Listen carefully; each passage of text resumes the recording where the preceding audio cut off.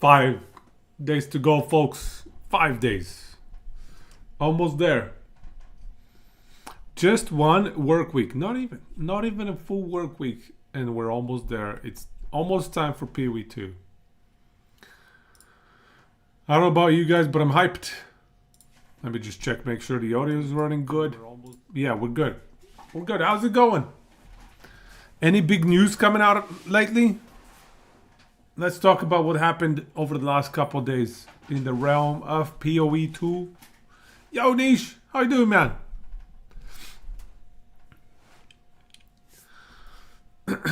Have you seen the the NDA situation with Path of Exile?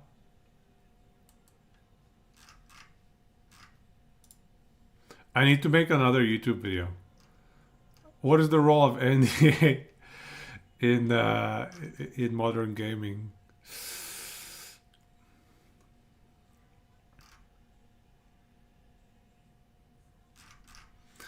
So what happened was, what class am I playing on early access, Bailey? I keep flipping back and forth between 3 different options. I've narrowed it down to 3 things and I can't decide. I keep thinking I've decided and then I change my mind. I keep changing between like a Titan, 200 maces, dual wielding kind of big bonk, or maybe a Infernalist, or a Sork. That's my 3rd option. But to be fair, I'm leaning more towards Titan or Infernalist. But hey, if I were to play Infernalist, I would be a spellcasting Infernalist. So it's kind of like a Sork, alright? So it's kind of like a Sork. It's a spellcaster. Niche Theory Crafting Spark Charge Sork. Might have an angle to get Dragorath style working well. Nice. I've been looking at some of the news coming out from last epoch. They've been teasing some interesting changes here and there. What about you, Bailey? Are you playing Sork then? Seems like mana and instacking would be insane. Yes, however, keep in mind that this is only the passives that we've seen so far. There might be like, because think about it from this perspective. You're basing your decision on 2 or 3 amazing passives, right? So, where was it? This one. This one, increased lightning damage per 10 int. Where'd the other one go?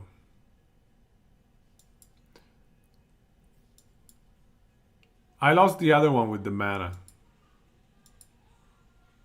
Well, anyway, I know the ones you mean. This one right here. Spell damage per 100 max mana. So you're basing your decision off of like 2 or 3 skill nodes, passive skill nodes. Imagine there are 2 or 3 passive skill nodes that have great synergy with something else. So we have seen so little from the passive skill tree.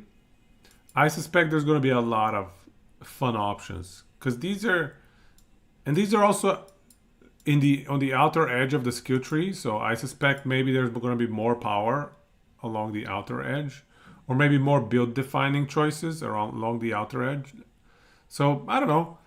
I think we just haven't seen so much of the passive skill tree. I think there's going to be a lot of build defining passive skill tree options. So don't pigeonhole yourself. But yes, I agree with you. These nodes look freaking amazing. The max mana ones. Hey Dwang, hey Wheezy. Let's check this out. So POE2 Skill Planner Vertso app. Is this a safe link?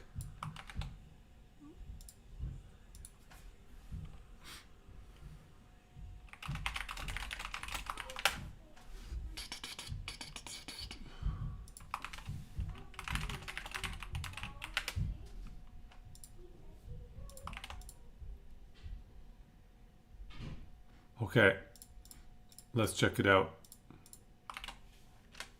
More nodes. Is this it's a different place? Okay, it's not the same place. Okay, let's check this out. All right.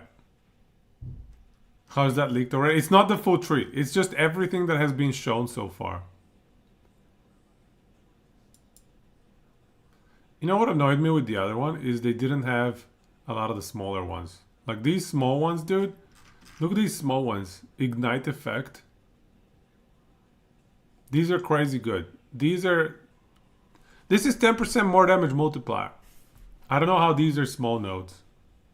These should be like notables. No, it's not from Extra Life. So can we talk about the Extra Life nonsense, you guys? You guys remember making when I made that video about Last Epoch and how there should be no major spoilers and like build guides and stuff like that before the game is out? I made like a 20-25 minute video. Well, same issue here, but this time it sounds like it's some sort of a miscommunication, and it's not full out leaks. So it looks like, let me bring up Reddit.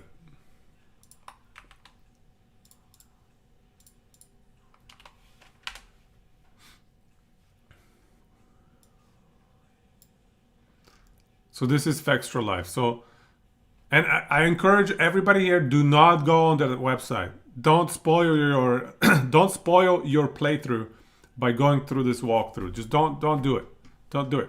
There is an Act 1 walkthrough on Extra Life, and it sounds like I get the sense that GGG are not happy with this, which is a completely different situation compared to EHG and Last Epoch. With Last Epoch and EHG, and it was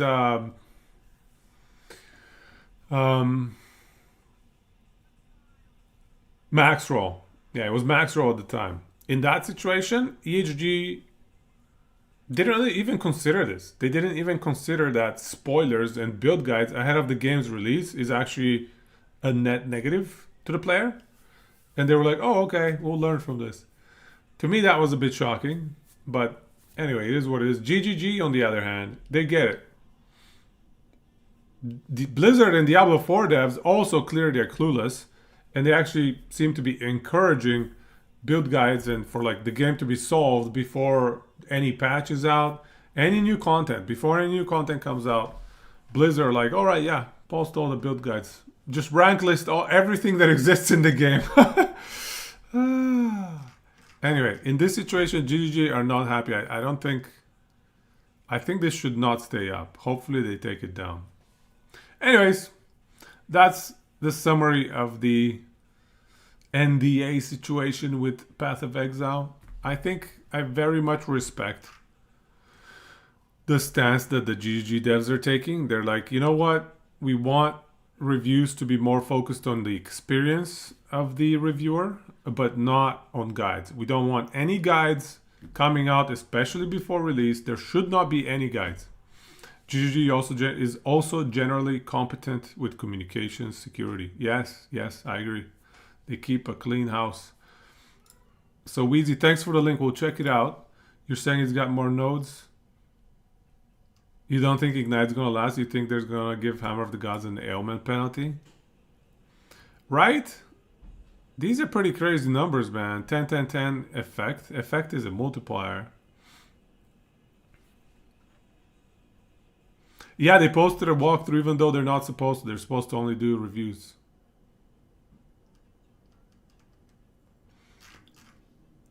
Bailey, you like the Ball Lightning teaser? I like the Ball Lightning appearance as well. Leaning towards Sork at first. You're thinking mercenary? But seems too clanky. You thought might try it as a second class. I think mercenary is going to be like a generalist, good at everything kind of thing. We shall see. All right, let's check out the skill tree from Wheezy. It's early access, so you get it. You just also don't think it will last past week 1. Yeah, I'm curious to see how quick, how efficient are GGG gonna be with nerfs. I feel like they're gonna be pretty quick with the nerf bat. Just pop it week 1, day 1 even sometimes maybe. Because from what I've seen, GGG work on weekends to clean up their messes. And when you release a game with abysmal balance, that's a bit messy, you know. So these are attributes. Look how close you are to the neighboring skill tree. From this juicy node, it's 1, 2, 3, 4, 5. And then you're back to juicy nodes.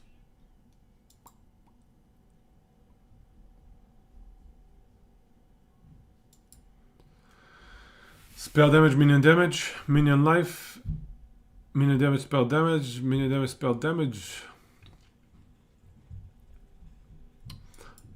Ooh, 8% increase max mana. Isn't that a lot? What?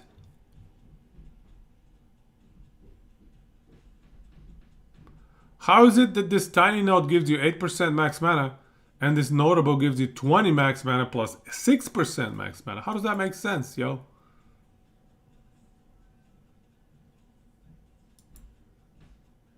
That's gonna get changed. You don't think they balance in small patches? Well, early access is different though. Don't remember them doing that during beta either. Okay, fair enough. I guess we'll see. Because of the wording about magnitude in Infernalist, I think magnitude got reworded to effect.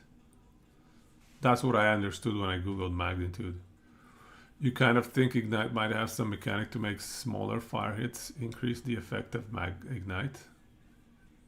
When I googled this magnitude thing, it just said that magnitude got reworded to effect. Might solve the problems with only big bulk invites being viable. Maybe. Jonathan explicitly said they're going to balance early and often after EA launch and ramp it back over time. Makes sense. Minions contribute to Ignite. Yeah, that's a little bit of a weird wording.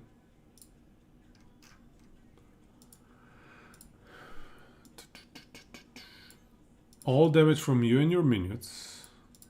All damage from you and your minions contributes to Ignite chance.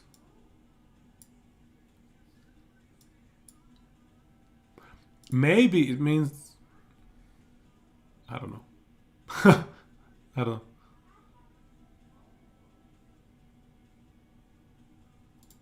All damage, including minions, can ignite. Maybe.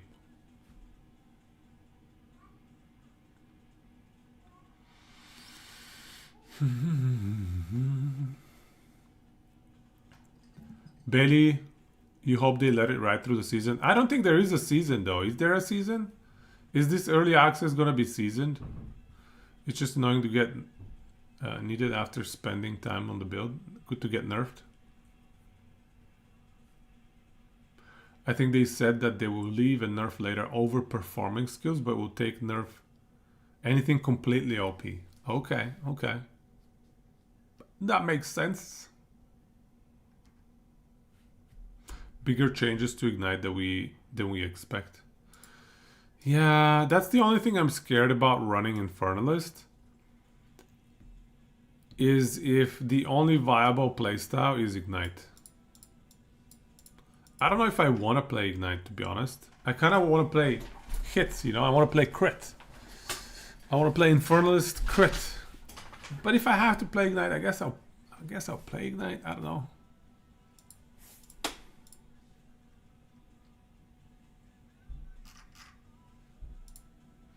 Yeah, possible. So let's take a look at this passive skill tree from Wheezy.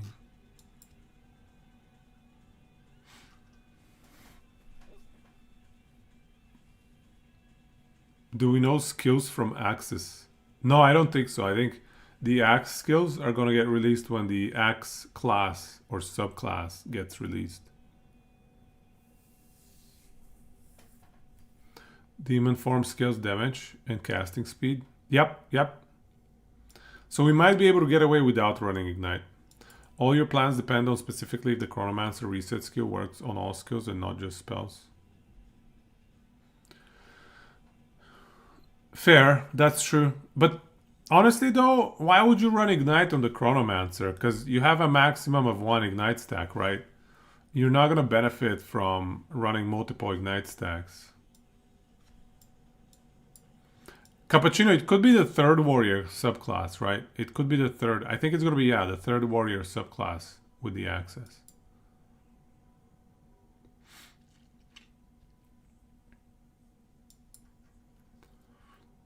Because you can hammer twice. Yeah, but hammering twice, those ignites are not going to stack, are they? Yeah, axers are marauder.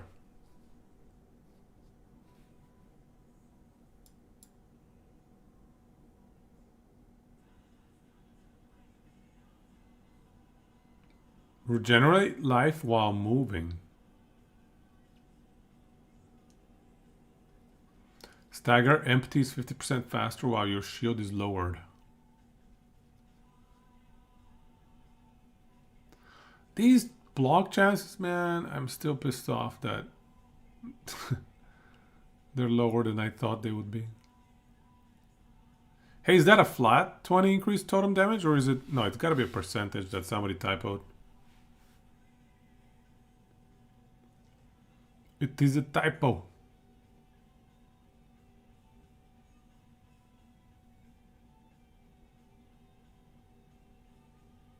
Oh, these are... How good is armor, man? Armor is always such a weird parameter in Path of Exile.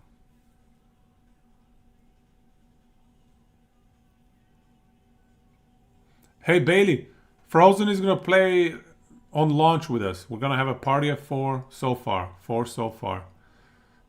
Myself, Wheezy, Frozen, and my bro. So we will be playing with Frozen, yeah. Has this tree been updated from a couple days ago? I mean, I don't know, man. I don't think this is gonna be the final tree.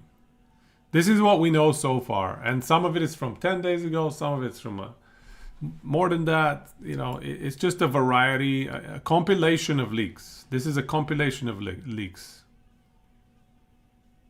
It's still a really big hit, plus refresh. I hear you. Ooh, gain 1 range on melee hit? Oh, that's huge, dude. Oh, this note is huge. Gain 1 range on melee hit. Then you don't need to spec, or you don't need to use support gems to get your rage. This is huge, because this enables a bunch of skills. Gain 1 rage on melee hit. Because if you look at some of the best support gems use rage. Warcry can give rage. Oh yeah, that's a good point. Rage. So check this out. Supported Warcries consume up to 10 rage, causing attacks empowered by them. So this is a massive multiplier. 30% more damage for a bunch of attacks. If you're going for big bonk, it's super easy to synergize. You just Warcry right before the big bonk. You're guaranteed 30% more damage on your big bonk. And I was thinking you would be... Yeah, it's either Raging Cry or Rage. There's no other way to utilize it. So here's also Rage Forged. If you have a big bonk, Rage can be used in 2 different ways for massive more multipliers. 1.3x or 1.35x. Now, if you're running like a non-cooldown skill, it's going to eat up your rage immediately, and you're not going to be able to sustain Rage Forged. But for Big Bonk, since it has like, what, 24-second cooldown, you can easily sustain this. Especially if you're running Raging Cry. Yeah, you can definitely get your rage up. Yeah.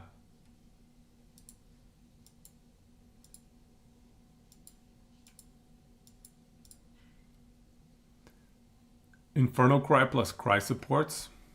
Yes, yes, yes, yes. Yeah, I like it. But I still think this is going to be useful. This Rage on hit here, I think it's useful.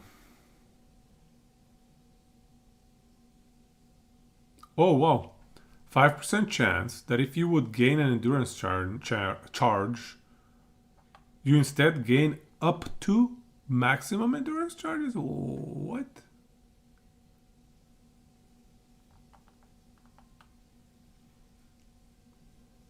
What? I like these area of effect. This is going to be a pretty useful cluster of nodes to pick up. Area of effect stuff.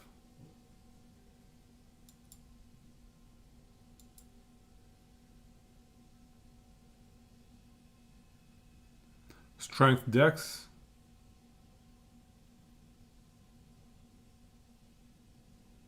Projectile damage.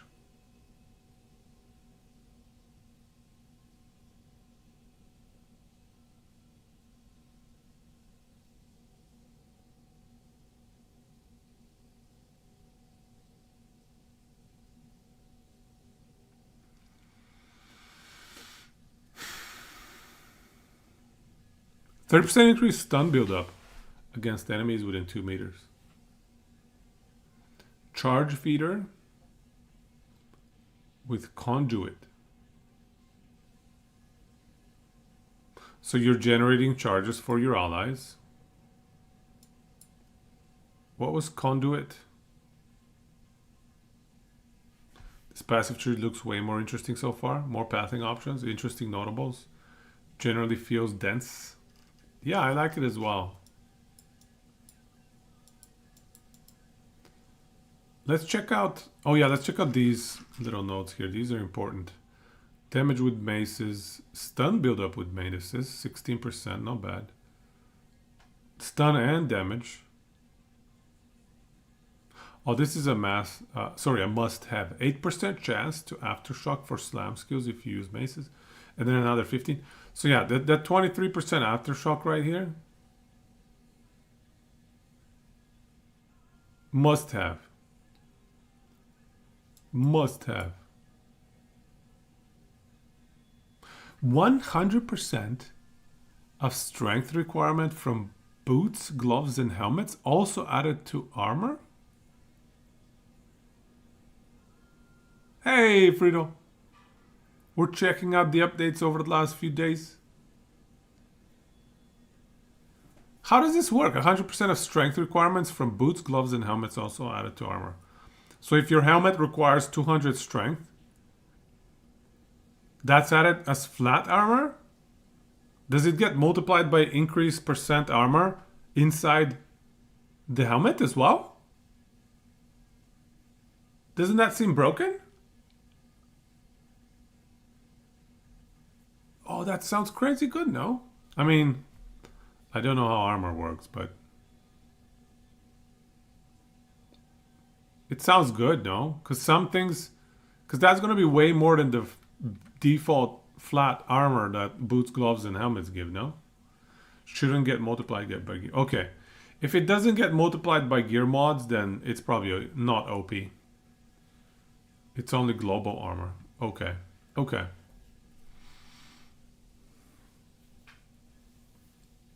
Not the local. Okay.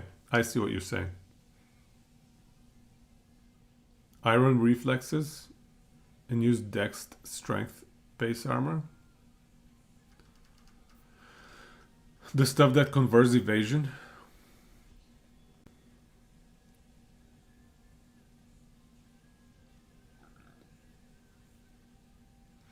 Let your group use the powerful charge abilities all the time.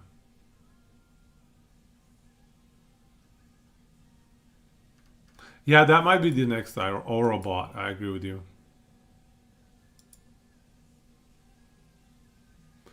75% of damage converted to fire damage. Why would you want that though if you don't double dip? Unless there's like a massive multiplier for fire damage.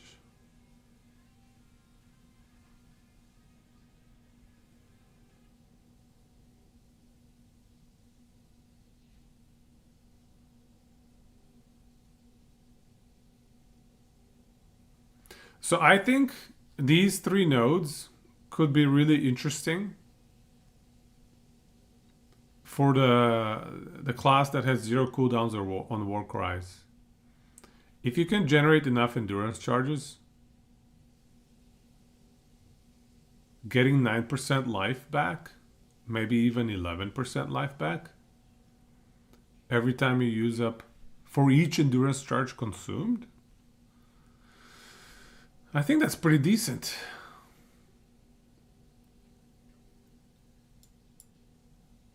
New avatar of fire is trying to be an option for consolidating diverse damage type. Is this avatar of fire? Okay. Consolidating diverse damage types. I see what you're saying. Like if you have a lot of different damage types and you have a lot of bonus fire damage or percent increased fire damage or something.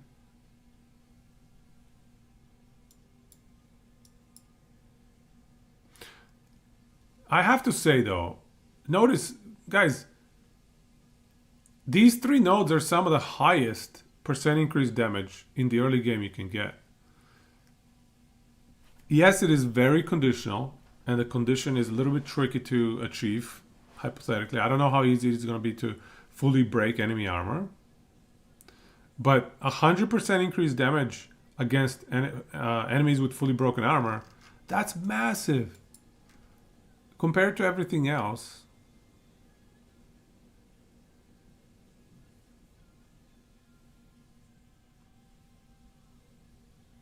20% increased melee damage, a little bit extra against heavy stun, 10% increased melee damage, right? So everything else is like half the value, right? There's a node that makes you deal more fire damage or ignite damage to armor broken enemies. Let's find it.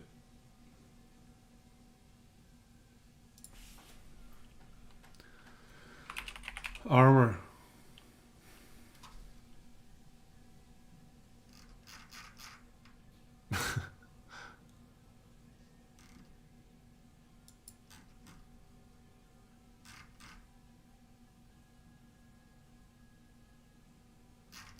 Those little circles, man, are invisible.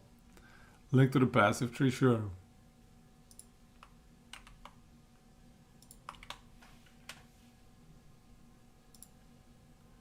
So search for break.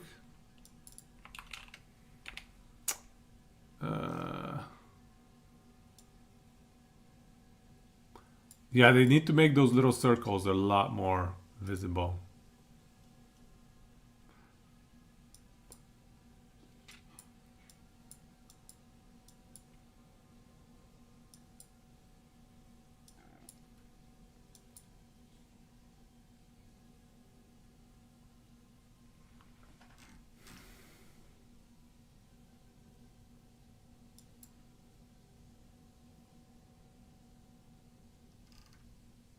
Exposed wounds. Okay.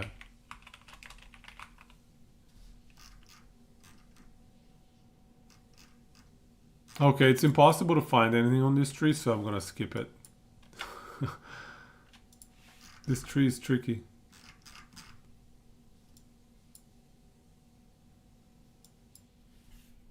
Why does mine look like that? Yeah, I don't know, man.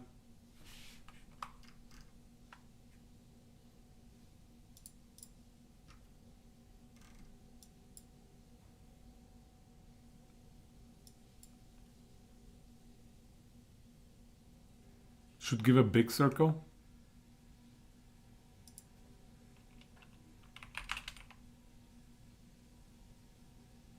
Wow, it's not. I don't know. Anyway, it's fine. Weird.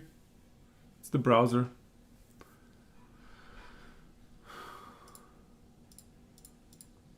Hide all. Where do you hide all?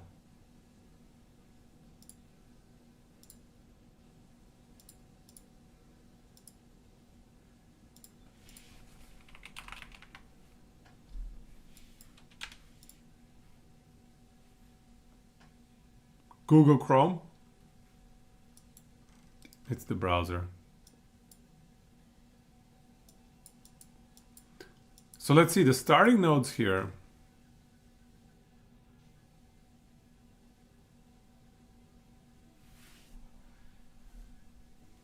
You obviously have to go for the damage.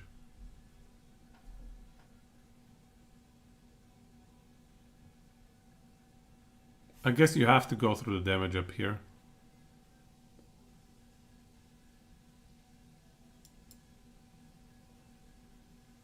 I do like this increased area of effect though.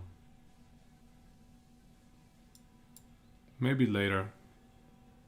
Wow, 25% Warcry cooldown recovery. Empowered attacks deal 30% increased damage. Warcry skills have 30% increased area of effect. Empowered attacks. Powered attacks. Hey, these are nice if we're gonna be big bonking empowered attacks.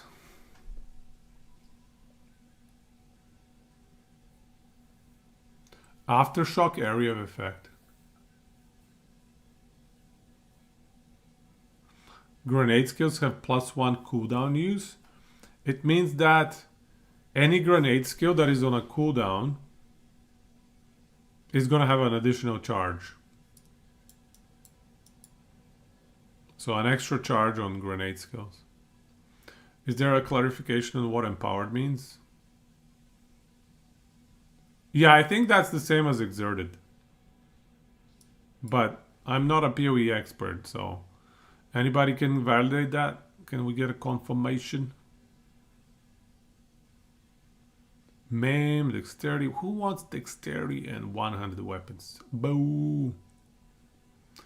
So yeah, I think the pathing has to be damage, damage, damage. If we were to play Titan, pathing has to be damage, damage, damage, damage, damage, damage. And then here we go for two-handed damage down here. So basically we just go pure damage. Because that's all we know is pure damage. Reduce attack speed, 40% increased damage though, and increased stun build-up. Man... What? Why? How is this a notable? Hey, EMP, how's it going, man? You playing? You playing on Friday? What are you playing? How ready are you? Hey, bro. As far as I know, we don't have the exact explanation yet, but it's clearly going to work as exerted. Yeah. There we go. Thanks for confirming. Playing the Q game? That's true. On Friday there will be a long queue. Bro and EMP stalking each other? Inherent loss of rage. Do we care about this inherent loss of rage? Increase damage with war cries. Chance to do double damage if you have war cry in the past 5. Hey, that's a 5% more damage multiplier.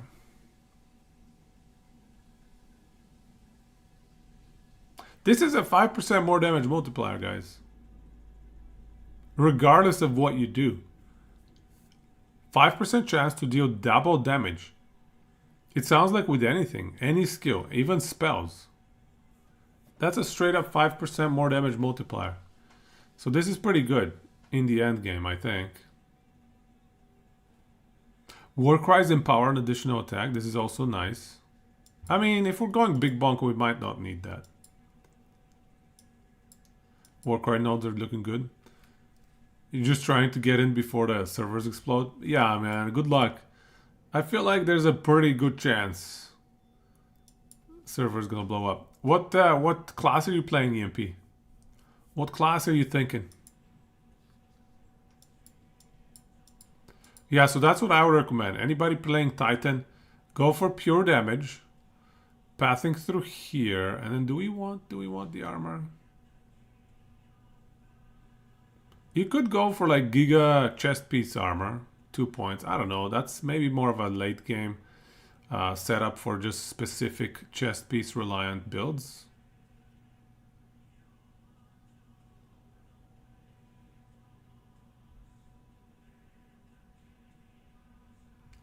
Regenerating 1% life per second, is that good?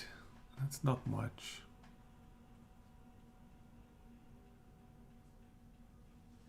I don't know. These don't look amazing, honestly. Like, I like the plus 10 strength in this, but pathing to it seems like a pain. Sork with a trigger build? Hey. That sounds fun, man. Sork, I mean, Sork is always going to be a good time. So you're saying, look at that Ignite node. 14% increased damage with hits against burning enemies. Is that good? The number is not super high. It's okay though. It's acceptable, right? It's not bad actually. It's not bad. Because getting an ignited enemy is pretty easy, right? Getting an enemy to be ignited. Which class is everybody starting with? Siddharth, I'm still debating, man. I'm either going Titan or Infernalist. Maybe Sork, but I'm leaning to Titan and Infernalist. One of those two. And I keep switching back and forth. If I want to be adventurous, it's probably Infernalist. If I want to try something that it's probably going to be pretty safe, but I also have never played a playstyle like this, two-handed hammers and stuff like that, and stuns and big bonks, then I go Titan, but I don't know. See the skill effects? They've done a tremendous job, man, with all the animations, with all the elemental skills. Every time I see those, I'm just impressed. Thoroughly impressed. Let's check them out.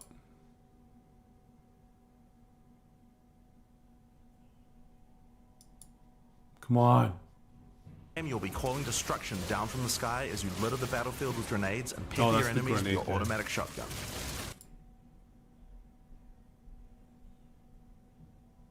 This one. Hundreds of arrows, be they falling from the sky, bouncing around between enemies, or spraying out of tornadoes. Why is it that hard to find the Sork? And also, why is this website so slow? YouTube, come on, please. The sorceress bends the elements to her... See, I like Spark. I like Spark. In closed spaces, in like little dungeons, Spark is gonna be amazing with like bouncing off the walls and such. Dionysius, crossbow Deadeye. Nice. Crossbow Deadeye with the sniper skill. If there's one company who can pull this off, it's GGG. They've been launching new leagues every 3 months for the past 10 years. It's clearly going to be bigger than the league launch, but still. Yeah, I have hopes. I have hopes, but hopes is where we live it at. The numbers of players is going to be so crazy, dude. Wheezy, if you do Warbringer, you're going to use Warcry as your clear and Hammer for the boss killer? What do you mean Warcry?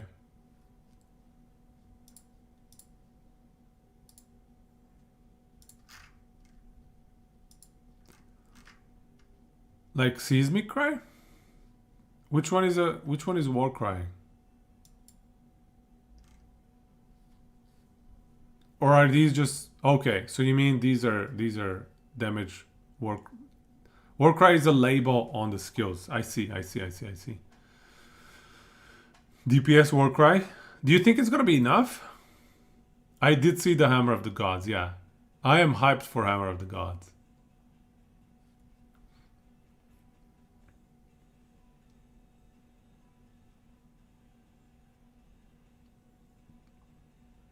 So the deal 23 to 35 damage, you think it will scale enough? Should be interesting. I would like it to be viable.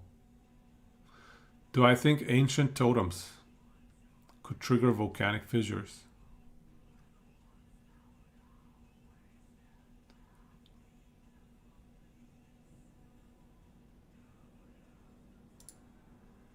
Ancestral warrior totem with volcanic fissure.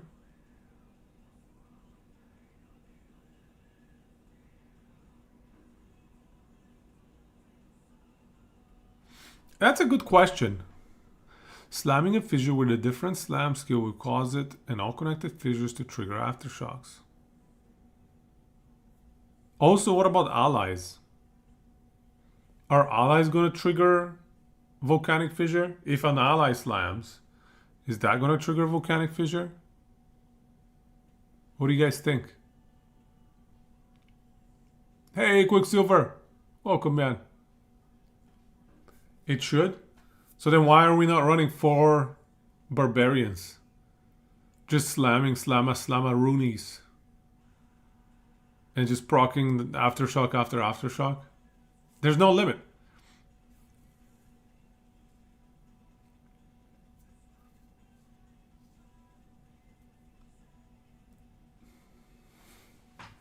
Full salvo node in the skill tree. I think that would be crazy powerful.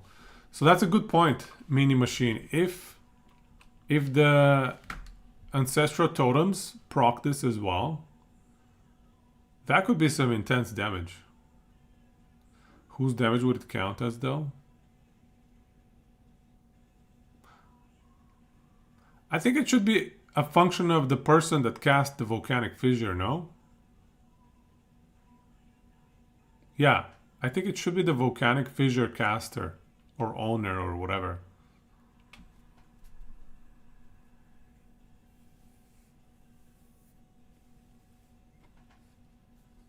We're trying to figure out what class to play Quicksilver.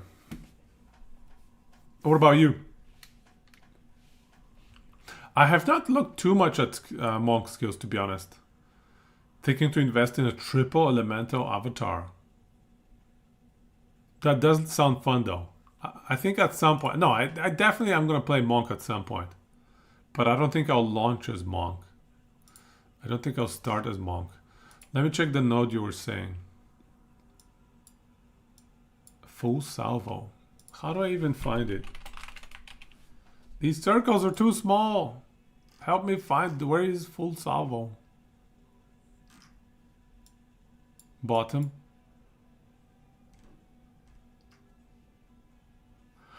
%25 increased damage with crossbows for each type of ammunition fire in the past 10 seconds. It's definitely circled as red, but it's so tiny, dude. Good luck finding it. Look at that. Look at that. It's very, very invisible. 25% increase. So how many different types of ammunition fire? What does that mean, different type for each type of ammunition fire?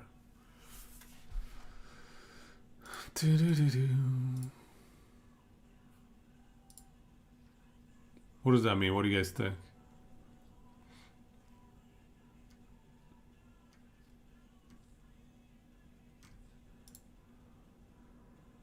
Is there a label? Ammunition, attack, projectile, physical. So just different skills, hey? Well, you do have a limit of 10 or like 9 or 10 skills, and you probably want a few utility skills. So let's say you can use 5 different skills.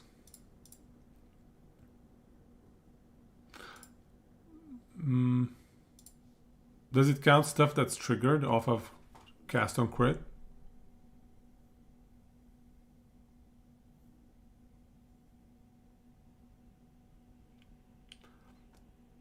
How does cast on crit and cast proccing work with crossbows if you have ammunition? What happens if you're out of ammo? Does it just not fire?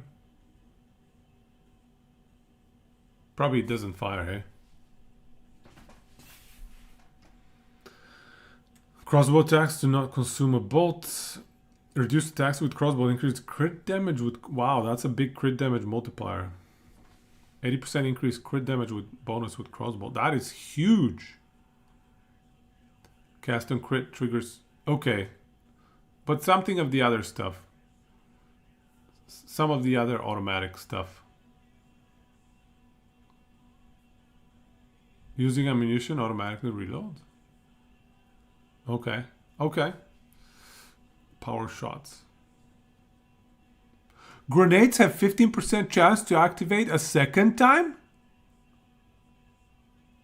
So that's a 15% more multiplier. That's nuts.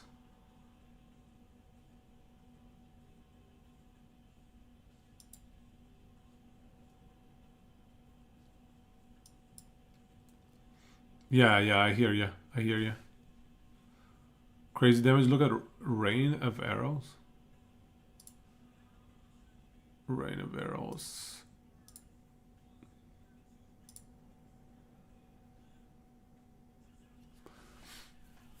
Rain of arrows, tier 9.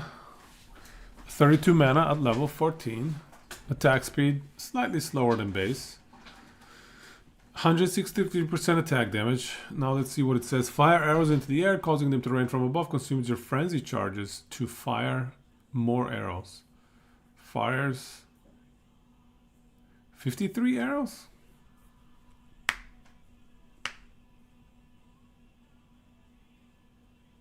You shoot 200 arrows, hits 3. Wait, but what about against single target? I know it's bow, but still, like, somebody wanted to check it out. So what happens against large bosses? Yeah, concentrated effect, right? Fires 100% more arrows if a frenzy charge was consumed. And then 50% more per frenzy charge consumed?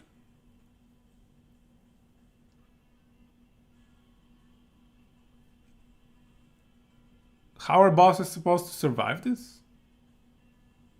Like, bosses have a very large hitbox, right? That's 200 arrows, man. What? What? Am I misreading this? How does that work? That's only level 14.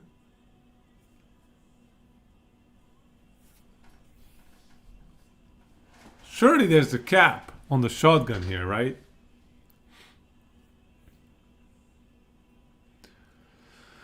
The ascendancy that you want is Invoker with Unbound Avatar. Yeah, that's the Elemental Monk, yeah. And maybe your main skills will be Flicker Strike or Falling Thunder. You don't know if both of them can succeed. Yeah, there are some nice passive skill tree options for what you're going with. This one.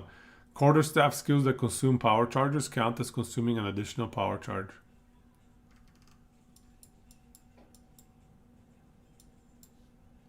Yeah, these damage numbers don't seem like it's too good to be true. How can it be 200 hits times 163% damage against large bosses? How?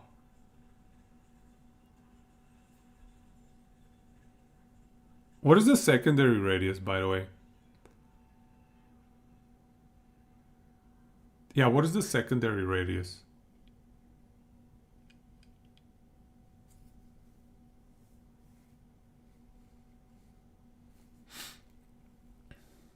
Is the secondary radius the only thing that we can reduce? Is the base radius always there? Is that what they mean?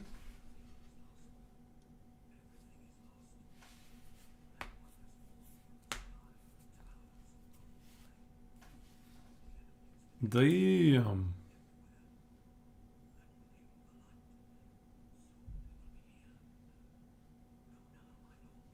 Oh, I hate this stuff.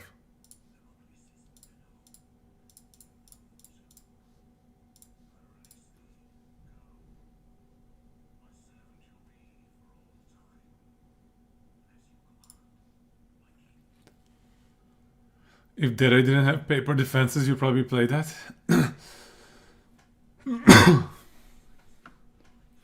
Quicksilver, how do I remember all the info from both PoE and Last Epoch? I'll be honest, I do not remember much info from PoE. I have not played enough PoE 1.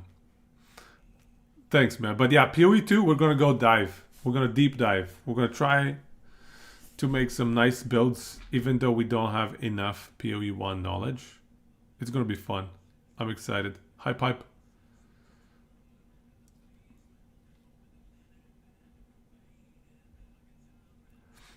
Is what percent of the area is hit by each arrow.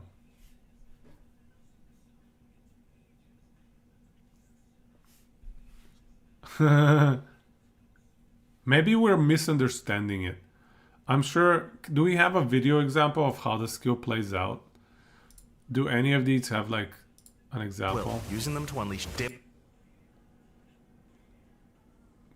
Ice Comet. Shock. Fireball. Fireball. Triple Fireball. Ice Comet. Spark. I like it. I like it.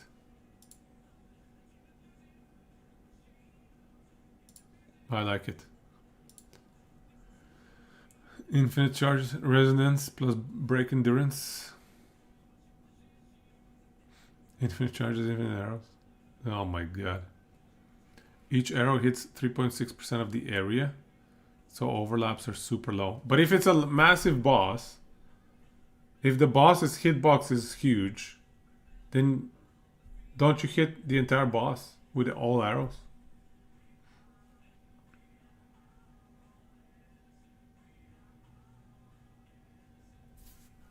Neutralize.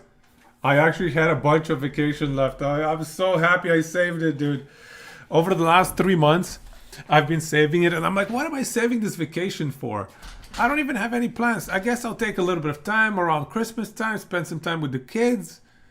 I had like 11 or 12 vacation days left, and I'm taking all of them in December. So I got lucky. I got lucky. I was considering using them up earlier, and I was like, how am I even going to use them up during December? It's not going to happen. But it worked out. Just an idea, seeing that no cooldown war cry. Use resonance to convert endurance charges to frenzy, right? For crazy number of... Yes, yes, yes. Oh yeah, you're right. You can use Rain of Arrows even as another character. Can arrows stun? Here's a dumb question. Is it only maces that stun? Can like bows stun? How does that work? That way you're also tanky. Can you imagine a bow wielding Titan, man? That's gonna be like the silliest thing ever.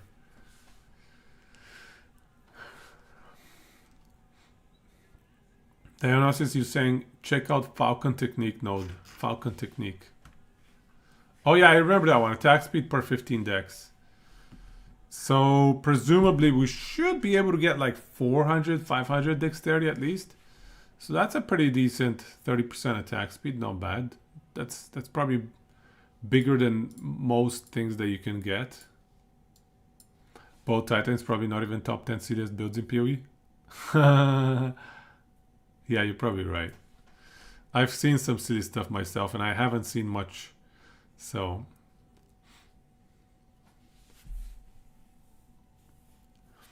here's another build idea for you guys. Against all odds, if you can have a build like this one, watch this. This build right here. Recover energy shield equal to 1% of armor when you block.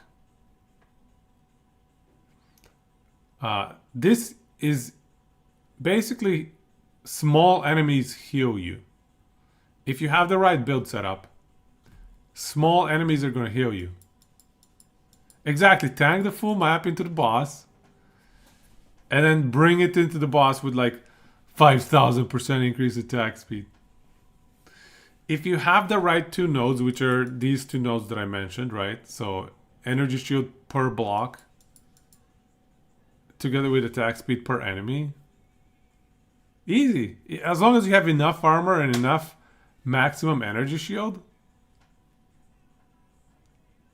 little enemies are going to be healing you rather than damaging you. I think there's something interesting there.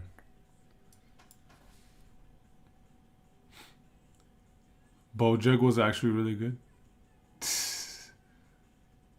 Because Dex sucks. Yeah, accuracy per strength. That's right, there's accuracy per strength.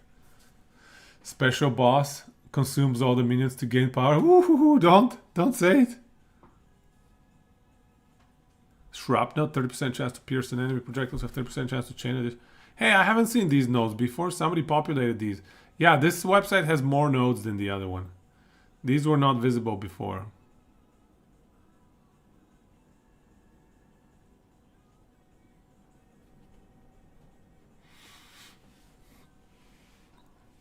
How is it possible to heal you? Right, I mean, recover energy shield equal to 1% of armor when you block.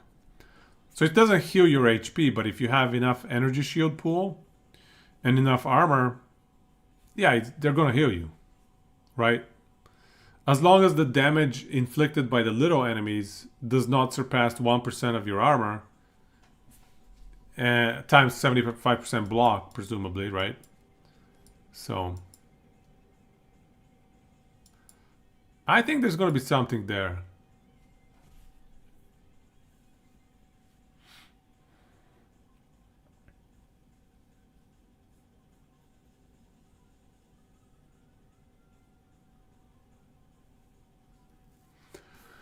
So where's Wally? You're saying...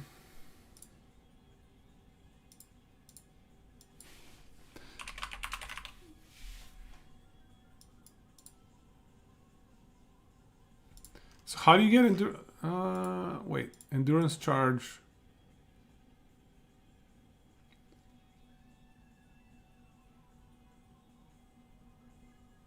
How do you generate endurance charges with war cries?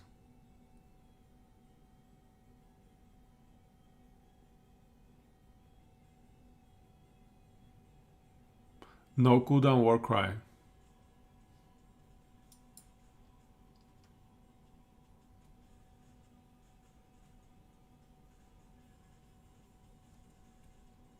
Jack of all trades nodes.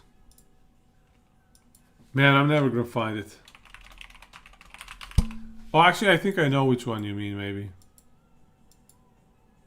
There was one weird one over here.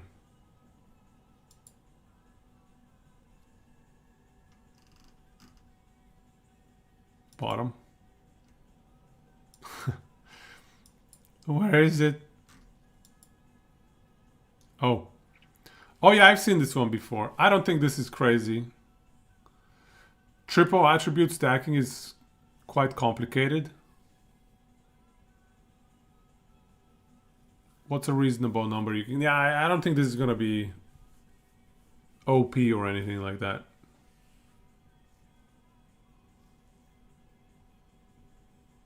More like, yeah. So this one is gonna be probably very niche for very specific builds.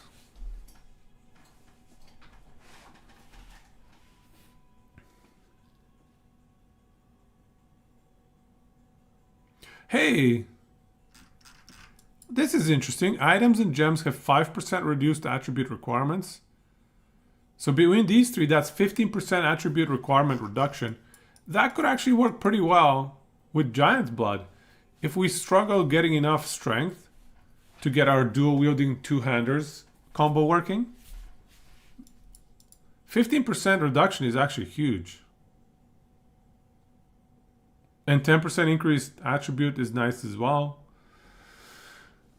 These are pretty close as well. Like, you can very reasonably get there.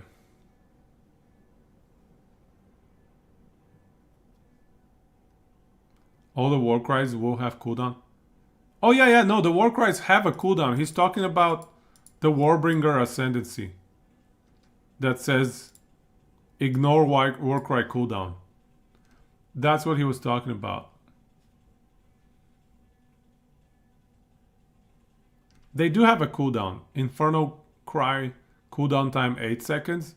Seismic Cry cooldown time 8 seconds. Both of them are 8 seconds. Power Charger must have for Invoker Monk. Well, if you're going Flicker Strike for sure, you gotta get some Power Charges, yeah. Some of them don't have cooldowns yet on POEDB. Huh.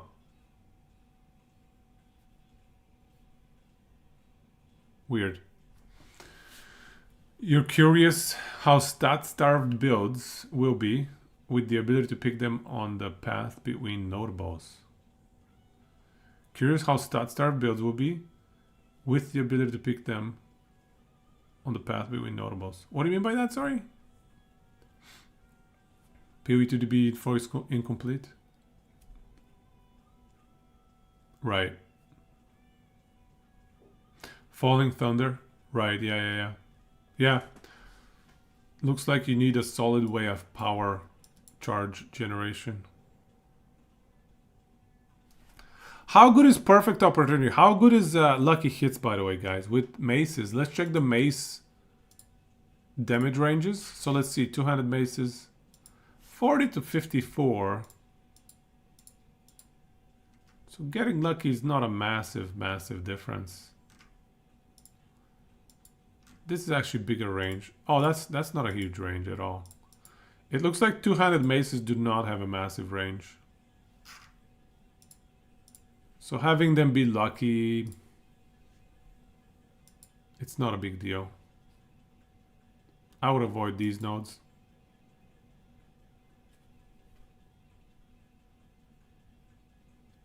Facebreaker Warcry Monk? How does that work? Facebreaker Warcry Monk?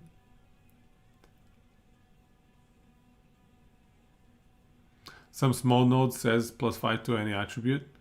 So will that add every time strength? You pick Quicksilver. You pick one of them. Yeah. So you just click on. I wonder if we have a video here.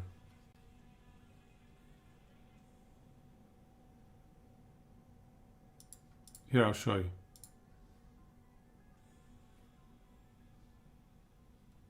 If you're going double 200 weapons, don't forget to have to get hefty unit node that gives +3 stun threshold per strength. Is that going to be a big difference? +3 stun threshold per strength? I guess, yeah, we'll have a lot of strength, but do we need it for 3-point investment? Okay, so watch it. We're going to level up here in this video, Quicksilver. So this is it. So level up. Oh, is he going to get to the strength one? Come on, bro. Here we go, watch. See? Attribute, select one, strength, dex, int. Right there.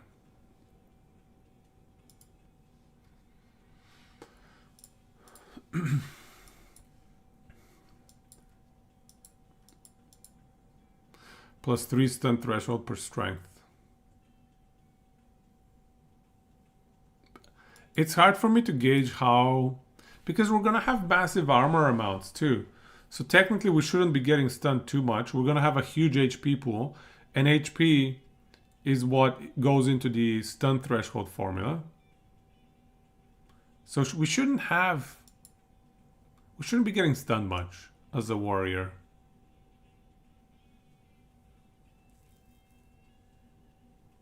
Stun can kill you, for sure. But it's only gonna be like bosses that can stun you, really.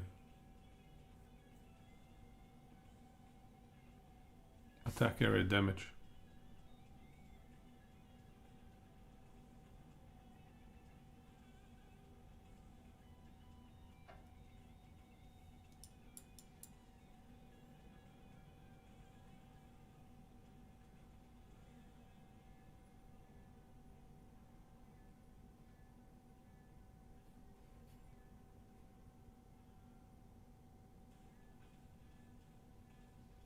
Normal problem like POE1 where we miss 10 to 30 decks and look after how to add it. Yep, that is very true.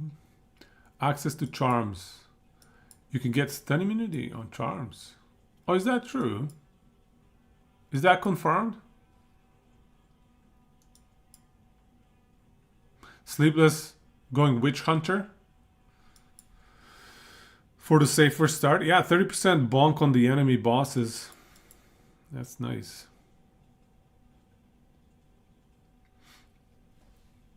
Okay, guys, levitation.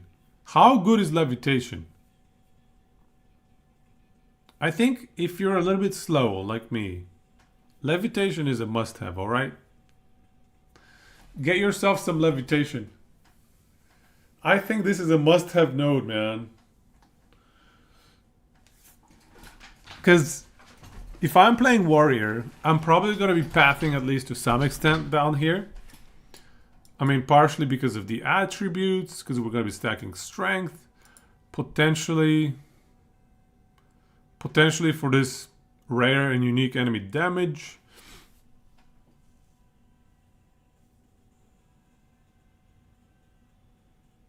Yeah, these are all great. Rare and unique enemy damage right here. These are great.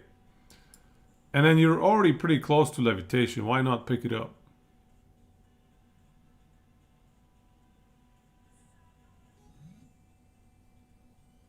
Crit chance, global accuracy. Yeah, I think this is a must-have, honestly. Just for this as a warrior. You think you want me to tank it? You want me to tank that dot? Bro.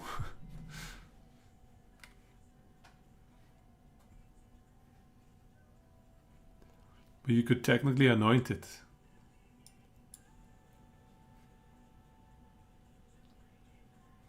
I don't know, man. If I'm this close to it, I'm not anointing it. I'm either going and making it all the way there. I want to anoint stuff from like up here or something, you know? Look at spaghettification. Increased MS. Plus 7% increased attributes. I think 7% increased attributes here could be a good anoint. Minus 13 chaos rate. Yeah, sure, but 7% attribute. If you're going attribute stacking, it's a decent one, but otherwise, no thanks. Looks like you have to get hit by it for 1 second anyway. Unaffected by enemy ground effects for 1 second after stepping on them. No, that just means that they're not going to do damage for the first 1 second that you're on them.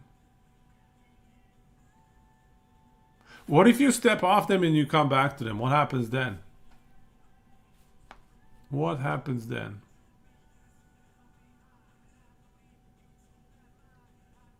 What happens then, huh? Hope if we equip one strength later to be able to change it to int or dex. You're going to have to respec Quicksilver, but respecing in PoE is a lot easier, so... I guess the question is, if it breaks your chain, like let's say you want to respec this attribute, but you already have something connected, is that easy to do? I hope they've made it easier on us.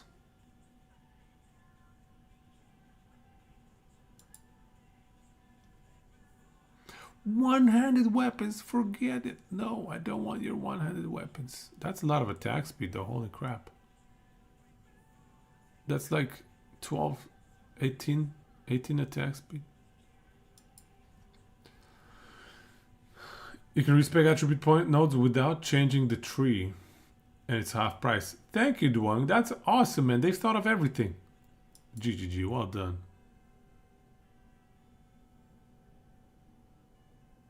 These three are great. 22% increased cooldown recovery rate. That's so good, especially if you're playing Big Bonk. That's really good.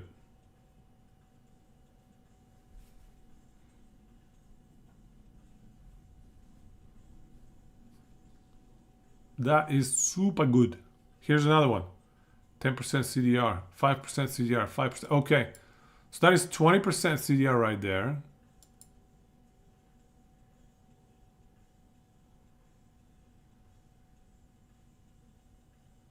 Yeah, so that's 20% CDR. Another 22. So that's, yeah, 40% CDR already.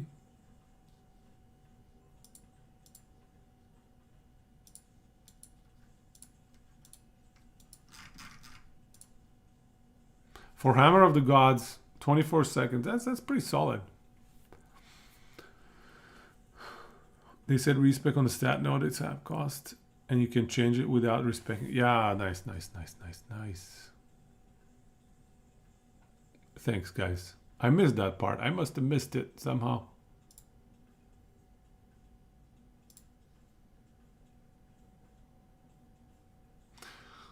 So here's the best part about running dual wielding two-handed maces. You can all of a sudden start taking advantage of dual wield notables as well. So here's one 6% attack speed while dual wielding. Attack crit hit chance while dual wielding. Accuracy, movement speed. Attack speed. Dual wielding for the W.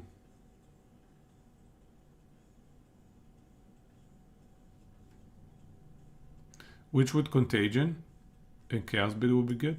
How do you know? How do you know?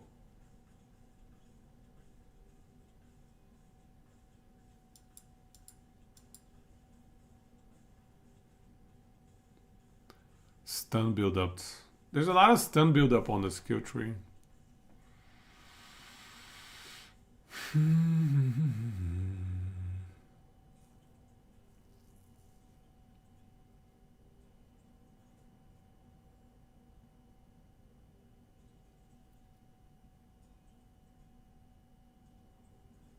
Have they said if you need a shield in order to block?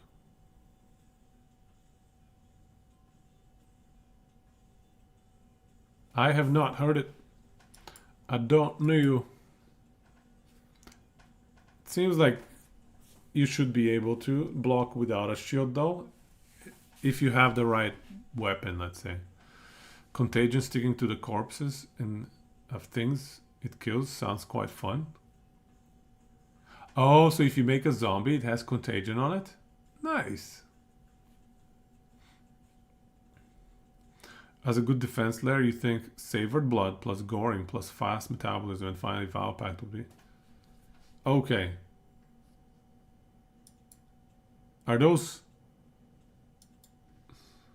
So Fast Metabolism, I think this one, right? Okay, yeah, there we go. So Fast Metabolism, agreed. Goring, yes. I like Goring as well. Savored Blood.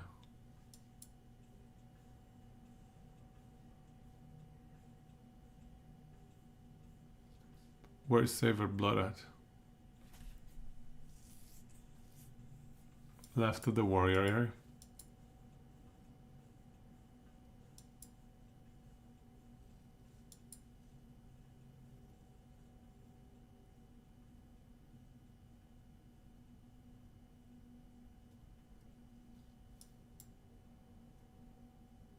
The cursor is on it? Oh. Ah! 50% increased amount of life leached. Yes, leech life 20% slower. Should help given that life leech is, 1 second now. Yeah, that's a lot of life leech. I like that idea as well for survivability.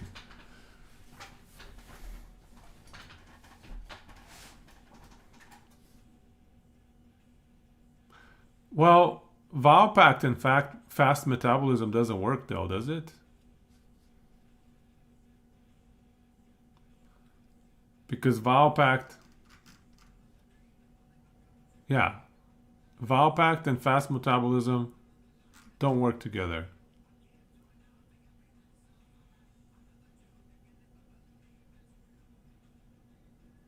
Right? Yeah.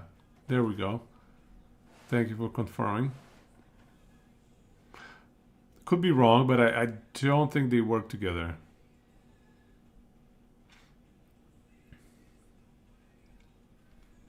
Worst case, you just get rid of fast metabolism or Vile Pact.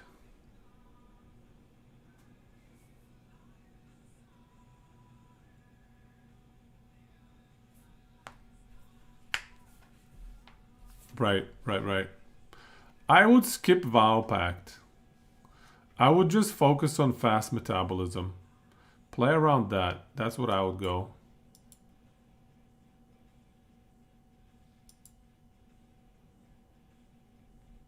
Bloodthirsty.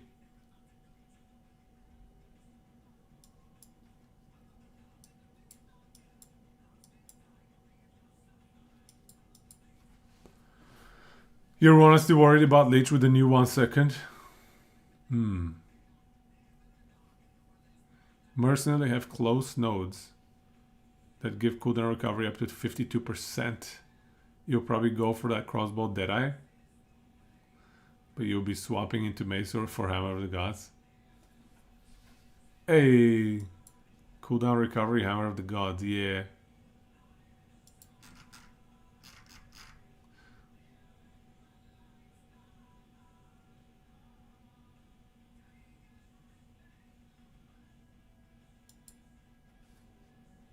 Increased grenade duration, is that something we care about? Probably do, yeah.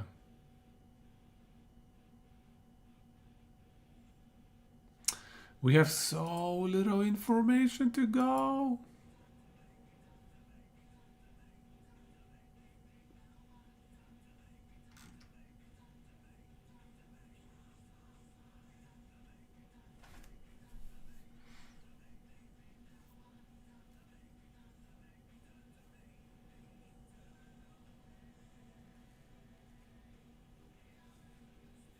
Prevent 3% of deflected attack damage?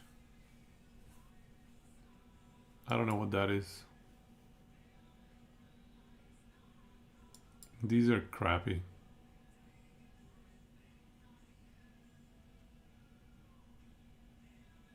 Fist damage from hits taken as damage of a random element, though. Feel like Hammer of the Gods is gonna be such bait, like the boss just slowly walks out of the way, and you have to wait for 30 seconds.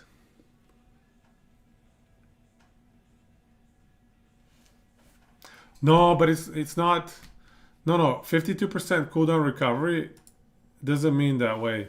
It's 50% CDR means 24 divided by 1.52. It's not cooldown recovery like in Diablo. So if you have 24 divided by 1.52, it's 16 seconds cooldown, which is pretty good still.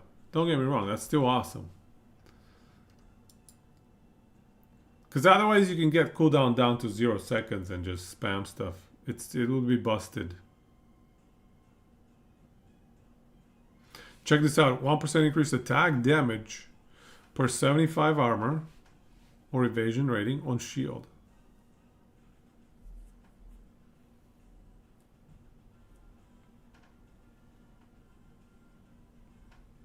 Yeah, that can't be that good. Never mind.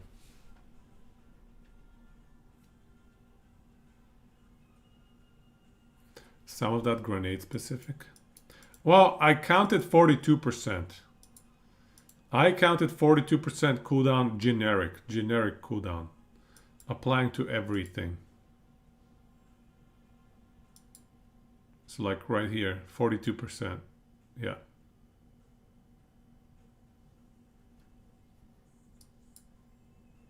So I think it's generic cooldown reduction. Applying to spells as well.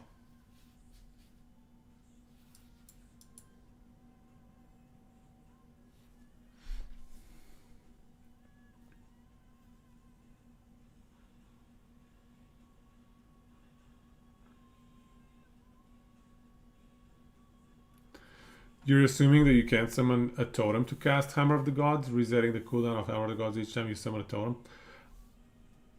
I assume the totems are going to share the cooldown.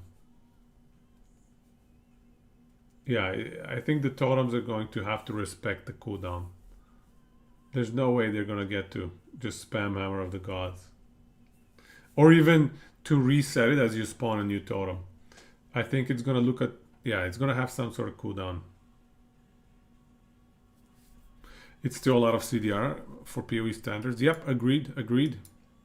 And it's so close together too. Like it's right here and right here. 3 nodes here, 3 nodes here. And you can path to them very easily. Maybe this stuff is even useful. So you consider going through it. Even though it's very inefficient. I think this is good. This one is good, I think. Fortifying Blood. If you go for fast metabolism, make sure to go for Fortifying Blood as well.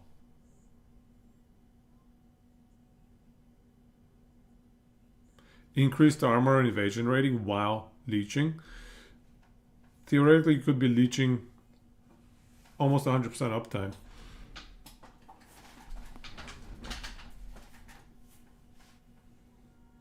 Another reason Merc is going to be a solid starter because of all CDR. I can hear you. Yeah, I can buy that. 62%, not 50. All right, let's search cooldown.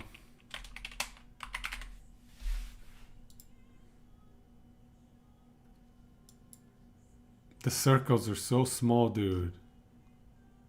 Oh, here's another 10%. Yeah, here's the 52.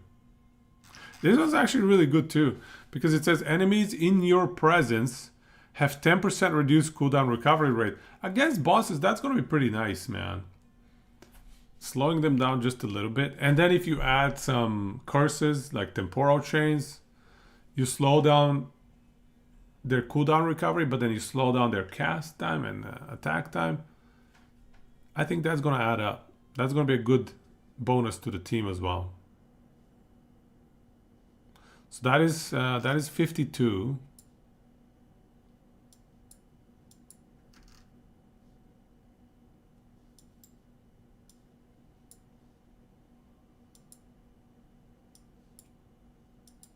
These circles, dude, they're killing me.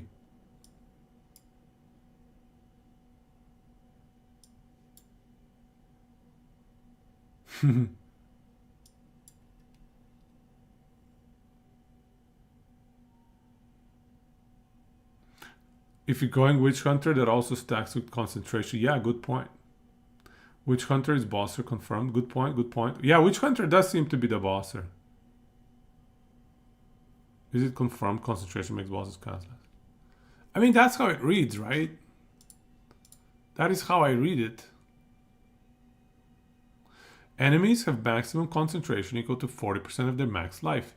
Break enemy concentration on hit equal to 100% of damage dealt.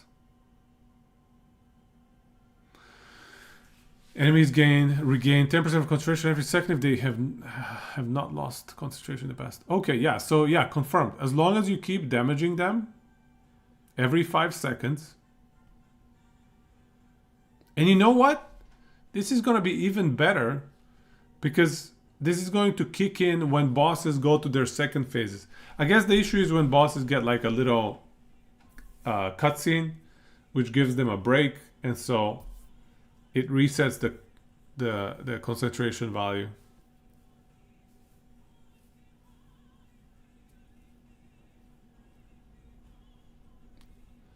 It doesn't say anything about ability use. So what does concentration do, I guess?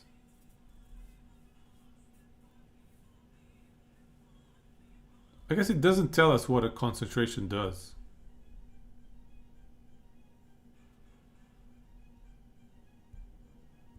Oh wow, look. This guy has his own cooldown recovery rate as well. Over here, B. Even more CDR. We have the actual description of concentration. We have not seen it. Or we have seen it.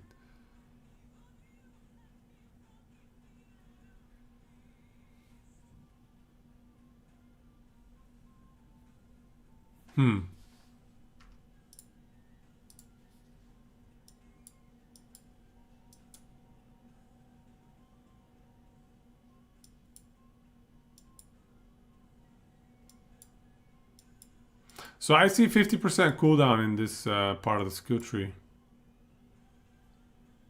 Not 60. Where do you see the 60? Where do you see 60?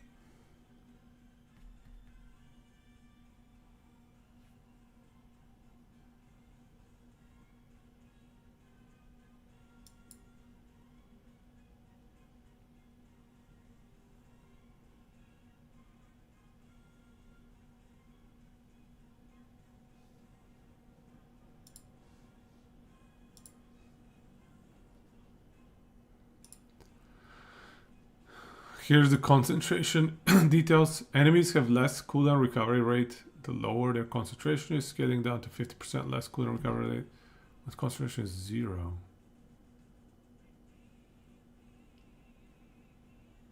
Okay. 50% less cooldown. That's pretty crazy. 50% cooldown, that scales really well with that 10% cooldown extra that we saw. Distracting presence.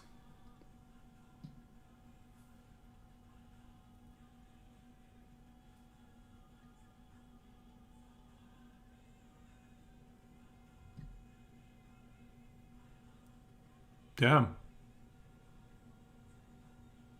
Is it confirmed that bosses have actually... I mean, it's PoE. Bosses are always going to have immune phases. Can you send a link? On Discord. Drop a link on Discord. Yeah, it's PoE. There's a pretty good chance they're going to have immune phases. As much as I don't want them to, man. They probably have it.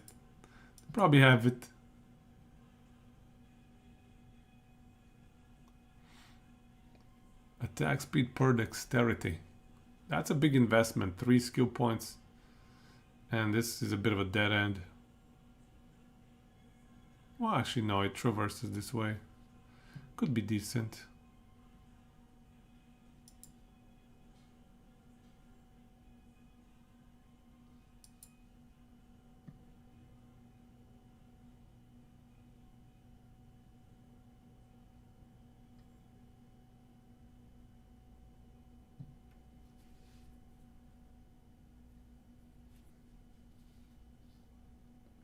Just the PoE room. Just the PoE general.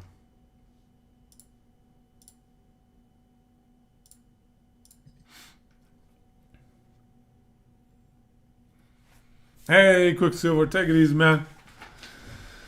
I'll see you on December 6th, surely.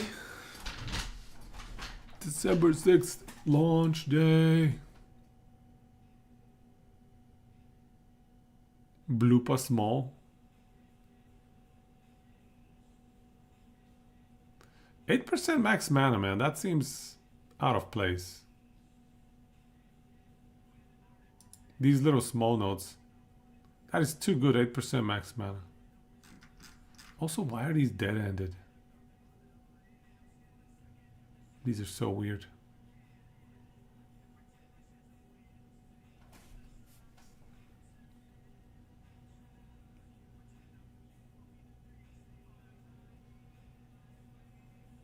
Wow, all of these are bad. Yo, Frozen. We're trying to figure out how much cooldown recovery is down here.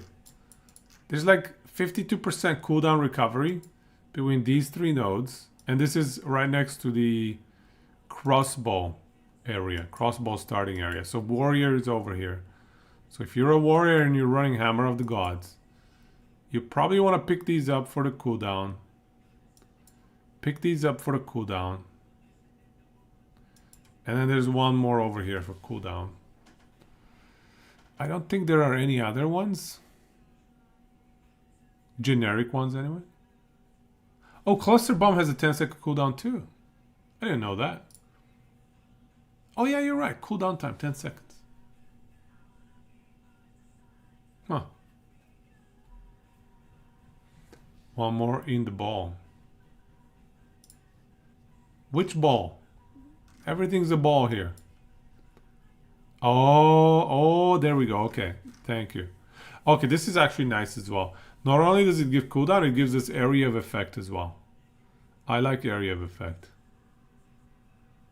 Yeah, there we go. So 60%, 62%. So 62% cooldown. So 24 divided by 1.62. That's a 15-second cooldown Hammer of the Gods. And if we get greedy... Yeah, it has to be like last epoch math. If we get greedy... we could also go hourglass. Make it from 24 to 32 cooldown. So 32 divided by 1.62. So it's going to be a 20-second cooldown.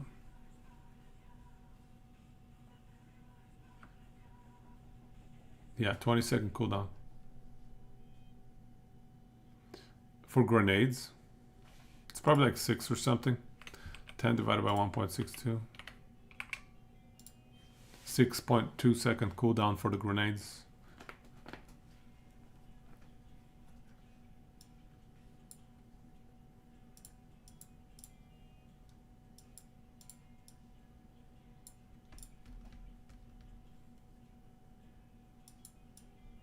What about this reduced cooldown?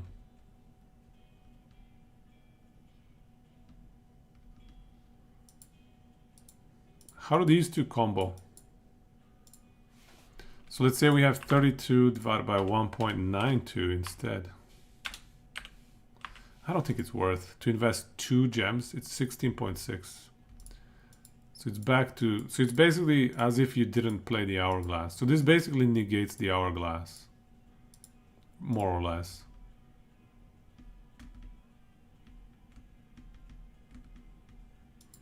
I don't know. Doesn't seem worth.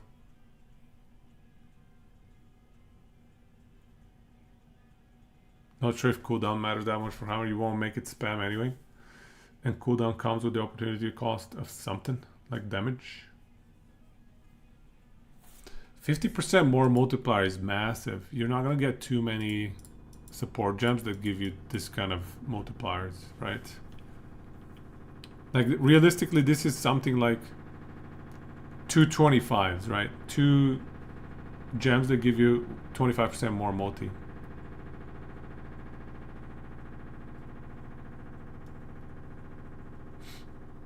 I think the grenades are going to be good too. I think cluster grenades are going to be good too. I think they're going to overlap so much, and they're going to, yeah, they're going to shotgun a lot.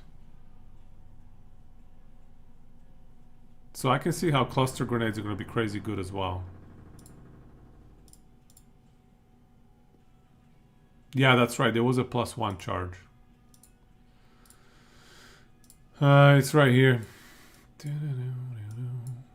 Right here. Grenade skills have +1 cooldown use.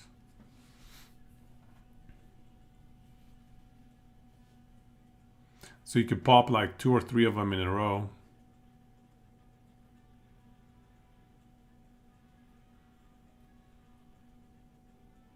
Clunky skills is good. Clunky skills are good. What do you mean clunky? Define clunky. So you torture yourself to have a good... How much CDR you need to just spam Psycho CDR skills for grenade? Spam Psycho CDR skills for grenade. What do you mean by that? Spam Psycho CDR skills for grenade.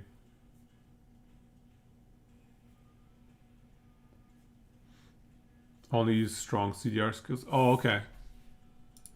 Well, which other grenade skills have cooldowns? Let's see. Oh, this. Oh, okay. A lot of these have cooldown. The oil can be ignited by burning or fire areas.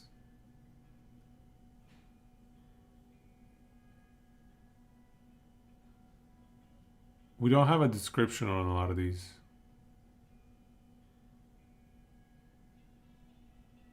Oh, a lot of the grenades don't have, sorry, do have a cooldown.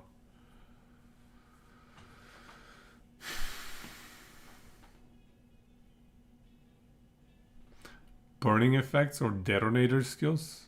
Detonator skills. What the hell is a detonator skill?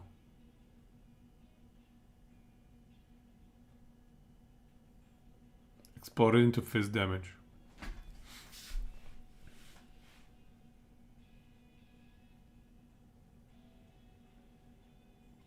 I like flash grenade.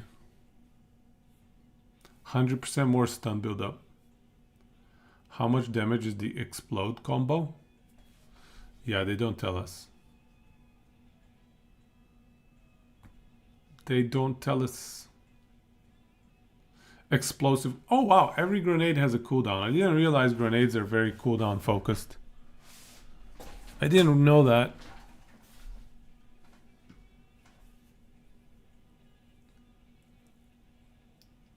Fuse duration is 2 seconds though.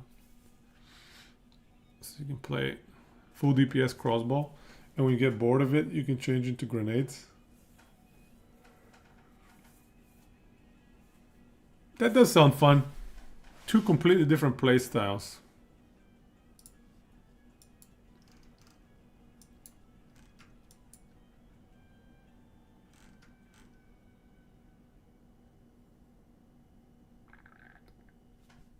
And so this grenade increased duration. That means that the cluster grenade 2-second duration is going to be 3 seconds? 3 seconds fuse duration? Frozen, what are you starting? Or hard to decide. Double two-handed smash. It's so hard to say no to double two-handed smash, dude. I know exactly how you feel. If we run 2 double two-handed smashers, you feel like this tree is a bait on us?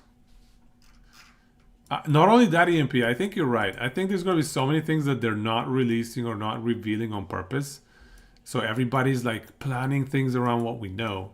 But then there's all these things that we don't know, that if you were just like chilling and waiting to see what you don't know, you would have created a much better build. It's supposed to be a downside.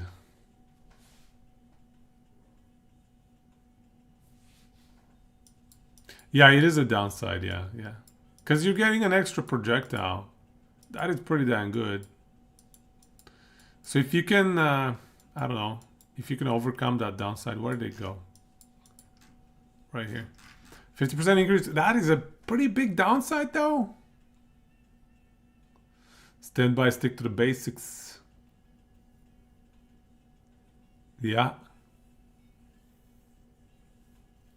Big passion is big hitting skills. You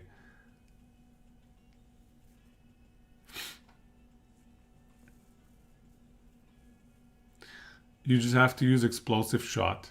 It's pretty good for preloading damage. Explosive shot.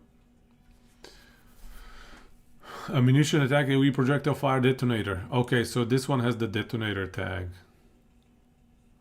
Oh, the explosion will detonate any grenades in its area of effect. I see what you're saying. How many detonator skills are there? Let's check. Detonator.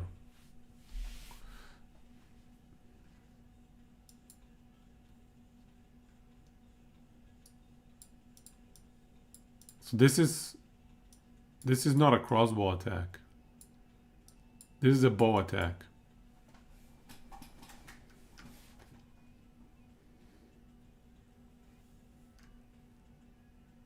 Oh, dude. Oh, detonate other... What? Detonate other minions on command? What? This is the wrong kind of detonator, okay? What is this detonator tag? Excuse me? Skeletal arsonist? Why do you have a detonator tag? This is not the detonator we're looking for. That is so silly. Okay, so the only detonator skills are detonating arrow and explosive shots. But hey, I guarantee you there's going to be some sort of detonator interaction with unique items.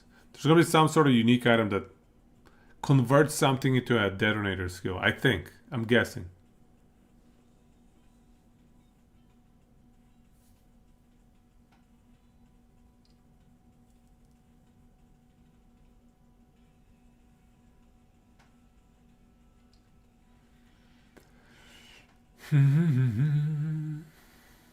Get +1 projectile from Deadeye skill tree. Do I double the damage from a skill that shoots 1 projectile base? Yeah, you double the damage for most skills, especially grenades. Grenades are definitely gonna shotgun. You just have to figure out how to make your grenades. Wait, hey, there might be a unique that does that one. It's possible. It's possible. You're excited for 4 release where we will be able to summon any NPC we're gonna kill? What? How does that work?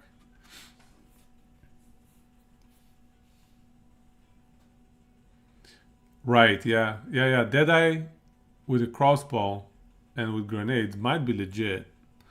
Getting an extra projectile is crazy good.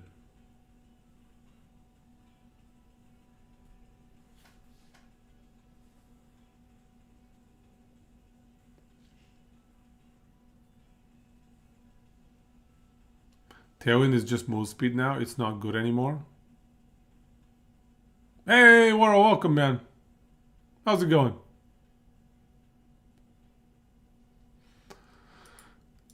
Have you picked what you're playing? What are we playing? What is the play? I'm still deciding. I can't make up my mind. I need to scour through. I guess grenades count as projectiles. Yeah, grenades are definitely projectiles. Yeah. Guaranteed. So, if there's a skill effect duration, does skill effect duration increase the fuse duration? Is that skill effect duration? I think it is, right? So basically, having skill effect duration is the worst thing you can do for a grenadier, right?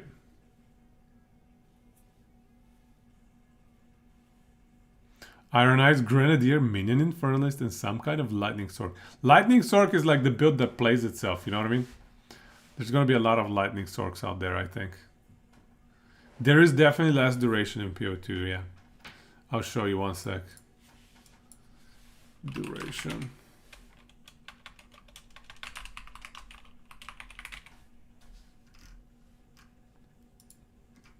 Supported skills have only 30% less skill effect duration, though. It's not great. It's not great. And it's, yeah, it's only 30%. If it was like 50%, could have been better. Hey, there's no levels. There are no levels on support gems. Support gems no longer have levels. Yeah. Only skill gems have levels. Support gems are always the same. True story. Unless there's some sort of vow or... No, I don't think so. I think there's quality, but I don't know how it works yet. 16 explosive grenades, shotgunning with multi-project support. Yeah. C+, I like how you think. The greatest shotgun of all time. Stun boss with flash, make circular frost wall, shotgun all grenades. What does the frost wall do? Does the frost wall make grenades bounce off of it? Do grenades bounce off of your frost wall?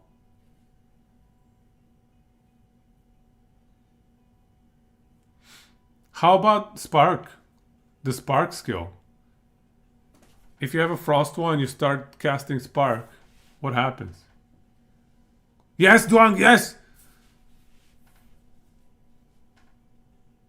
Does it bounce?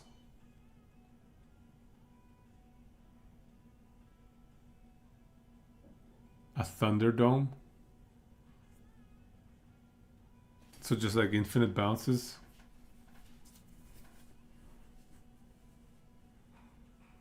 Frostwall because multi-proj support makes.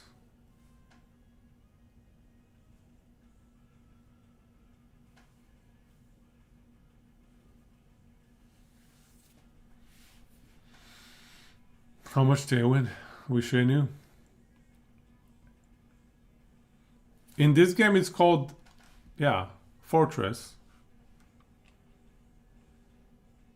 But you already know that. You mean in POE1 then? Yeah, I don't know about POE1, man. Probably a unique or something. Walls from supported skills are created in a circle instead.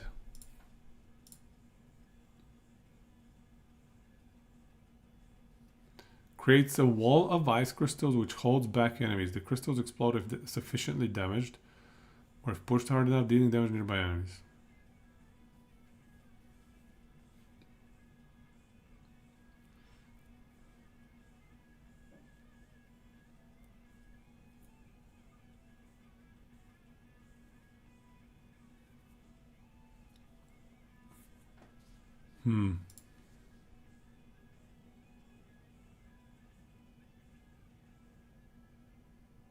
Yeah, cooldown reduction could be an interesting play for crossbow. I get why they put a lot of cooldown reduction around that skill tree. Makes sense.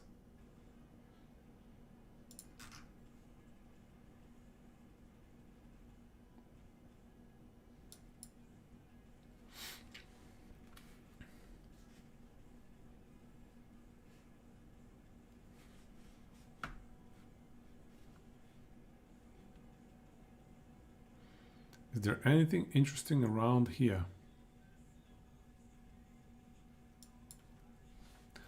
Do you guys know if the skills that are triggered by meta gems can be supported by following support gems? I think so. I think so. I think that's how it should work. Iron Eyes. At least that's how it worked in POE1, right? That's how it worked in POE1, right? Can somebody confirm?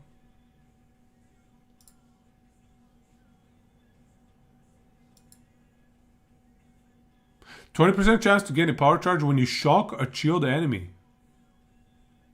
Oh, that is huge. 20% chance to gain a power charge when you shock or shield the enemy. That is huge. This is going to be an excellent source of power charges.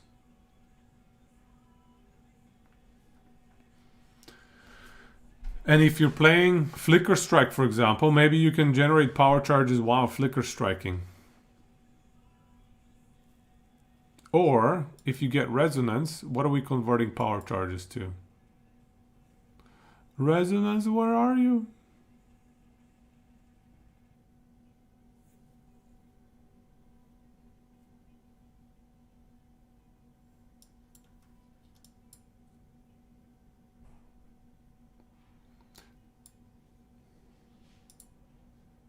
Like it's entirely disabled with Flicker? While you're flickering? Cannot gain power charges while using... Good, good, good. So what is... They thought of it. Yeah, they thought of it. That's good. That's good. So what does Resonance do for us? Where's Resonance, man?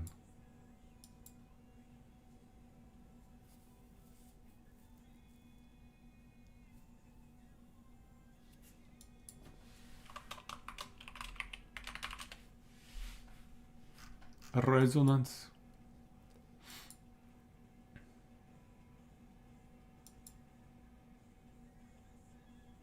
Help me out. Where's Resonance?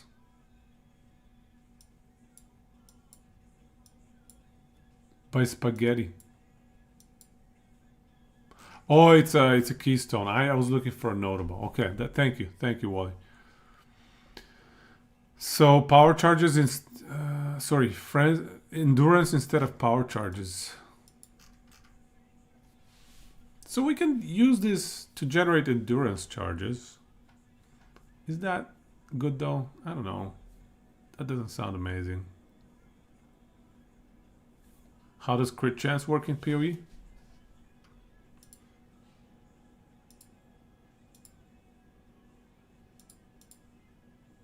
Here, I'll give you this link.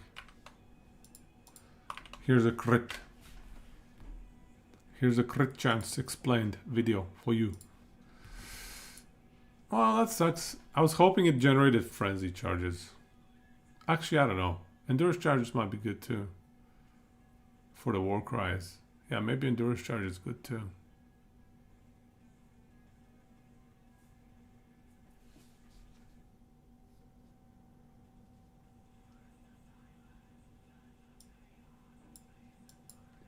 Where can you get flat crit?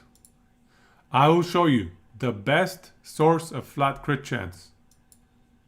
Right here. Make sure to have a dedicated Eye of Winter casting for every party. Every party needs to have one of these guys. EMP, you feel bad for the POEers? Luckily, I'm not a very educated POEer, so I don't need to unlearn too much. I never learned enough. I feel like POE2 POE1 is just such a steep learning curve. I only learned like half of it probably. So many tiny details. Yeah, I know, right? It's ridiculous. I can't decide if it's a blessing or a curse. Critical weakness, though. I think this Eye of Winter is going to be insanely good. Capping crit. Easy. Put blind on your hit. What does blind do? POE1 blind.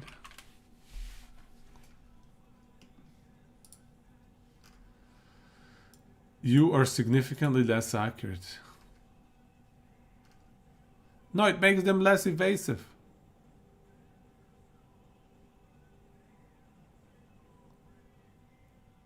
Right? I don't know. The attacker's effective critical strike chance.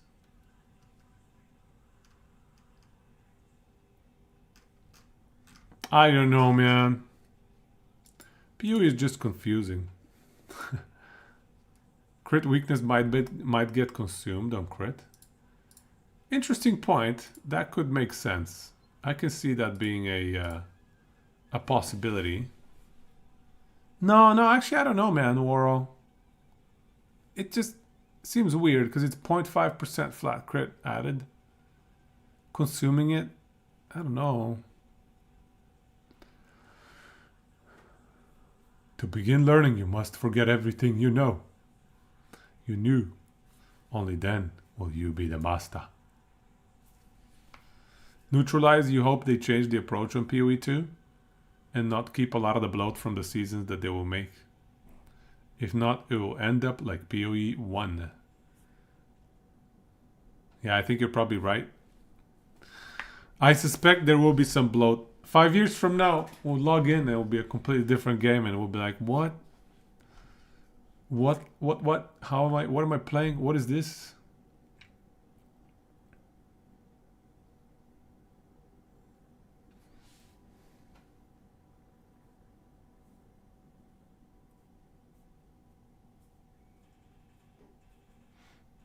By blinding them, you give yourself closer to 100% accuracy by making them less evasive, making you more crits.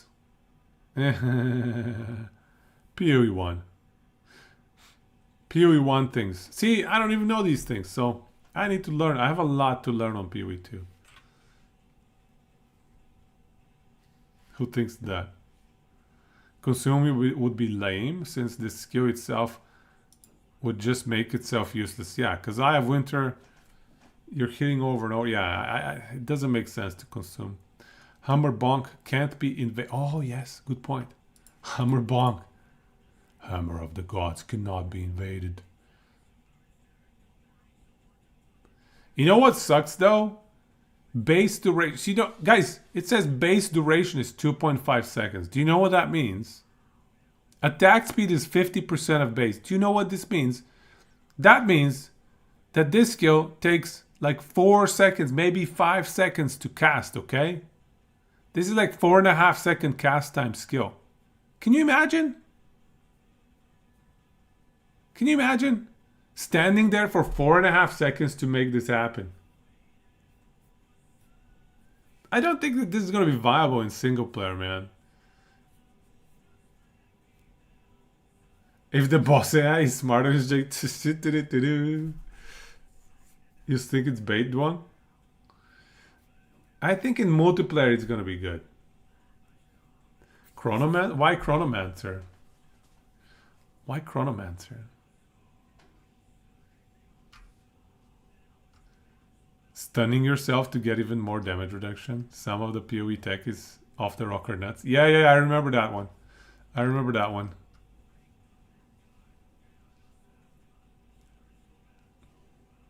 Just freeze them. Or maybe stun them. Here's the scary part, dude. If you do your heavy stun, can you even cast Hammer of the Gods in time? Do you even have enough time to cast Hammer of the Gods? Because it's gonna suck if your heavy stun expires and you lose your 40% more damage while you're casting freaking Hammer of the Gods.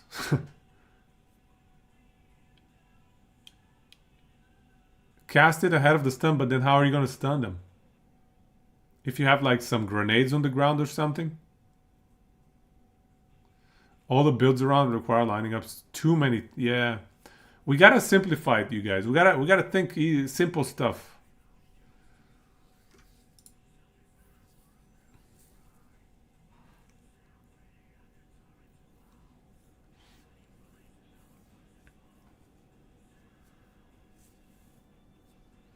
Think simple.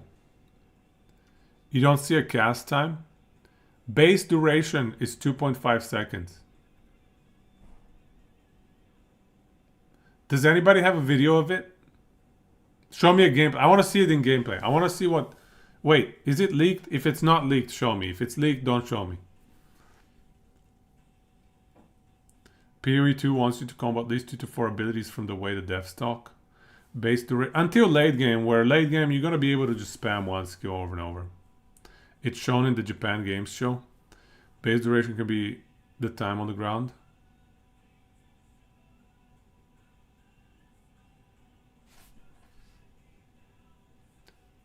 Oh yeah, you're right, because Rolling Slam says plus 1.5 seconds to attack time. Oh, I think you're right. It has a slow attack speed. And then once you cast it, you just have to wait 2.5 seconds for the hammer to arrive. I think you're right. The duration is not added to your attack time. If it was added to your attack time, it would be like Rolling Slam. It would say seconds to attack time. Yeah, you're right. So it's a duration that you can impact with less duration support gem. Less duration support gem. So yeah, this thing right here. So you can reduce it by 30% with this. But you know what's scary there? One button builds are dead in POE2. This is the real reason we have... Air Dragon, I hope that is the case, but I truly believe it won't be the case. I think in late game, there will be many one button builds. With gear and with like uniques, it will be lots of one button games. But yeah, I was saying, so here's something to note though. Hammer of the Gods. Less duration is a DPS loss. Why? Why is it a DPS lost?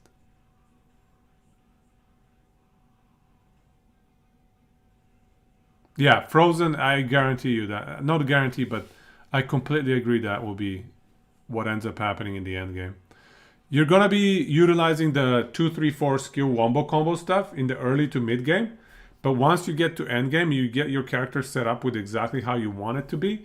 You're going to have one skill triggering and proccing all these different effects that you require for things to be high DPS. So rather than relying on 4 different skills to trigger and proc, let's say armor break, stun, what this and that, you're just going to have one skill that procs all of these things. Go to POB, put blind. Oh, okay. Losing a link.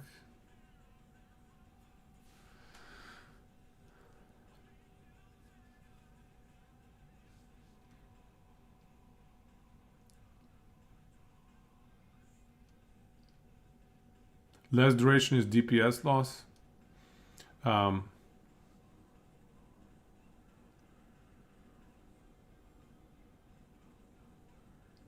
So does anybody have that link?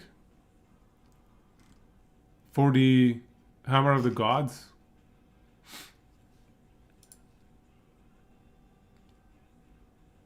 Hammer of the Gods. So here's something scary though. If base duration is 2.5 seconds, it's impacted by things like this. 30% increased skill effect duration. Isn't this gonna make your hammer land slower? Isn't that scary?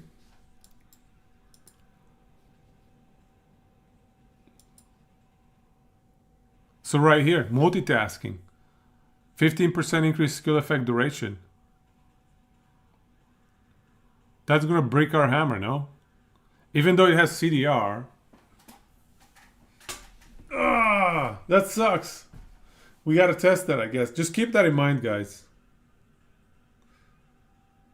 Added video link. Thank you. Let me check.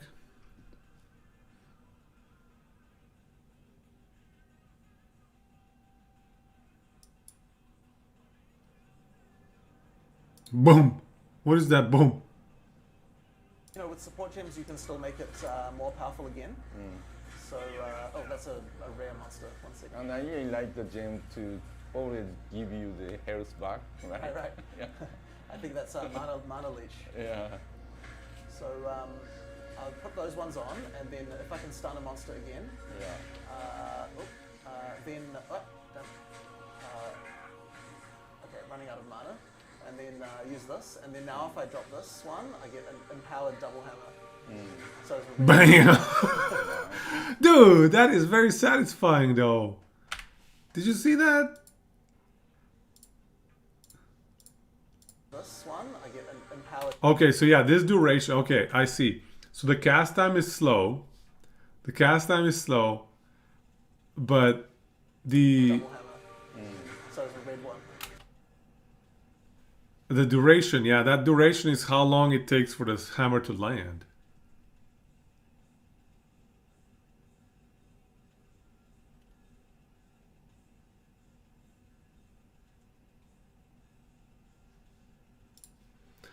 So skill effect duration, I think that's going to be a detriment for this, right?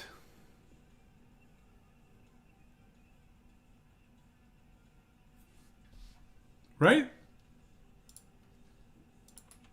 Monsters here. Where are we? There we go. Let me just get. Oh, I killed him. Whoops. There's so many ways to customize your character. And then we do a big hammer. Here we go. Another hammer. Yeah. And then Oh, it's a double hammer too. but you know, with So support nice. gems, you can still make it more powerful again. So, oh, that's a rare monster. 1 second. And I really like the gem to always give you the health back, right? Right. Yeah. I think that's mana leech. Are you seeing the DPS numbers? Always. Look at these DPS numbers. Hammer of the Gods. This is Hammer of the Gods, level 11. 3.6k DPS, okay? This is Leap Slam, okay? I can read Japanese. Neckbreaker, welcome, man. Awesome. Dobro. Leap Slam right here. Stampede. This is Stampede. The DPS on them is pretty low. Can we scroll up and check some other DPS? Oh yeah, here we go. What does this say? Health back. Volcanic Fissure. That's Volcanic Fissure right there. That 3.6k is factoring in the 20.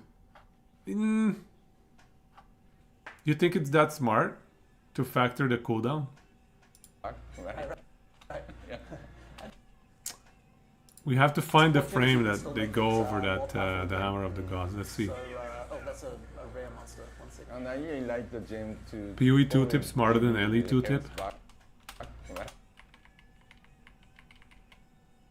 Here's the tooltip. Oh, that's the support gem. This is the support gem. Which support gem did he plug in? Fist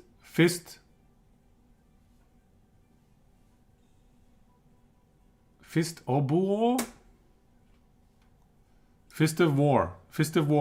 He plugged Fist of War. Okay, I got it. I figured it out. Fist of War. Ancestrally boosted. Okay, so this is the double pop. So ancestrally boosted, I think it's pretty much double damage, you guys. I can read Japanese, remember you guys? I'm 7% Japanese because I live 7% of my life in Japan. Math checks out. So you go, here you go, Fist of War. This is double damage. I think every single big bonk has to use Fist of War. Unless you're doing Ignite, perhaps. Is Sony involved with PoE? I don't know, actually. Did the DPS go up? The DPS did not change. What the hell? Still make it more powerful again. So, oh, that's a rare monster. 1 second. And I really like the gem to Why does the DPS not change? It's two separate bonks, yeah. always give you the health back, right? Right, right. Well, watch. I think that's mana leech. Yeah. So I'll put those ones on, and then if I can stun a monster again, Yeah. then okay, running out of mana, and then use this, and then now if I drop this one, I get an empowered. So that, hammer. so that's the first hammer, So it's a red one. and that's the second hammer, right? You saw it, Nice.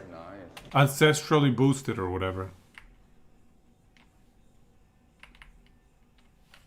Now if I drop this one, I get an empowered double hammer.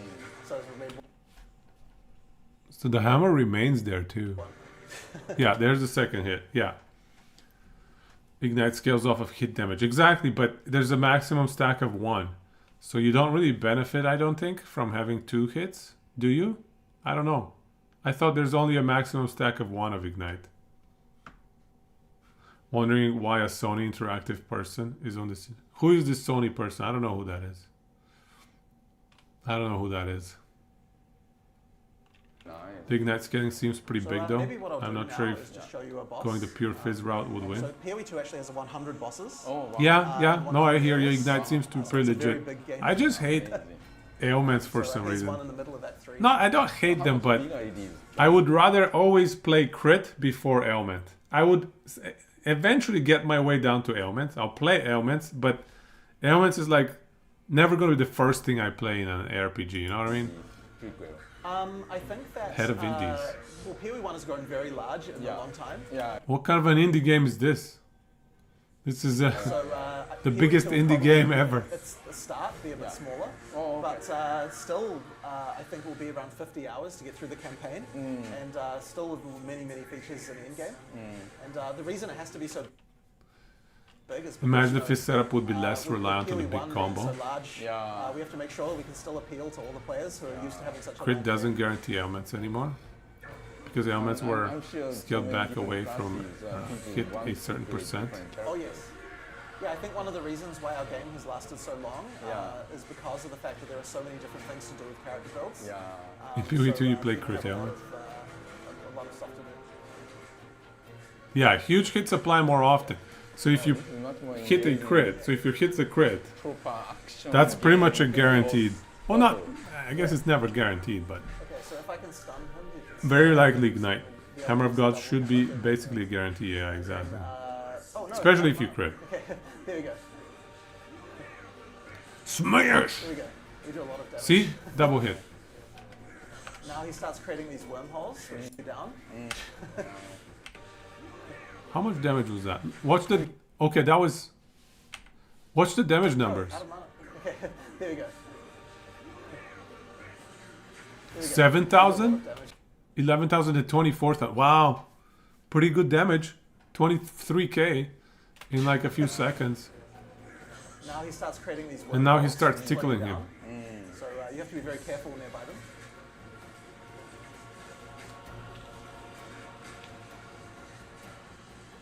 Look at those fissures going through every time. Nope. Is this like in the middle of the game or? Yeah, yeah. Yeah, because this boss seems pretty challenging. Well, even at the start of the game, we like to have pretty challenging You can't PoE anymore. Your brain only accepts so much. bosses. Oh, okay, that's nice. Time to Actually, Dota. Path of Exile 1 I tried Dota has recently been around very, TI. very accommodating for Couldn't do yeah, it. in terms of difficulty. Couldn't get back into level. it. It's But, too. Path It of requires Exile too much seems time, to man. be a bit more challenging, which is great for players like me. Problem is, John only has one two-hander. Yes, major problem. Okay. So if you Major die, oversight. John, what were you uh, thinking? It doesn't hurt nearly as much. Okay. So that means that for a boss fight, we Yeah. can be a bit more challenging, but you can Oh, bullet hell no. Okay. go right where you left off. Oh, okay. So checkpoint right before the Yeah, boss. exactly. Oh, that's nice. That's like How much- you know from. Oh, here we Sophia go. game, Boom. like- Boom. So 12,000 damage each of these bonks. Yeah, dude, that's Say we legit. definitely took some The inspiration. bonks is the Yeah, boss single target so DPS. sound. Yeah. Like literally nothing else. Nothing else that we're doing is doing damage compared to the 24k damage we get from the bonks. Oh, Look at that, dude. The mana is a bit of a problem, though. I used it too much at the start of the fight. How many two-handers will be able to equip it? POE3. 4. So I'll be doing some liking. Too close to the wormholes. This patch sucks. What's wrong with the patch? I'm not keeping up to date. Are we gonna be playing Goro from Mortal Kombat? Goro. What? Why did the boss draw a bunch of blues? Like what kind of item drops are these? This is a staff. This is a quarter staff. And this is a Gantolet? Gauntlet. Okay, gauntlet. High tier Yeah, blues? that's an example. I sure hope. Yeah. Let's go back a Use bit. to run, and it does more damage behind. That is If pretty I, sweet though. Attack the ground with this and then stampede that, then it triggers a very large number of times. So that can be a very effective way. Now this area, you have monsters worshipping this artificial sun.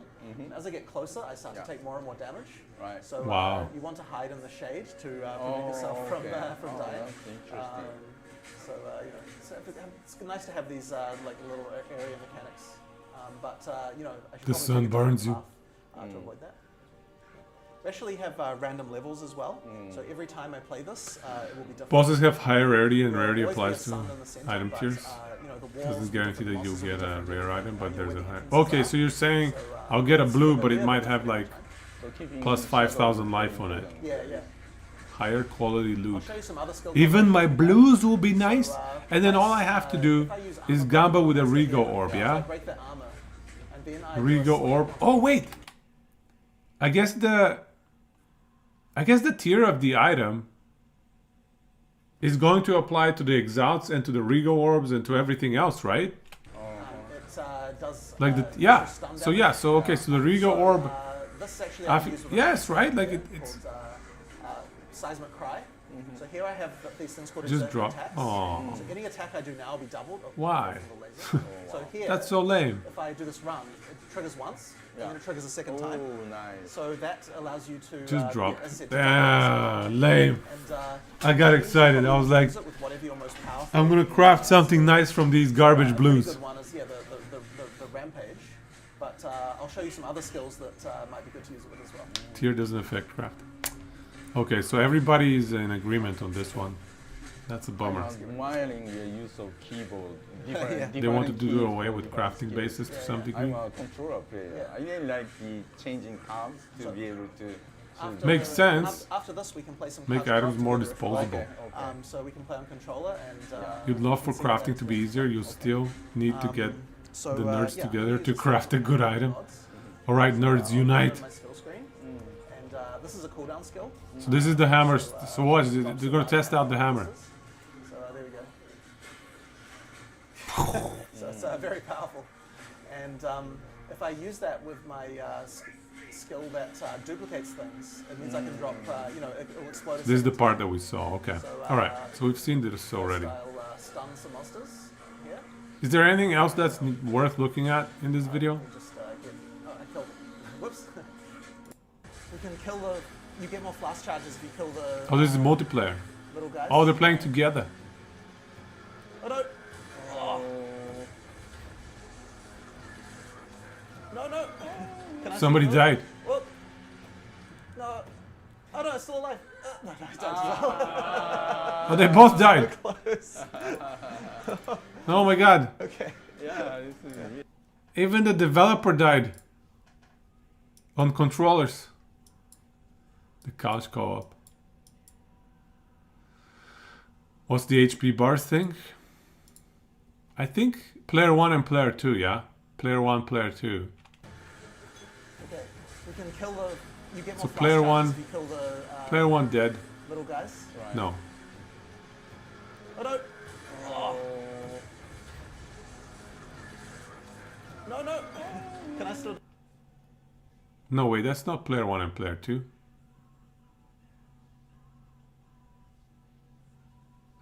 No, this is what the players are selecting. I think this is what the players are hovering over, maybe? The combat reses are intense in co-op. Jonathan is notably not very good at the game. He's dead multiple times in videos. Whoop. Or maybe the game is hard. Oh no, it's still alive. No, Okay, he did panic and die already. That was a bit of a panic situation.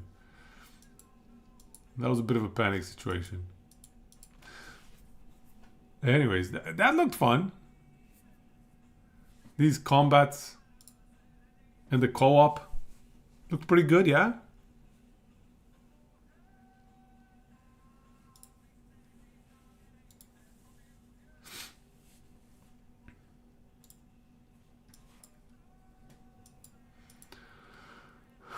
What else is out here?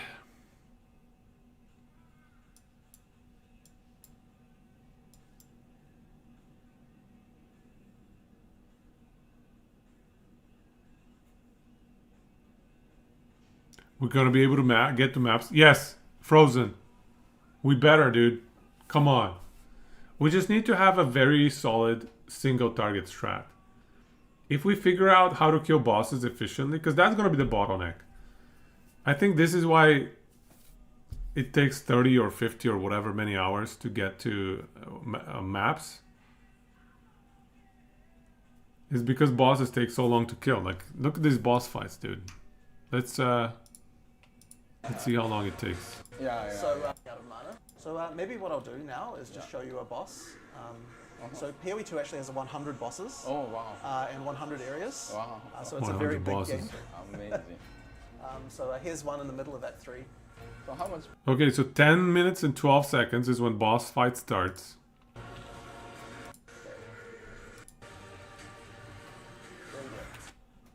30 minutes. So 3-minute boss fight, okay? 3-minute boss fight. If you have 100 bosses to kill, dude. And then imagine some of them are slower, some of them are faster. And then you also have to run in between the bosses. You have to complete quests. You have to trade. You have to pick up items. You think their builds are bad? But I do think the biggest bottleneck will be boss fights. Definitely focus on single target if you want to have a good league start. Yeah, there's definitely an emphasis, a focus for this game on bosses in the campaign. So I agree. Let's focus on boss slaying. Which is why I'm leaning towards, if I were to run warrior, I'm definitely going for pile on. Fully broken armor. And then just focus on breaking enemy armor. Because, yeah, breaking enemy armor should result in increased damage. And I don't know what else. You saw someone start with good stuff and get under 10-second boss kills. Under 10-second boss kills. OP staff. Death will slow you down on trial type stuff. Some survivability. Yeah. You gotta have. You always have to have some baseline survivability, because if the boss one shots you, because you're still gonna get hit by the boss here and there. So if you're not taking care of survivability, at least to some extent, you're gonna slow down your clear as well.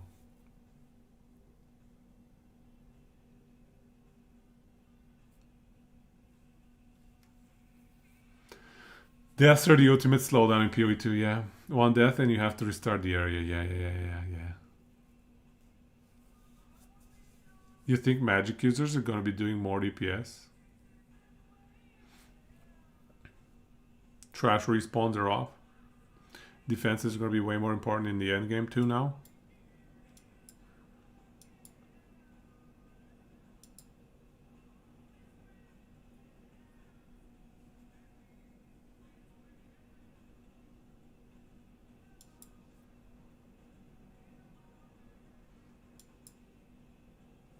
So let's check on the left side a little bit more. Is there any other nodes here that we haven't seen?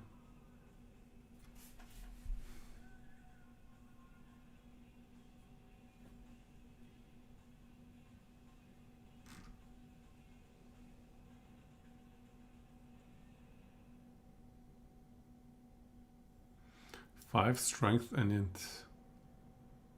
10% increase max mana? Bro!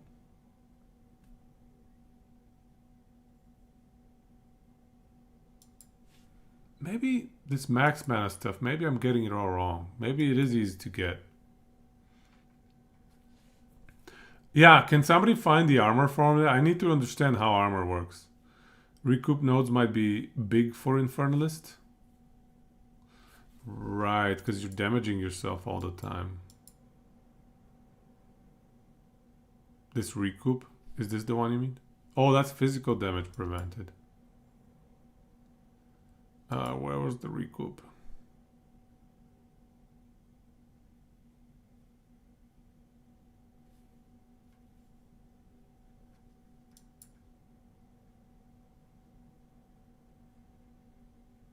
What does overwhelm 10% physical damage reduction mean?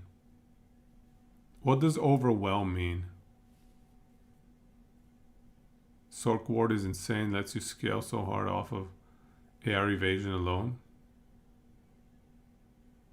without needing to go find max res. Heart tissue.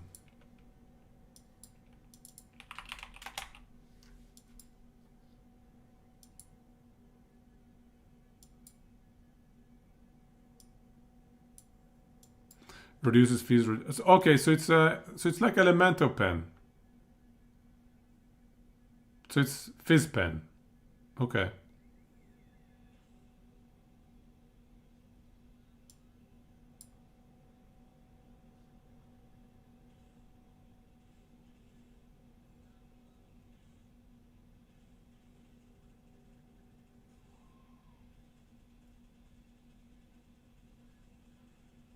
These reduced effective ignite on you. Could be interesting for self-damage, self-ignite build.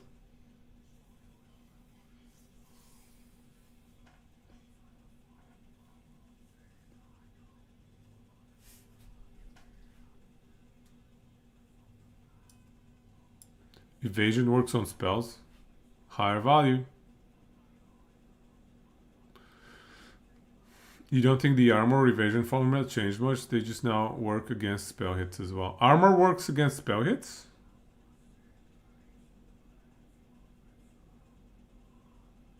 Armor works against elemental damage?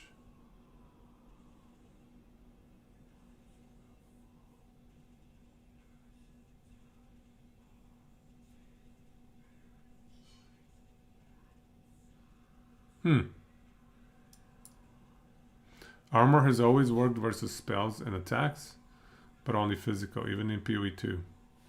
Does that mean casters need accuracy and only hits? That's a good question, Frozen. Do casters need accuracy? Enemy casters will, but no. Why do our casters get a break here? And us warriors need to worry about, assuming that we play warrior, need to worry about this accuracy nonsense. Drop accuracy, let's go. Still haven't found heart tissue. I think we should just drop accuracy as a mechanic. Forget accuracy. The magic. Magic.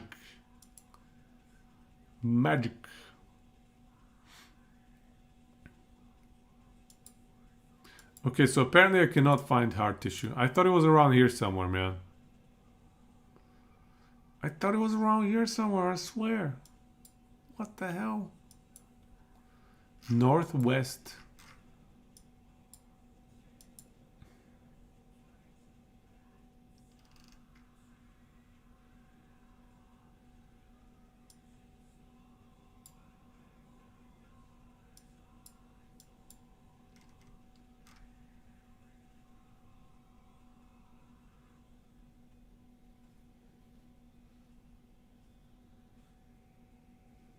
Evasion works against all hits, which is super crazy insane. Yeah, I kind of get the feeling that the game is going to be super unbalanced when it releases first. It's going to be like all sorts of broken stuff left, right, and center.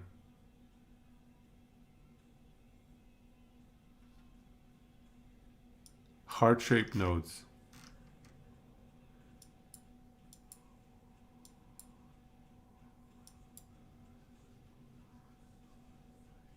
Heart-shaped nodes. How am I not seeing this, dude? I see it! I saw it! Yes, I remember it being here now. Now I remember it being here. 6% of damage taken recouped as life. Regenerate life if you have been hit recently. Yeah, that would be pretty good. Here's another recoup, actually. So yeah, you could get a bunch of recoup. Yeah, that's a good point. That's a good point. So this could work well with Infernalist. Assuming also that it counts as a hit. Defenses are going to be a lot easier to build for in general.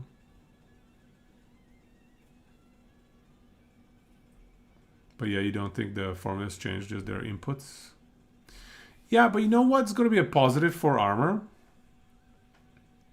Strength gives 2 HP. Here, I'll show you a video.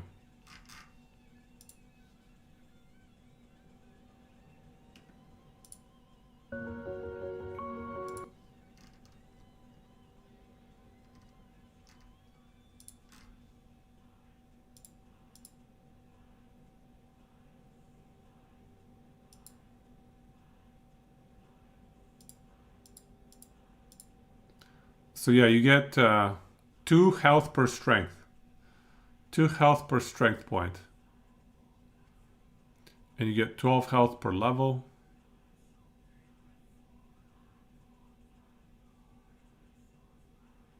Yeah, drop your notes on Discord, Duang. Yeah, I'd love it. The question is going to be how much recoup can we get? Should be interesting. Because that skill area there, actually, sorry, I was going to send you this link here. Here's the link.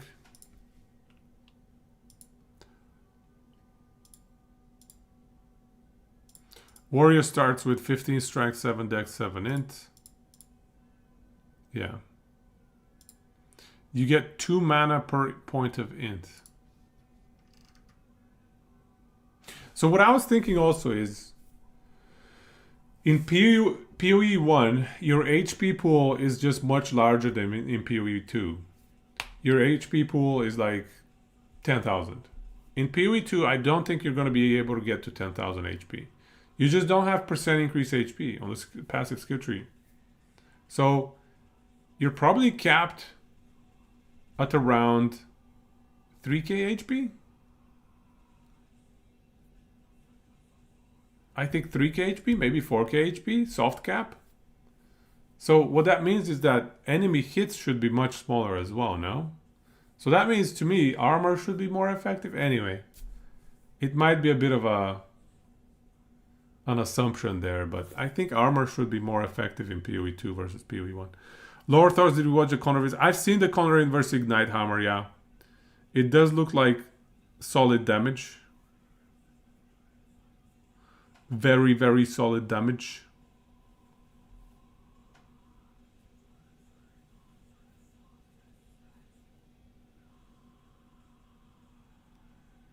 I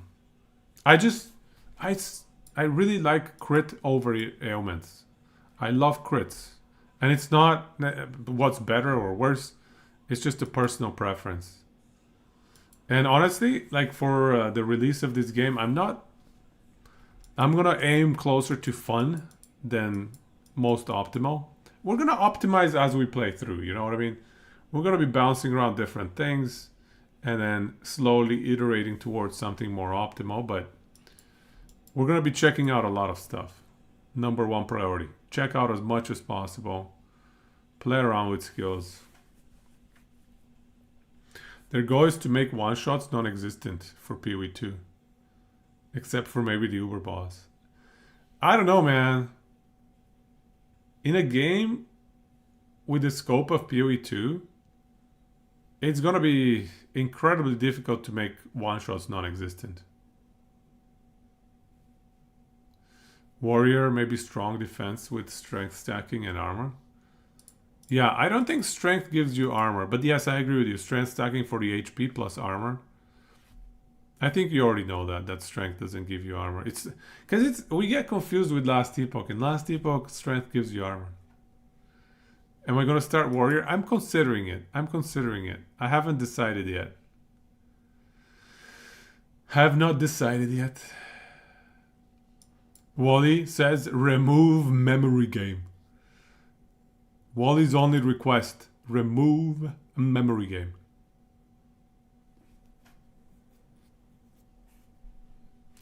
I'm gonna be a monk. You know what I love seeing? Everybody wants to be something different. I've seen a lot of people wanting to be Sork. Seen a lot of people wanting to be monk. I haven't seen too many witch. Actually, blood mage. Blood mage I've heard people wanting to play. Not too many people wanting to play Infernalist, honestly. Like, I'm the only one that wants to play Infernalist. Maybe Dwang. Monk. You want to play monk, but you're a coward? I've seen many people wanting to play warrior, big bonks, Sork for sure. We already mentioned mercenary. I've seen tons of people say mercenary. Yeah, no rangers. Most people want to play mercenary instead of rangers. I think it's because people have played rangers for like decades now. It's boring. Yeah, exactly. Ranger isn't changed much. It's boring. But mercenary, that's new, man. It's exciting. It's fun. That's why we're here, right? To play a brand new game, learn the mechanics, learn what's available to us, have some fun. 5 days to decide how you roll. Yeah. You think you want to play something, then it sucks. Then you just roll what's meta. No, dude, that's not how it goes. We define the meta. That's how it goes. We make our own meta, and then we roll with it. You don't think warrior will be that tanky relative to the other classes without evasion? Yeah, and without energy shield. It does look like energy shield is going to scale quite nicely. There are quite a few very high energy shield increase nodes. Like, look at this. 30% increase energy shield plus 10 int. Int gives you energy shield as well, I think. Or does it actually? It used to in POE1. Increased... here's another 28. So 28 and 30 energy shield. There's a lot of them. A lot of them. Second character will be mercenary. After that, druid for Toasam. Druid does look fun. I want to be the spear zone. I want to be the Amazon, man. The huntress. Give me a huntress. Yeah.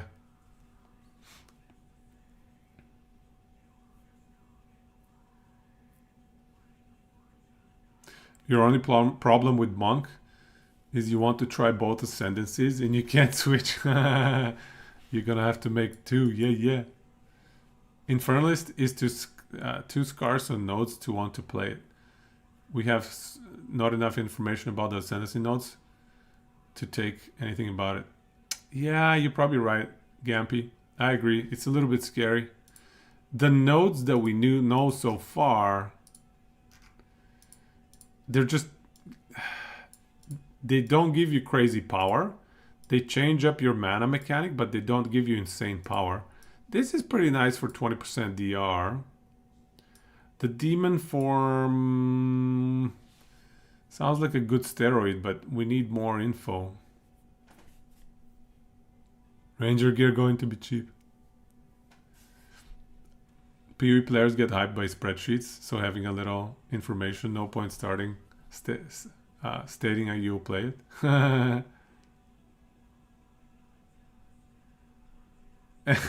Twerk. Sounds like Twerk wants to play POE2. Iron Eyes, Javazon, here we go.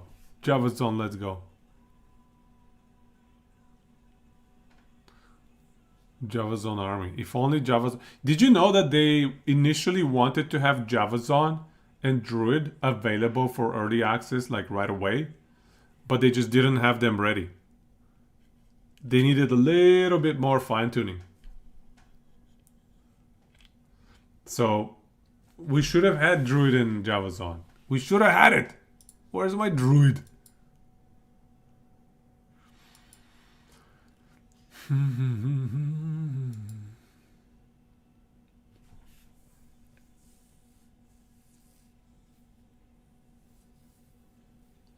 a bunch of totem stuff here.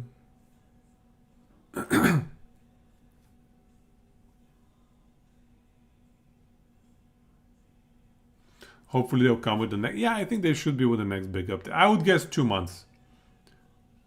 Like early February, we should get Java Zone and Druid maybe. You got banned from the subreddit for putting a clown face in a comment? Professional troll. You get banned for the bare minimum. That you've reached some next level of trolling when you get banned that quickly. Critical hit chance with flails. Flails could be interesting too. What are the specials on maces again? Maces. Destroys enemies killed by crit strike. What is destroys, man? What does destroy mean? Damn it. Critical strikes. Strike skills. Deal splash damage. We want slam skills! Crushes. No corpse. Is that... I mean, I guess that's nice. I don't know. That seems so conditional by critical strikes, and then they have to have a on-death mechanic to be useful. Probably good in the late game. But early game is garbage. Which kind of sucks. I want early game power. Right? To get through the campaign. What is crushes enemies on hit? Am I playing melee? Possibly. I can't decide. It's a defensive layer unless you want corpses. Right. I see what you mean. It makes sense. Because all of these annoying like on-death effects. Like I hate dying to enemies that are already dead. Okay? The enemy's dead. It shouldn't be killing me. Okay? I should be invulnerable when there are no enemies around. Come on. What is crushes enemies on hit? Lowers fizz damage reduction. Okay. Alright. Is there a number of stacks of crush?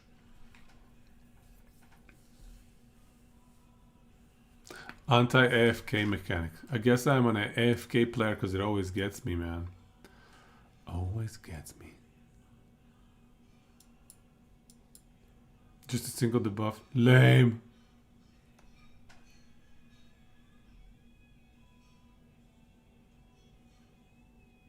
Holy crap, dude.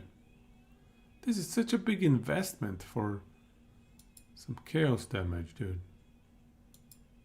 Nuts.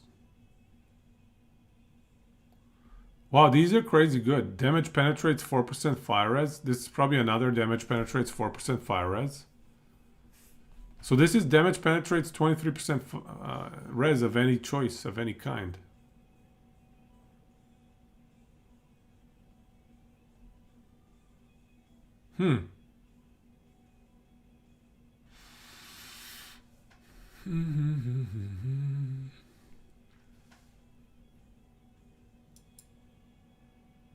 Global defense. Yeah, fair enough. Global defense buffs everything.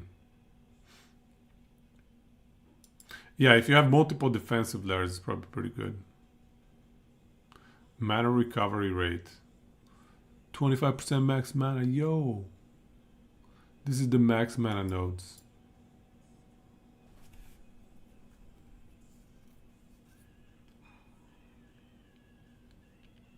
Wouldn't bet on an unknown node giving you the goods.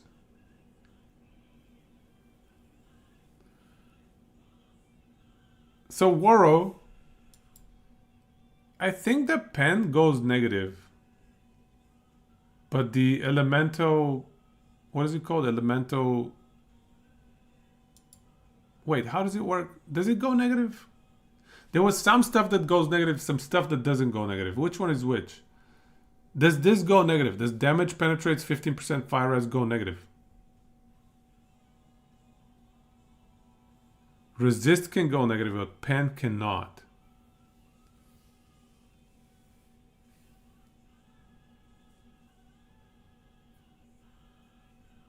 Pen is probably applied first. Yes, I think you're right. Okay. Curses can make resists negative, but not pen.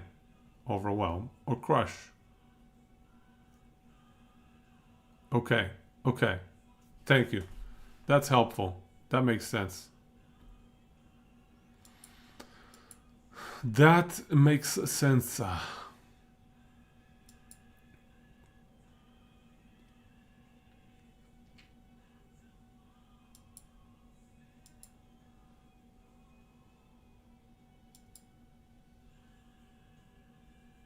Confirmed to not be this in EA. I like how they noted that.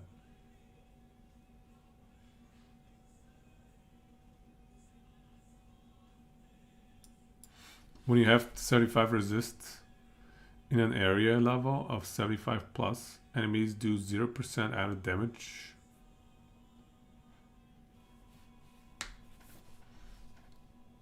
Right, it evens out. 60% energy shield. Look at this. That is insane. That is from last epoch. Bro, you're just trolling me. I don't even remember what's what. Increased lightning exposure effect. So that stuff doesn't go below 0 lightning exposure. Apparently resistances are a lot less required in POE2. Really? Because the way that resistances are designed, you basically have to have them maxed at all times. In POE1, exposure can reduce below 0. How about in POE2?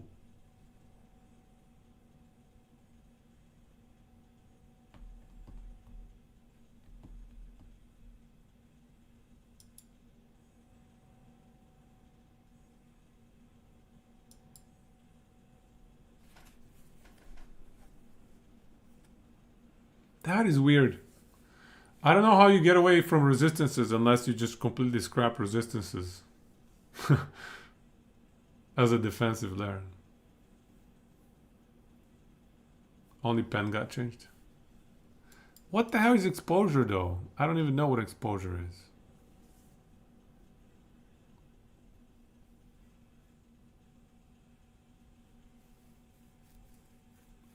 Minus 10 per act. Okay. Res are the same as POE1. They're balanced around having 75%. That is one system you wish POE2 would steal from last epoch. They're balanced around having 0 after Monster Pen. That's true. But even there, you have to have max res. Even in last epoch, max res is like required. In all of the games, max res. Like every RPG requires max res.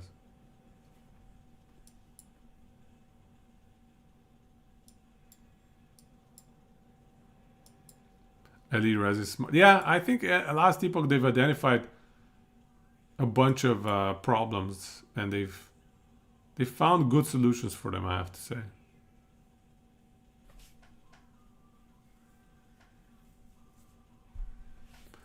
You're right. Fewer consequences for being below. I agree with that. You're right. You can get armor crit reduction. Crit reduction, I would say, is the higher priority. Yeah, I like crit reduction. Probably sometimes even more than res. Crit reduction is just so painful not to have it.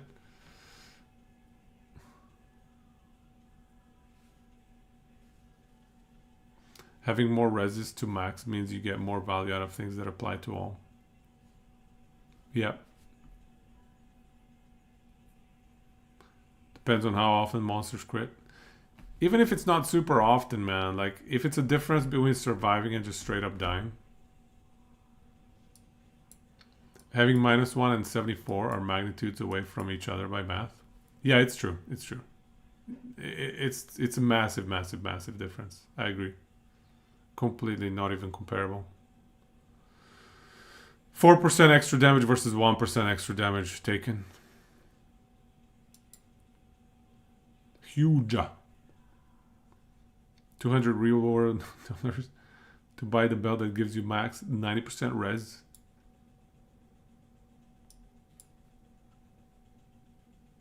Oh, that's the belt that they deleted in the new game, right? That belt no longer exists. Because we don't have flasks anymore, man. Forget flasks. No more flasks. No more mage blood. Forget, yeah. That belt, those belts, both Headhunter and Mage Blood were just too OP, man. If literally every single melee and ranged character runs those belts, that's a major problem. I wish they would have deleted them a long time ago. Bad items.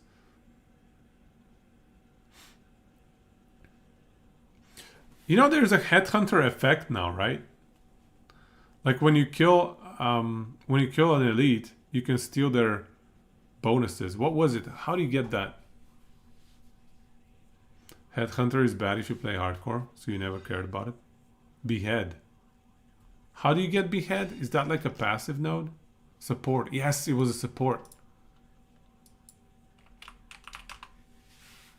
Killing blows from supported strike skills. Oh, strike skills only. Against rare monsters, grant one of their modifiers for 20 seconds.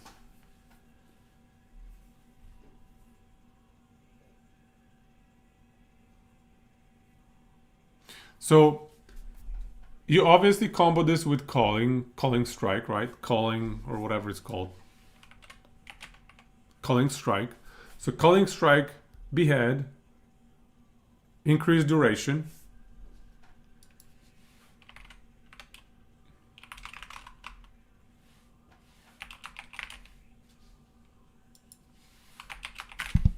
Where's my increased duration, dude?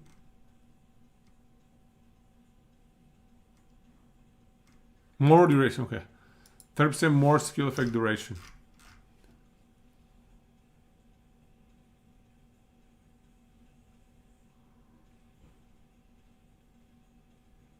Right? So that's the combo, right? Behead, more duration, calling strike.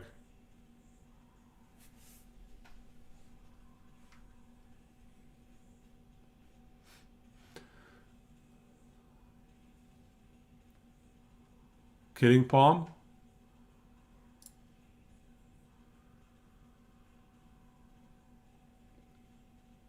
Killing palm. Calling strike right there. It's a strike skill check.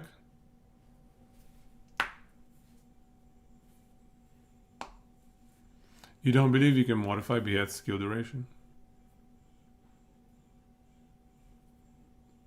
More duration is for the act. Okay, that's probably a good point. You're probably right.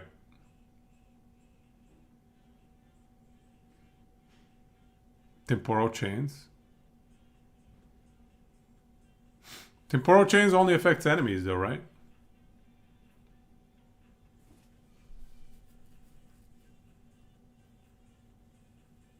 What is self-temp? What does that even mean? You POE1 players. You speak in riddles, I don't understand.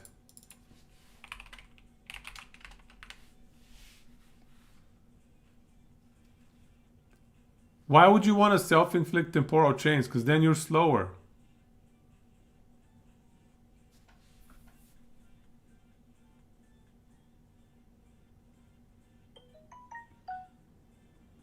Effects expire slower?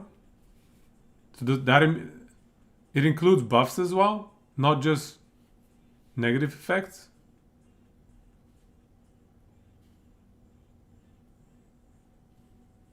It also, okay, I see what you mean. How should I know that it also includes the buffs on top of the buffs? That's crazy. Effects. huh? That's crazy. That is hilarious. Only 25% though. Then you gotta chill yourself to run faster. Yeah. Self-chill. Next level. We're gonna self-ignite, self-chains, self-chill. We're gonna self everything, okay? Anything we can self, we're gonna self. POE degenerates. Damn right. Freaking POE degenerates. Oh crap, I'm gonna be one of them in 5 days. Ah. Alright. Down the degeneracy hole. Here we go. It's too early for builds. Worrell, you gotta believe. Self-kill reflect to enemies. Forehead, indeed. Remember the cast on death jewels in Diablo 2? That's all we need is... Wait, there was a cast on death nonsense in POE1 as well. There was like a cast on death jewel or gem, wasn't there? You were supposed to pair it with something else like Juggernaut and Kelm's roots to make it so temporal change doesn't affect your move speed. Oh, okay. Cast on death portal gem for your MF. Yeah, there you go. Gampy, cast on death is a meta POE boss killer. Oh my god. Meta POE boss killer. You just throw your body at the boss enough times. I mean, that's crazy. A couple of leagues back was like COD. Lots of percent more damage, one-shot bosses. But you only have 6 portals. That's true. One shot. One death is enough. If you have enough, I don't know, more damage multipliers in there.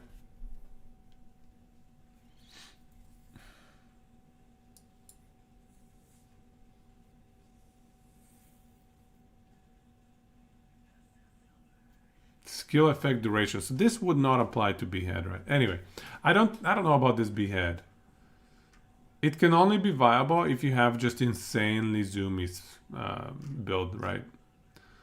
Something like whatever you linked to me, Frozen, the other day. 20-second clear of the full map. Can you just numlock one of those targeted colorable enemy skill? Probably not. But I don't know. Behead is for fun. Until it becomes the most powerful skill in the game. The previous cast on death build before they nerfed it again did over 52 billion damage in one hit. What? Even the Uber bosses get one shot, hey?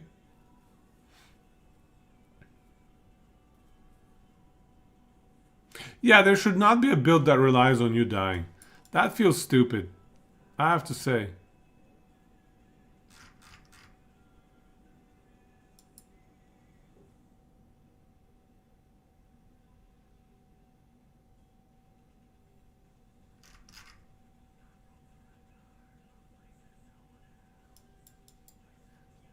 All that matters, the mirrors. Not HC viable. Take one for the team. To get to the pinnacle boss, take one for the team. Cast on death boss carries. Oh my, that's so silly, dude. So I think we've looked at most of the skill nodes on this tree, yeah? Summoner portals in level 1 exiles. With cast on death. Next level skill.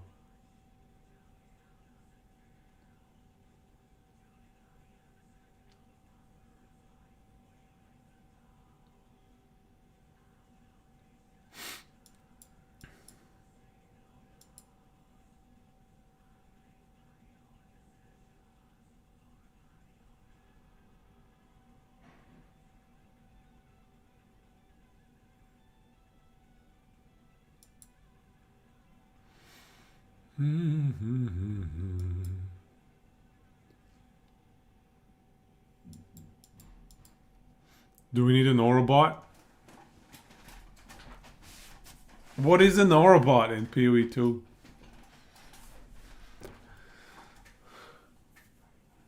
Curse bot. Curse bots are gonna be legit probably. In fact, I would suspect a lot of players are going to run their own curses. Conduit curse bot. Right. Conduit is the thing that sends your charges to allies, right?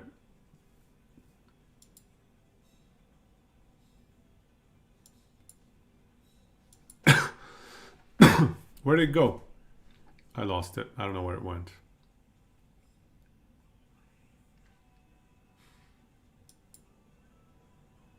Is it efficient to path this way? Yeah, I think.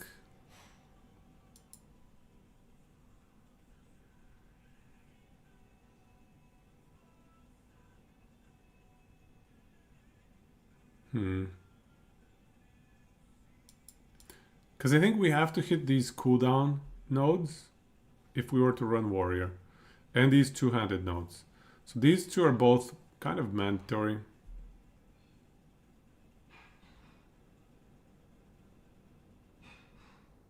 What is the most efficient way to get there?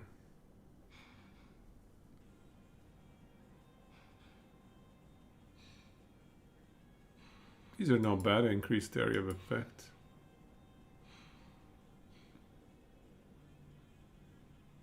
Rage or melee hit. Okay, so maybe you go through this path. Get the rage or melee hit. Get this area of effect.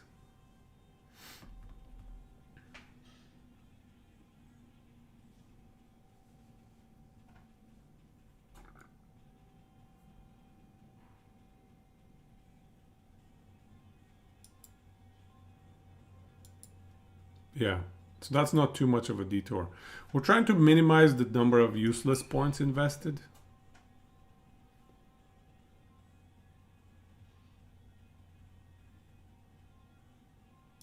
Why isn't it running shortest path algorithms? We'll get there. Give him a couple days. Give him a couple days to build it.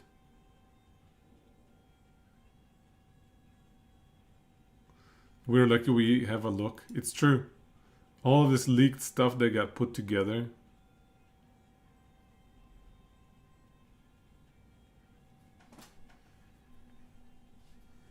Blade Catcher. This is interesting. 15 strength is actually pretty solid. Nah, I just don't know how good armor is gonna be, man.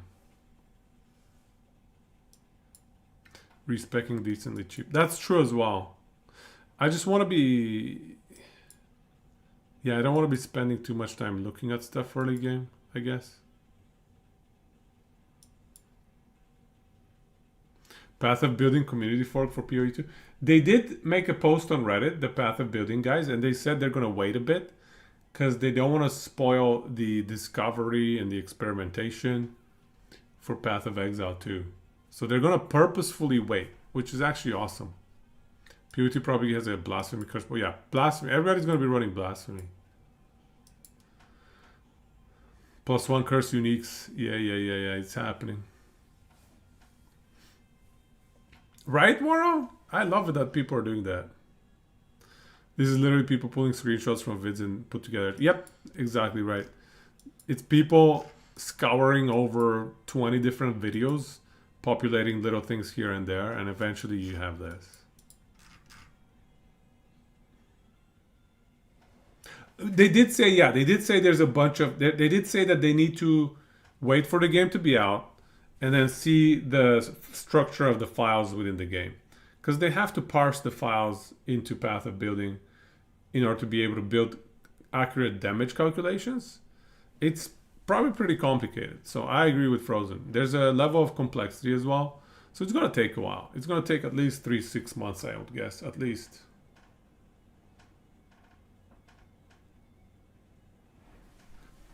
You want to do before and after once POV comes out to see how much damage people gain? Yeah.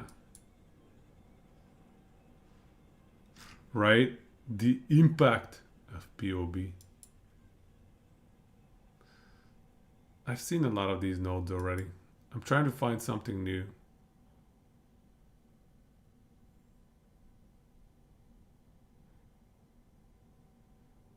What does Wither do again? 20% increased effect of Withered.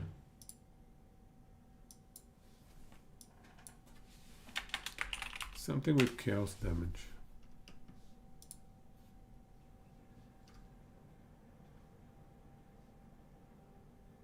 Chaos Shred.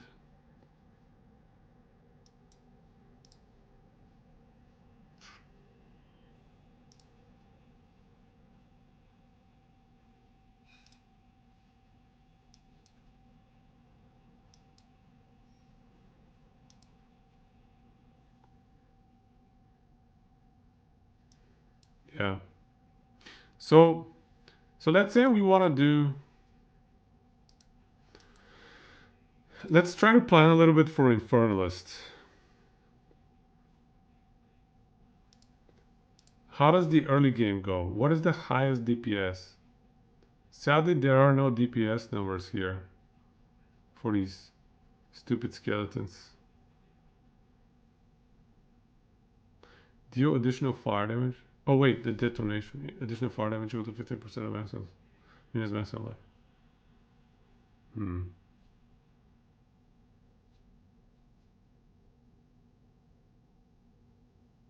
6% increased chaos damage taken per stack. That's pretty solid. Wow.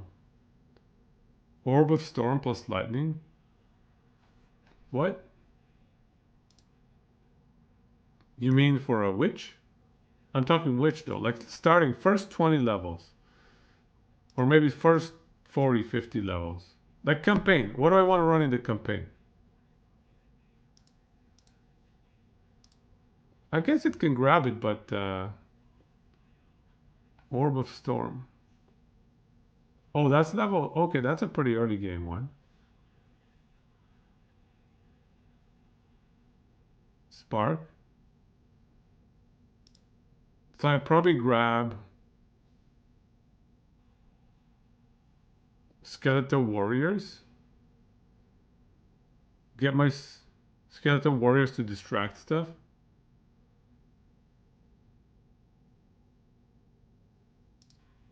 So why Orb? Creates an orb of electricity that fires chaining lightning bolts at nearby enemies. 5 to 15 chains 3 times. And we use the lightning skill near the orb. All this orb disappears after 14 bolts. So Orb of Storms and Spark then. Arc.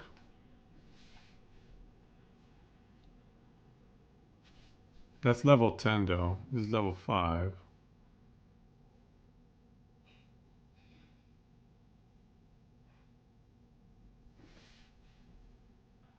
If you add the chain support gem to Arc, I did the math. Wait, let's do the math again. I forget.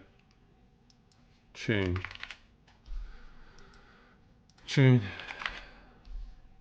So plus 1 times 2 and 50% less damage. Okay. So this has chain 2 times. So against single target, this is going to be double damage, right? So 2 chains, 50% more damage per chain. So the first hit is double damage.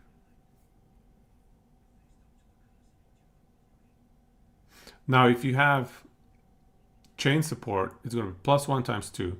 So it's going to chain 6 times. So the first hit is going to be 300% more damage. So it's going to be 4x divided by 2. So it's going to be double damage actually, yeah. So it's the same. So it's the same damage on the first hit.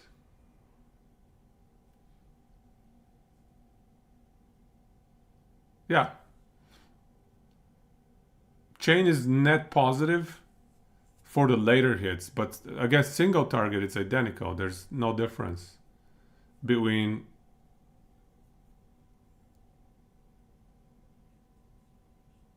Can Arc bounce back to the same unit twice? Can it bounce back to the boss? Or is it 1 hit per enemy?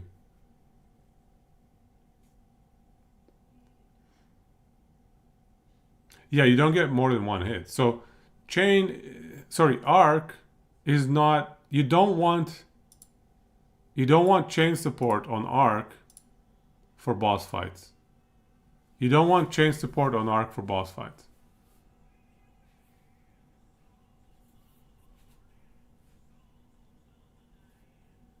Right?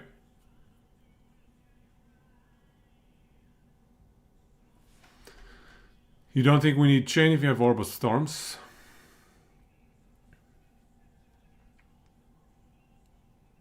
For clear. For boss, you want single. Yeah.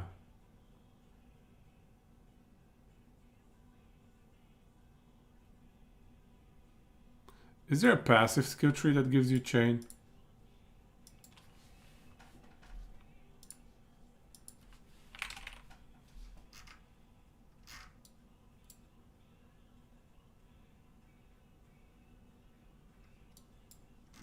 How come the passive skill tree doesn't have any chain? Maybe they haven't revealed it.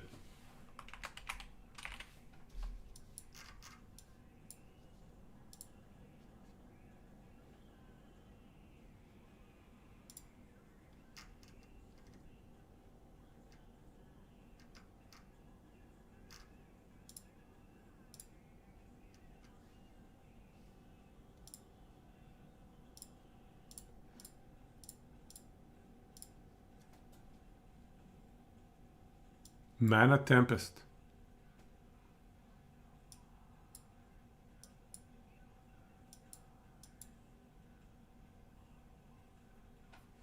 Chain is one of the stronger stats in PoE. It will never be on a passive tree.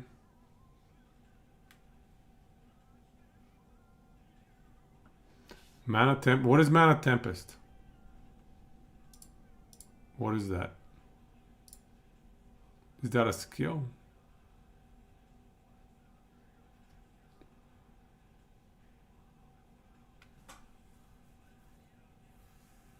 Mana Tempest is a skill?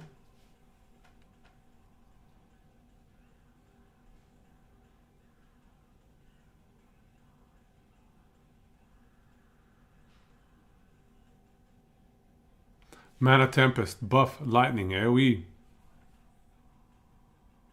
Create an arcane storm around you. The storm empowers your spells with lightning damage while making lightning spell projectiles and beams able to hit more targets. Buff causes beams from lightning spells that cost mana to also chain +2. Chain 2 +2 targets when chaining, but not chain further from those targets.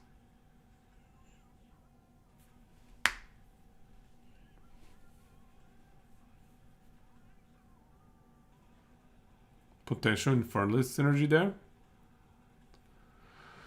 The storm will drain your mana while you remain in it, and any spells you cast add to the mana drain. Yeah, what happens when we don't have mana drain? Like, we don't care about mana drain because we don't have mana. Cost 1% mana per second.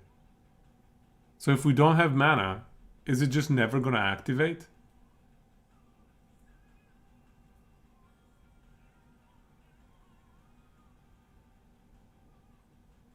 It's a cost, not a drain. But how does it work if we don't have such a thing as mana? Because our mana is converted.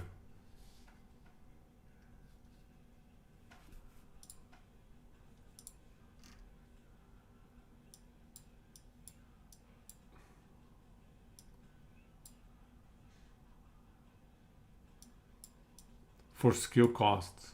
Gain Infernal Flames. Yes, yes, yes.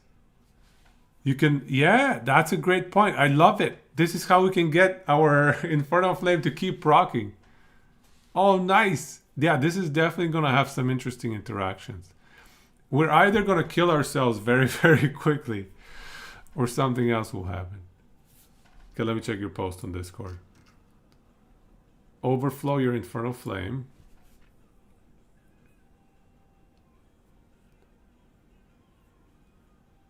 Minimize mana pool.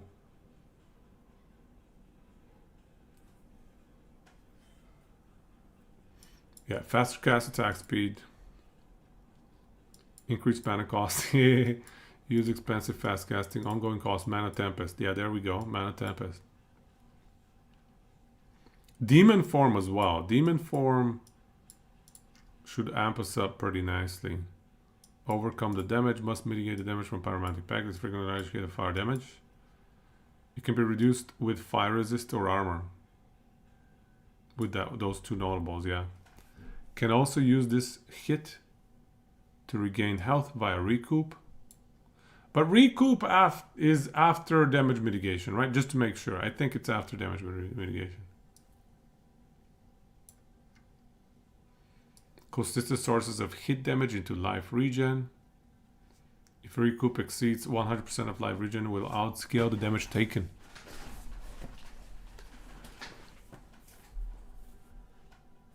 Recoup sources, 21%. Oh, there's an amulet.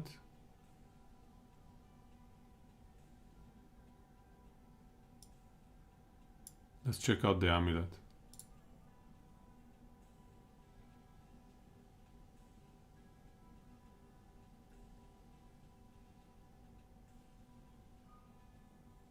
Where are you seeing it on the amulet?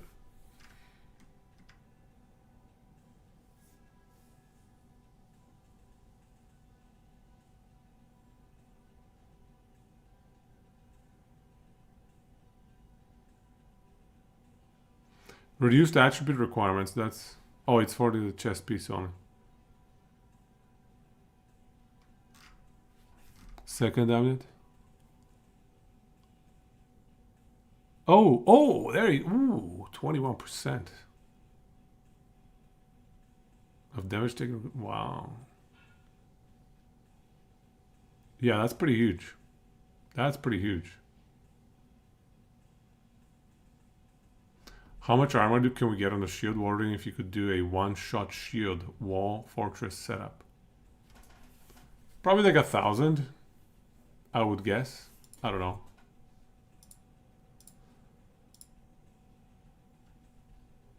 What else are you saying? So rings, yeah, if breach rings have something perhaps. What do we do? Large amounts of life regen through recoup. Ramp with Mana Tempest. The Mana Tempest idea is hilarious. Well, if it ramps with Mana Tempest, that's going to be exploitative. Because you can basically just keep Mana Tempest on indefinitely, right? There's no...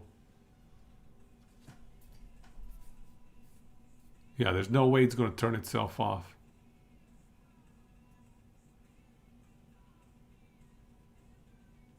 %30 of mana spent on lightning spells while in the storm is added to this skill's mana cost per second. Oh yeah. Oh yeah. This is gonna be hilarious with the Infernalist.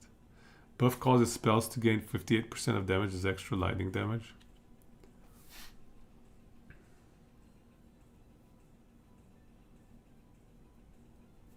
That's huge. 58%. Yeah, okay. Yeah. Mana Tempest is gonna be massive. Yeah. Mana Tempest is gonna be fantastic for Infernalist. You just have to manage your damage intake. If you have enough damage mitigation, enough fire res, you go lightning damage, Mana Tempest.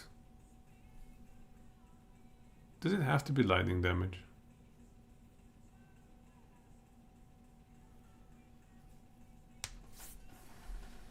Maybe we can go like fire and light. I don't know.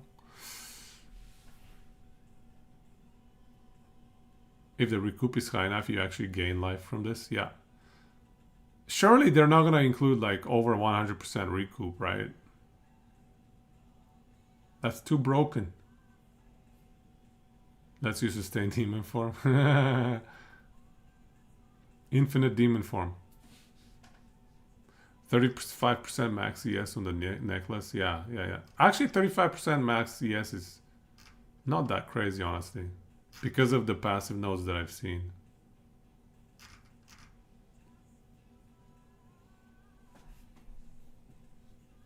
Oh, in POE1 you can get over 100% recoup. I did not know that. Interesting. Oh man, it's so hard to choose between Infernalist and Titan. Infernalist or Titan? I don't think I want to play Sork anymore. Okay, at least I'm gonna say we're winning here because we've eliminated sorcerer from the pool of heroes we want to play. I think it's between Titan and Infernalist for me. I'm gonna scratch Sork out of the way. No Sork. At least not first character. Either Infernalist or Titan. I'm gonna call it. Those are the two. Those are the two I'm choosing between. This Pyromantic Pact, I think there's gonna be some fun stuff around that. The problem that I see though with Pyromantic Pact, it might be very difficult to get online. It might be very expensive. The number of items that you need, depending on what you're looking for, it might be tricky. Sorks have been lit. What are you guys talking about, Sorks paper characters? Come on. I like glass cannons. Glass cannons.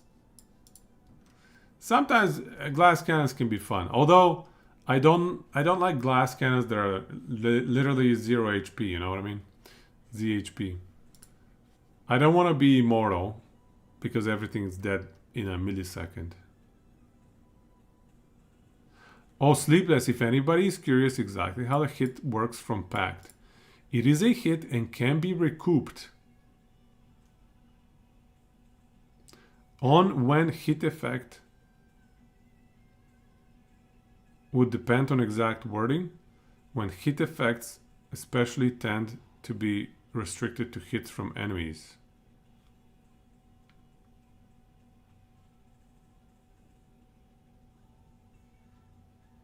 Okay.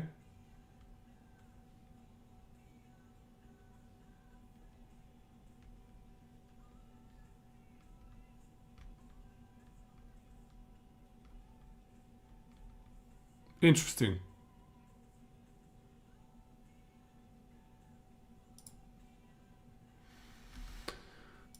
Yeah, I don't know. I'm liking Pyromantic Pact. What are you saying, Frozen? Spiral Volley. I think I've seen it.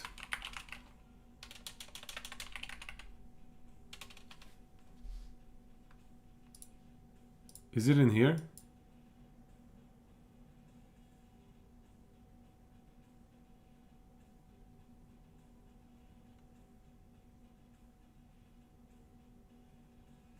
Where is Spiral Volley? Where is that? Where did you see that? Oh, hey, look. Another 6% of damage taken recouped his life. Have you seen this one, Duang?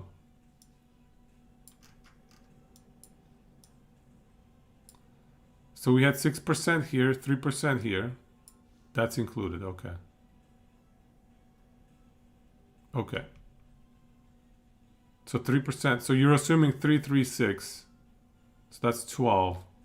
And you're assuming 3, 6, 9 at least. So at least 21. You're assuming 3 here? Okay. It's possible these two are not both 3, but this one pretty much has to be a 3, very likely. Just based on, I don't know. I think it's a safe assumption for this to be 3. But these two, hard to say. But okay, I see what you're saying. So 27, that's pretty good.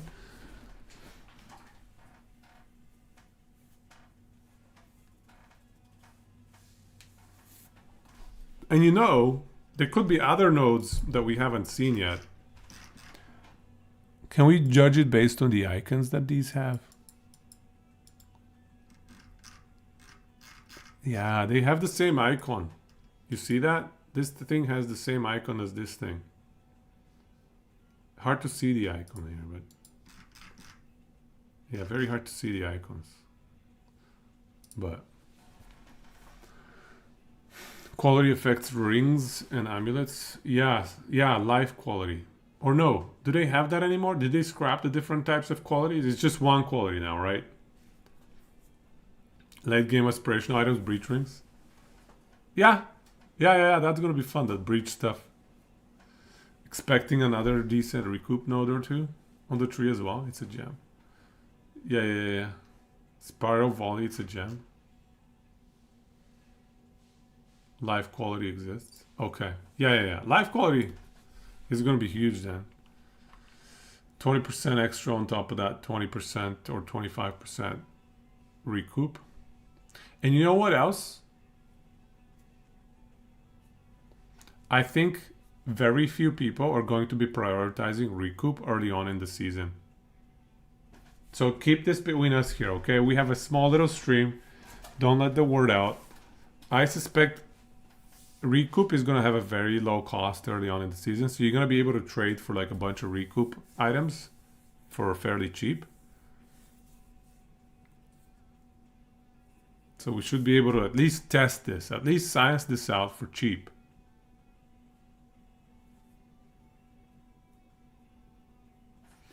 So sorry, you're saying something volley. What? Which skill? You said spiral volley?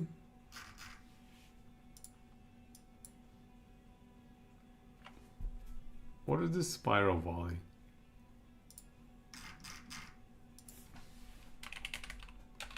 Okay, seriously, what is spiral volley? Life quality would be expensive. That's true. That's true.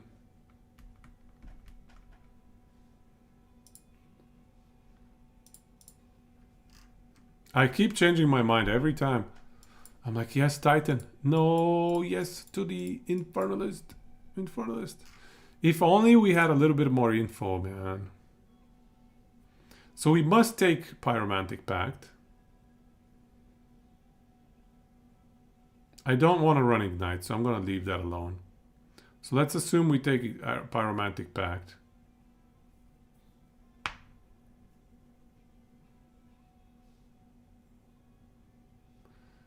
I think the Loyal Hellhound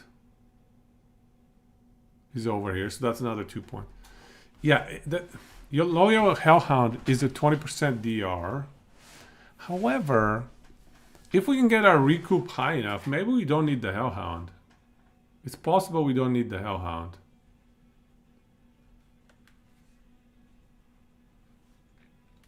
Demon form, conditional on being able to sustain it. Very conditional. And also conditional on this upgrade to the demon form right here. Whatever this does. And even on the small nodes. The small nodes, if they don't add value to the build, why bother? Yeah, so basically we're in the dark. We don't know what any of these things does. We need more info. Give us more intel.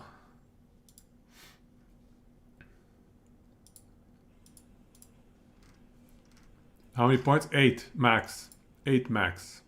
Same as POE1. So, assume we take Pyromantic Pact. Assume we take the Demon Form.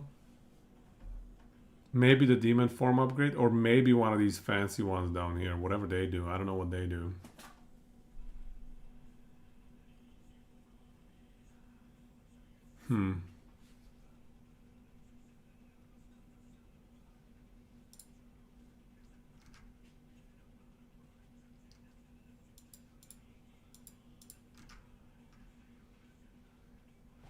So I guess we're going to be playing a witch, but we're not going to be using very many of the witch skills. I'm thinking skeletal warriors.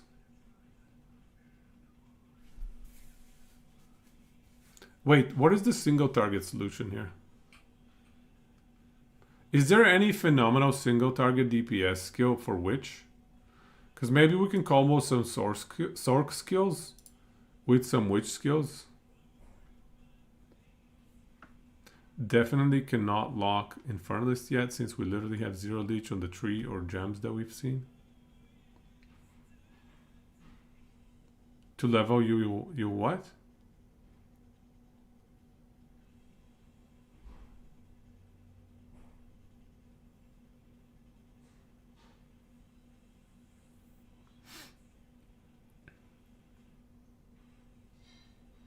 Don't take that points while leveling. Which one? Don't take which points while leveling?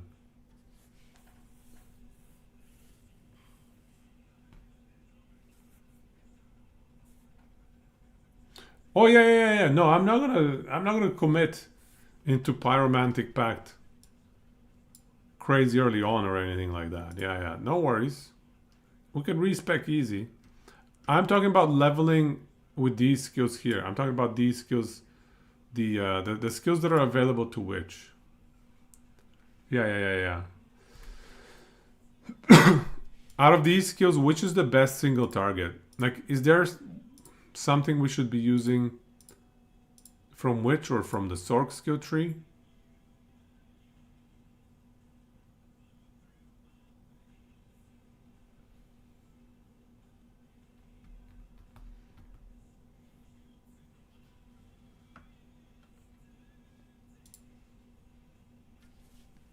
Skeletal Frost Mage?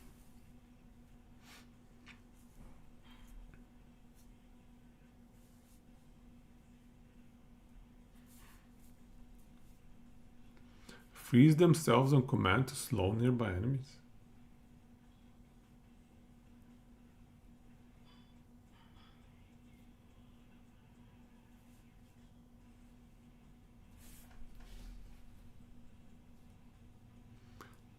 Yeah, what's going to be the best single target here? Conjure a swarm of bone spikes in the air?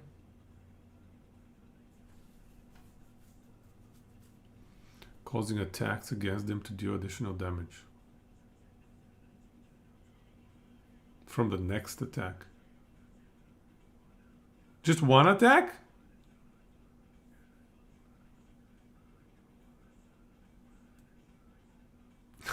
You aren't playing right unless you do Ranger melee slams or Witch Flicker Strike. The debuff stacks? But how many attacks get the extra damage?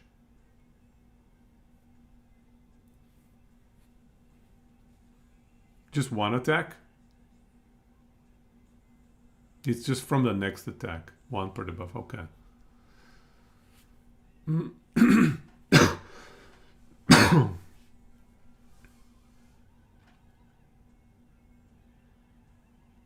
Cost. Why is it a channeling skill? How frequently does it fire a projectile?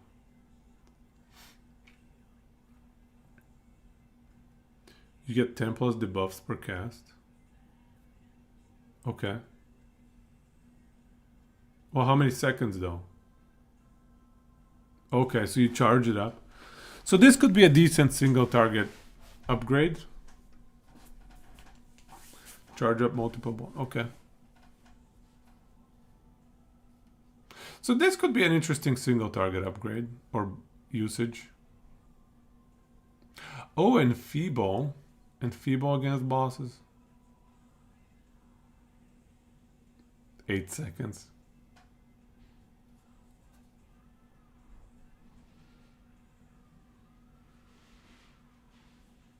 Bone Cage.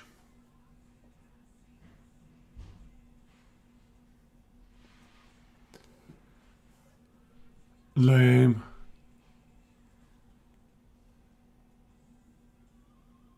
Spikes of bone from the earth in front of you.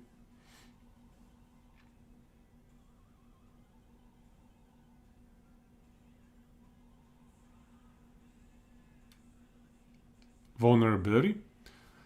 So, is armor...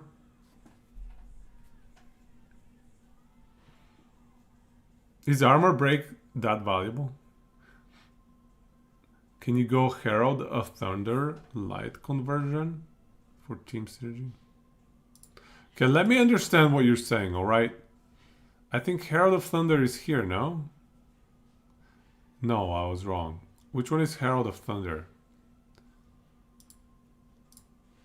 Oh, that's not in anybody's skill tree. That's in here, isn't it? Herald of Thunder. While active, killing shocked enemies with attack damage will cause subsequent attacks. Attack hits to release lightning bolts, which deals attack damage to all surrounding enemies.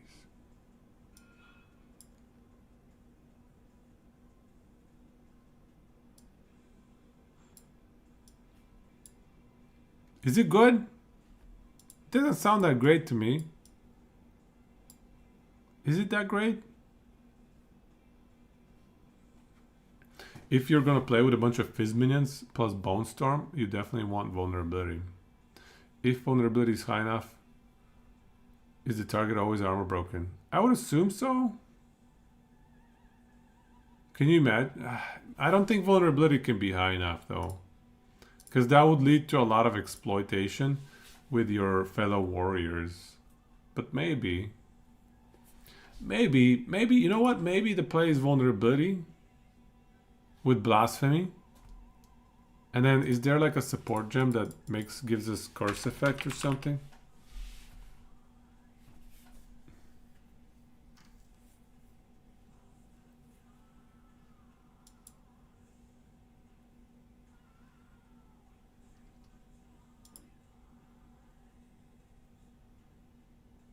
%, yeah, heightened curse.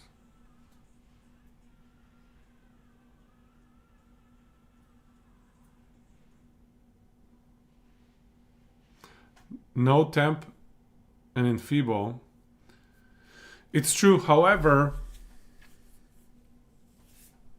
if vulnerability can apply permanent armor break for a lot of units,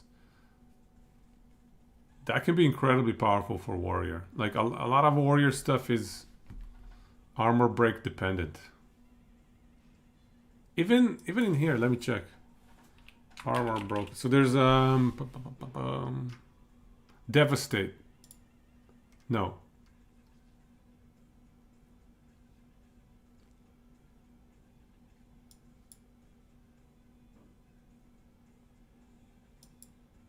Where did it go?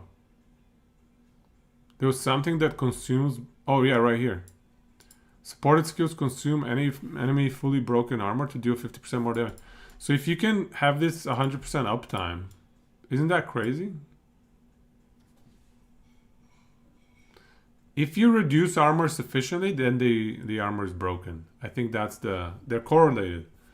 Reducing armor is a prerequisite to break armor. There's zero chance it works like that. Hey, Lara Queen, welcome.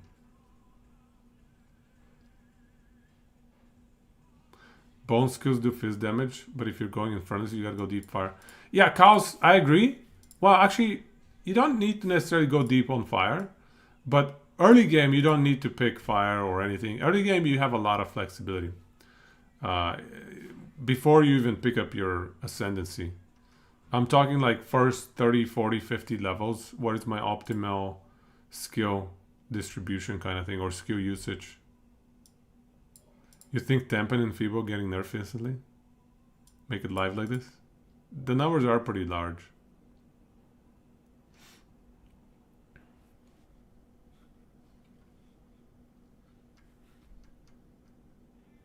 You for sure have to hit with an armor breaking hit to cause armor broken status, even if they have 0 armor. What? That sucks. When you reduce it by 0 or to 0, you break it. When it's broken, you have skills that can consume it for some effect. So yeah, that's what I'm saying. If vulnerability is large enough, but trust me, vulnerability numbers are just super low, man. Look at this. Level 7, 191 armor. That is pathetic. Level 7, 191 armor is really low. I guarantee you it's not going to break stuff. It's going to break armor for like trash mobs. Because if you look at, for example, Warriors Armor Breaker, level 12, this thing has hits break 1,562 armor, okay? It's not even comparable. Sure, it's level 12, but still. Level 12 breaks 1,600 armor versus level 7 breaks 200 armor. So let's say level 12, this becomes like 400 armor, maybe 500. For sure, it's not the same. It's not apples to apples, but still. There's just no way... I don't know, maybe I'm wrong. The other thing is vulnerability is one flat amount. Whereas Armor Breaker, you can stack it multiple times, right? You hit the enemy boss multiple times, you eventually break their armor. Whereas with vulnerability, this is the one-time armor break that you're applying, nothing else. The only thing is you can apply Increased armor break, so that could be nice. Increased armor break. Wait. Yeah, it's gonna work, yeah. Increased armor break, 80% more on vulnerability. I think this could make killing trash mobs a little bit easier, perhaps.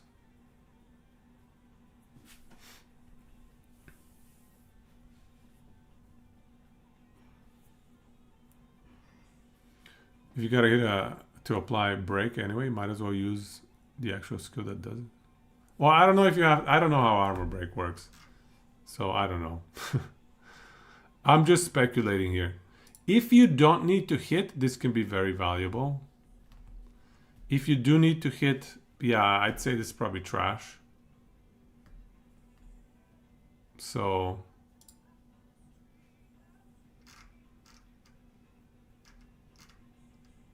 I don't know.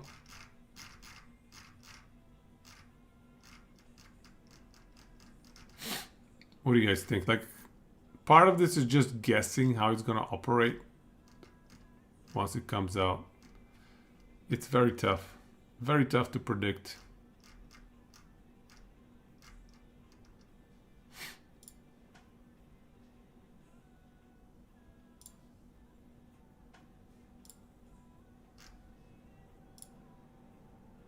You have a feeling that armor breaking is gonna be will only matter for bosses and elites anyways? You're probably right.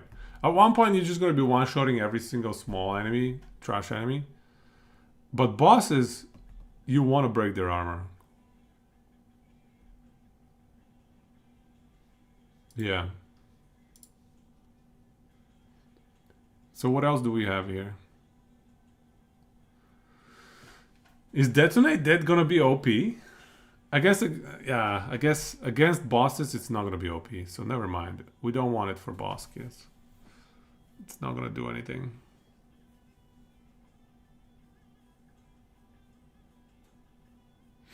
This requires a corpse. It's not gonna work against bosses. There is no way to make corpses yet.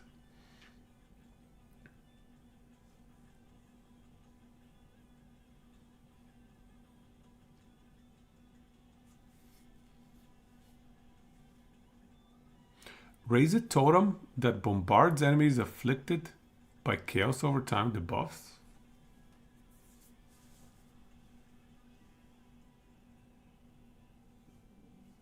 The entire purpose of POE2 is to make DD not OP. Delete OP, DD, delete DD. Don't your minions generate corpses? Maybe? Maybe? Do we know? Does anybody know?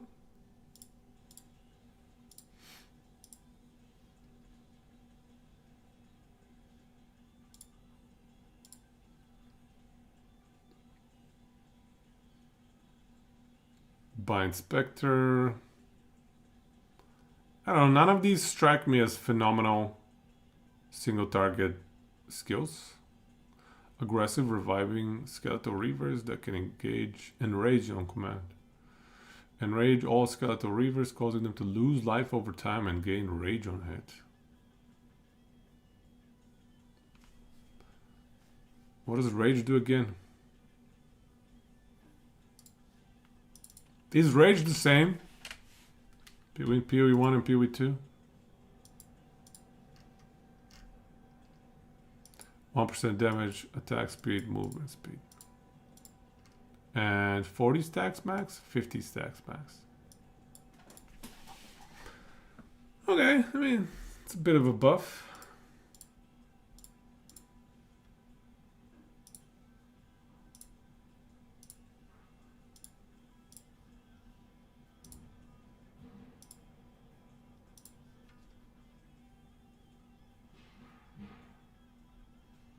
How long does this last? Until they die?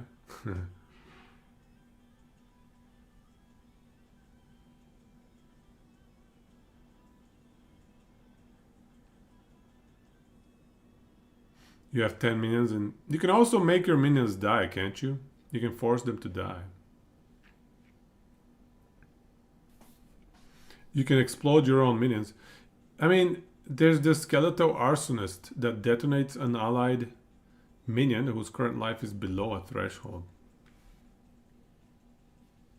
Oh, it has to be below a threshold? Unearth plus Skeletal Arsonist.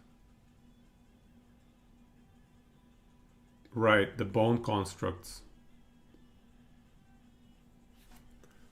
But you have to be able to create bodies. Okay. Yeah. I don't know. Storm Mage.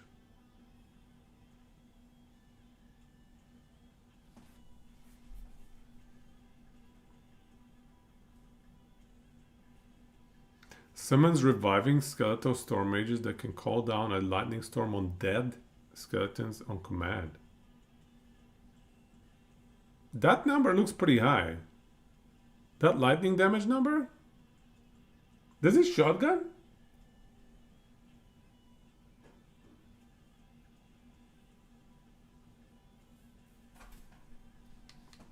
That looks like a pretty crazy high number, no?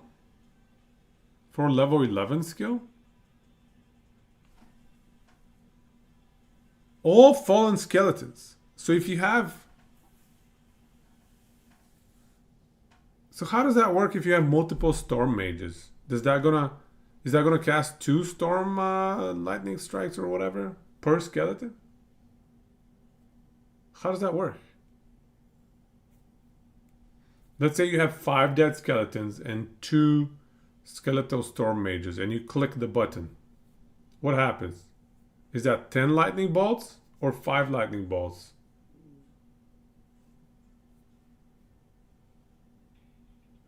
Wouldn't that be crazy shotgun then?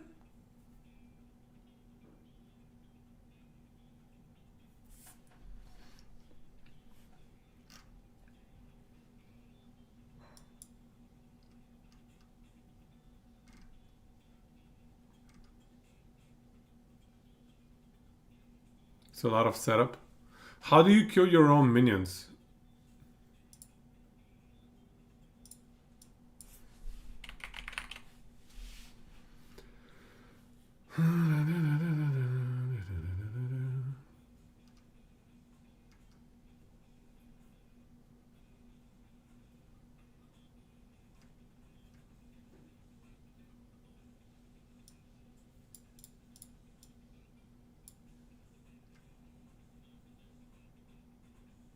Infernal Legion.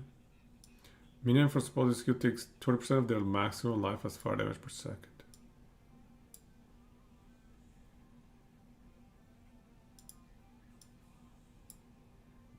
So we pop this on the skeletons. Or maybe offering, you're saying? Pain offering impales the skeleton on a bone spike.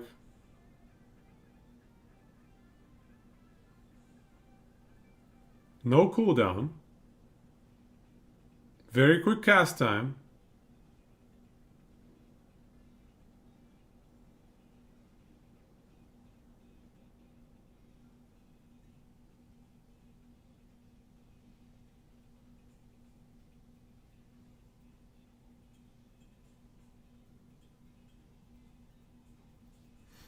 Feeding frenzy.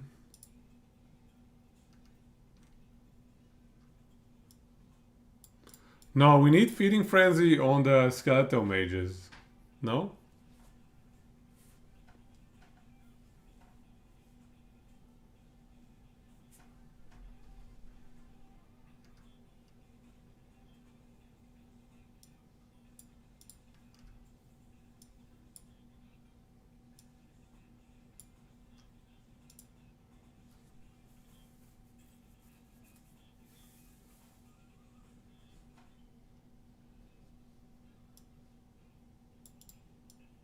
Oh, here we go. Another one. Minion instability. Minions from supported skills explode when reduced to low life. So even faster minion death. Hey, Riverside. Welcome, man. We're trying to make minion cheeses happen.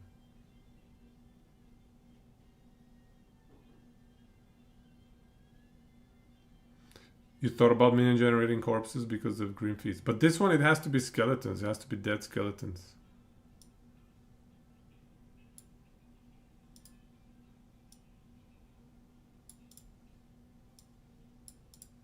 Minion Pact is another way, perhaps. Bin me, eh? Time zones are very... How about December 6th? Tell me you're taking some time off. Come on, man. December 6th and onwards. Take some time off. Enjoy life. December is a month for gaming, after all. It's a weekend you'll be slamming, yes. Damn right. Good. Finish work on the 23rd for 2 weeks. Very nice. I have a bunch of time off around that time as well. So we'll be blasting. I'm thinking the Skeletal Storm, if these numbers are real, and if you can make it stack, that looks legit. If you don't work, you don't get... Yeah, okay. That makes sense. It's hard to justify vacation days when you're a contractor. I feel for you. You're at work on December 6th. 24-hour shift. Oh, no. Your boss is in Greece, so you will play... Nice. Okay. So it's... Crisis averted. Crisis has been averted. Nice. So you're ready. So 24-hour shift is exactly what you needed. Perfect fit. Summons hard-hitting and reviving skeletal brutes that can stun primed enemies. Skeletal cleric. Heal other minions and revive fallen. We don't need reviving fallen skeletons. Actually, how does that work? Do we need them revived? Because skeletal storm... Nah, we don't want them revived.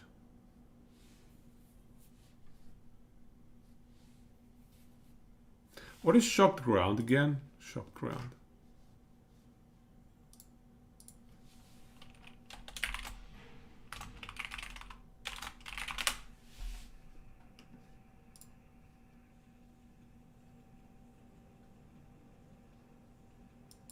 Increased damage. Ooh.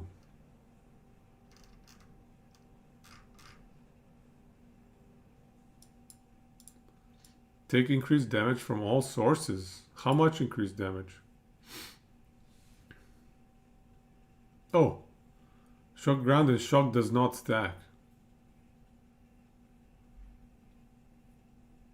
Okay, well, what's the percentage?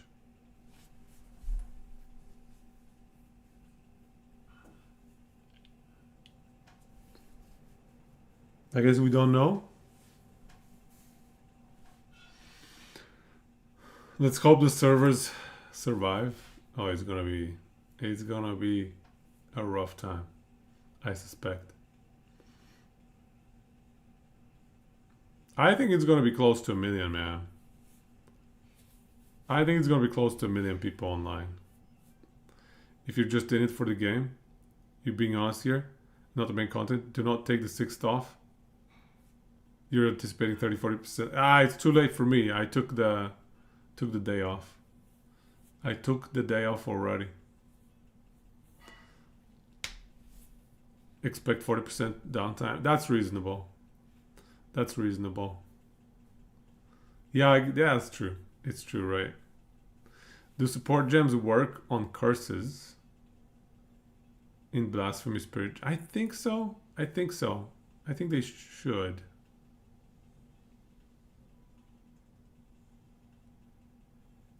Okay, good. Confirmed. Confirmed.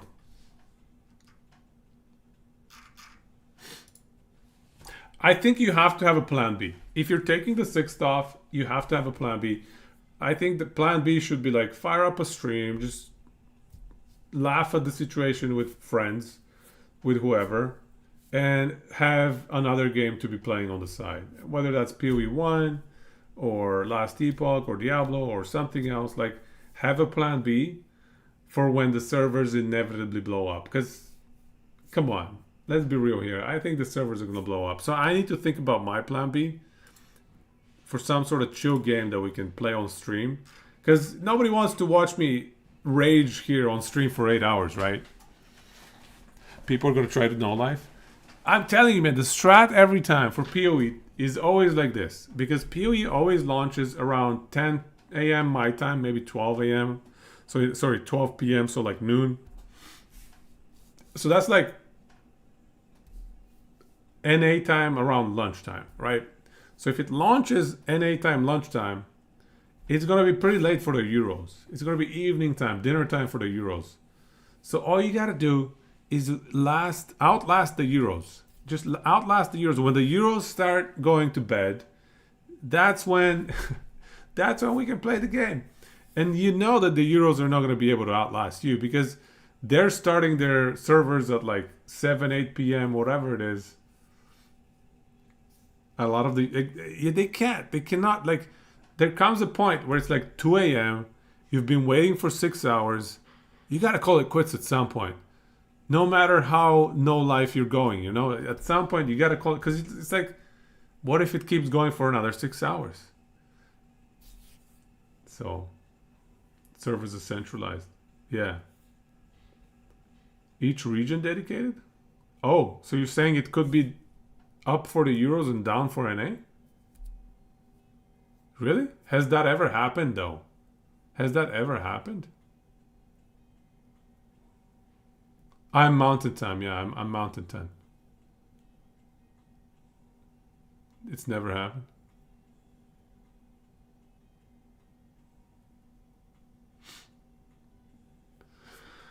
This was the backend plan John was talking about? They expect a massive flux. Either way, it should be interesting to see. But I do recommend a backup plan.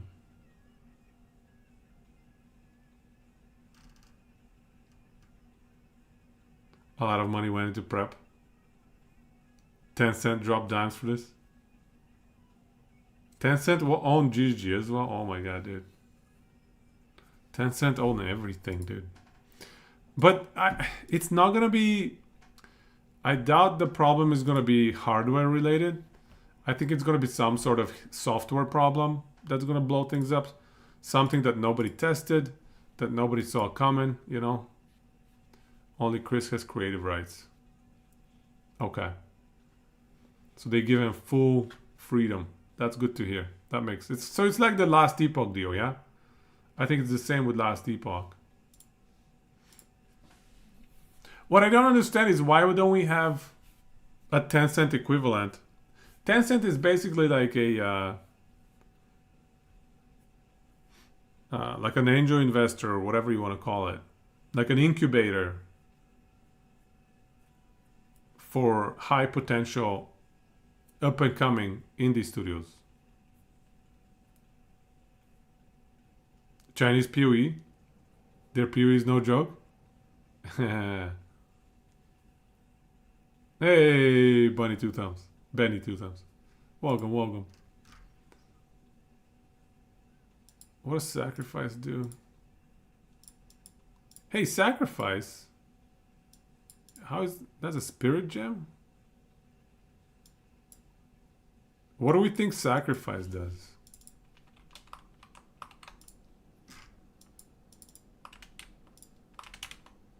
Nope, it's not in here yet. I'm choosing between Titan with two-handed hammers, dual wielding them, of course, and Infernalist. Those are my two choices that I've narrowed it down to today. I'm trying to figure out which one of the two sounds more exciting. You can drop money to get a pet to pick up filtered items. Oh, I see. In China. I see. That makes sense. Yup.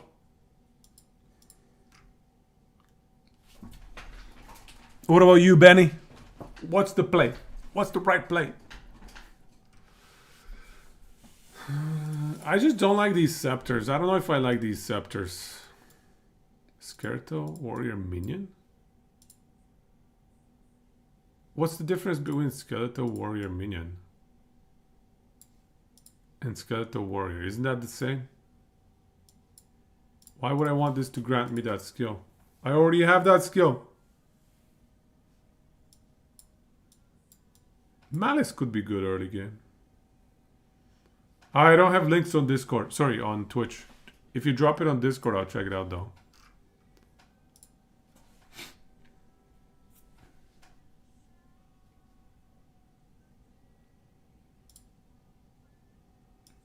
It grants the minion, not the skill.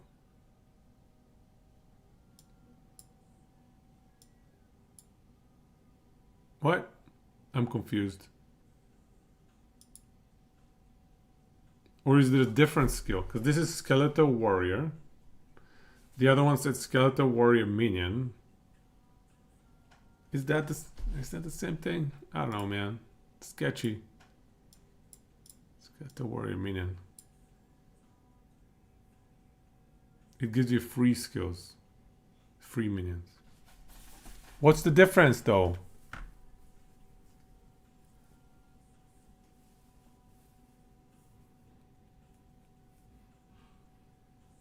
When you say free, that means they don't take up spirit? Oh. Do they revive automatically then?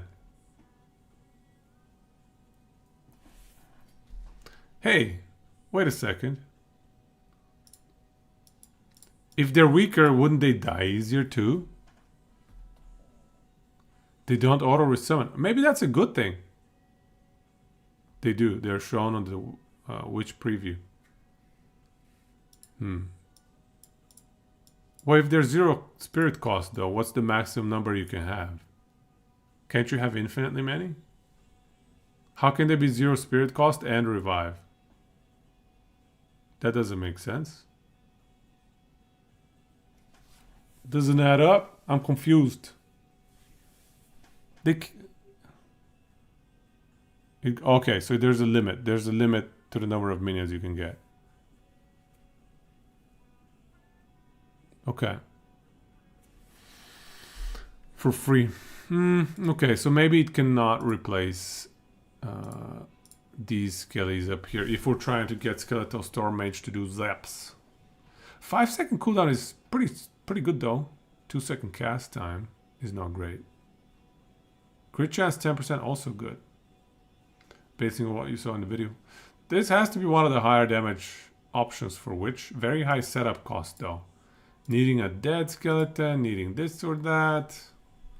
So it's only viable versus longer boss fights. I don't know. The dog is free. The Inferno Puppy. 0 spirit. I didn't know that. That's nice. I like that. Banning your non-stop switching. Started with Infernalist minions. If I go Infernalist, I would... No, for myself, that is. I would go for spell damage. But I don't know if it's good. I like spell damage. 2-hand Unga Bunga. 2-hand Unga Bunga, me too. Then Poison Stacking Ranger. Looks like you can easily get 6 instances of poison stacking.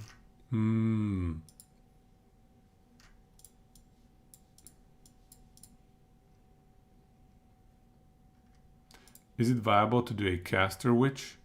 I think it should be. I mean, Blood Mage is tailored towards caster witch. It has a 1% crit damage bonus per 20 life. So this is like a massive caster witch setup, right? In fact, I don't see very much minion support in these two showcased ascendancy trees. You would not play Chaos spells until they release the ascendancy for it.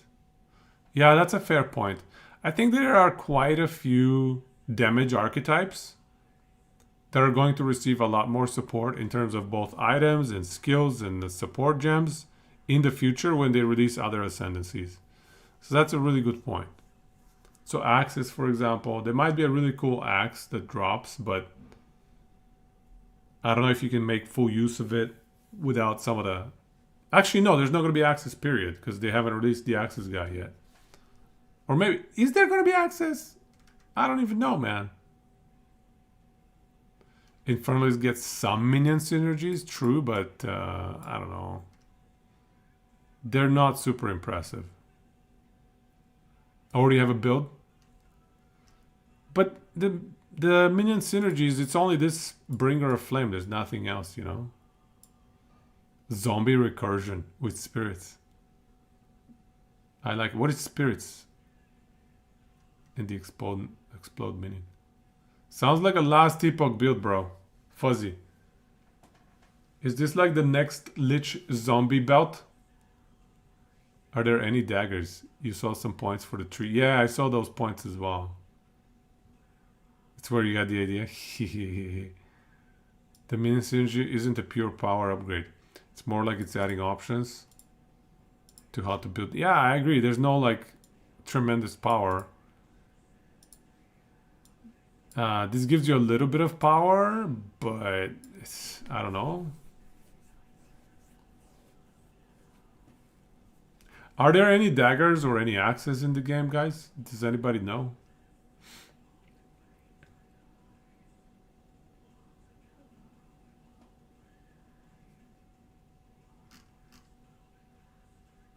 Ignite proliferation. Both, but not yet. Not yet. Okay, so we're not going to get those weapon types just yet. They need to release the ascendancies. I'm going to guess we're going to be getting a lot of ascendancies over the next 6 months. Because think about it from this perspective. They have publicly stated that they want to release POE2 full release in the window 6 to 12 months from now. So between 6 and 12 months from now, full release happens. So worst case scenario, it's 12 months. We still have... so we have 12 out of 36 ascendancies out yet. So far, sorry. So we have 24 ascendancies to go. We need to be getting 2 ascendancies per month. Yeah, exactly. So we need to be getting like 3 ascendancies per month so that they give enough time for the ascendancies to be finished, right? To be tested. It could change for sure, but I think we're going to get a lot of ascendancies over the next few months. I think we're going to be getting 3 to 4 ascendancies per month. I guess what's going to happen is going to be like we get 12 ascendancies in 5 days, right? 12 ascendancies in 5 days. I'm going to guess we're going to get another 8 to 12 ascendancies 2 months later. So like early Feb, we're going to get 8 to 12 more ascendancies. And then 2 months later, another 8 ascendancies. And then 2 months later, another 8 ascendancies. Something like that. So 6 months, 24 ascendancies. Something like that. Might be a little bit too aggressive. And they might not be able to hit those deadlines. But I'm guessing that's what they're aiming for. Because if they want to release within 12 months, they need to give enough time for testing. So I don't know, maybe 6 months, sorry, maybe 6 ascendancies every 2 months. That could be reasonable as well. So then 8 months of ascendancy releases, plus another 2 to 4 months of buffer to do testing, to do optimizing, and then release next December, you know? I think that's a reasonable timeline.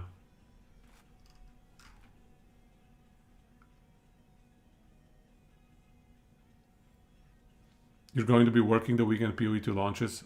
Ay. Building toxins can poison enemies an additional time. Stacking toxins another additional time. 3 there. Overwhelming toxicity doubles the number of poisons. There's probably going to be some items to add poisons as well. There probably are some items. 6 months sounds crazy. Yeah, I think 6 months is too aggressive. Because they said 6 to 12 months, but things like these, they always delay. They always delay because it's difficult. Game dev is very difficult. So it's probably, I would guess 9 to 12 months from now, full release. They still have 3 more campaign acts to add. They have a bunch of end game systems to add. They have, 2/3 of the ascendancies are not even in yet. So, yeah.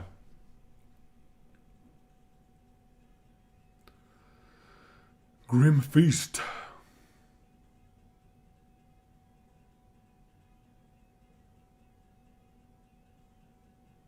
All right. I don't know if I like that or not. Probably not. But Blasphemy seems crazy good. Anyways. Yeah, that's kind of what I'm expecting.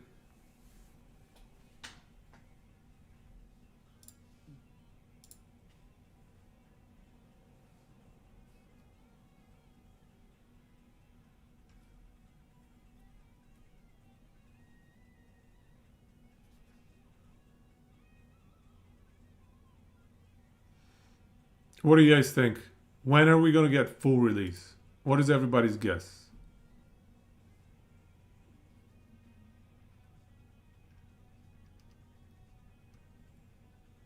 What's everybody's guess? Tomorrow!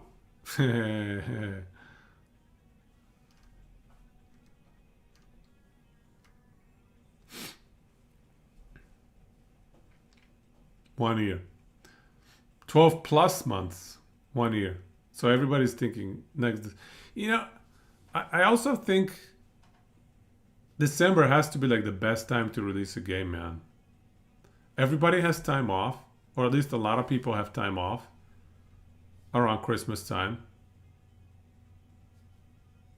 They had huge success with last year's.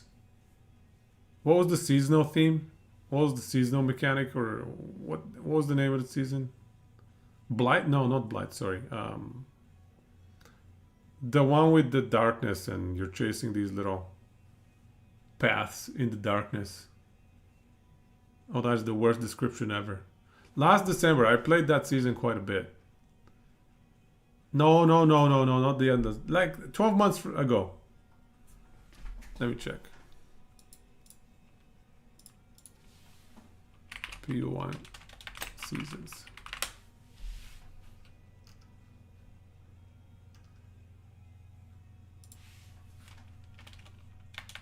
PO1 league names.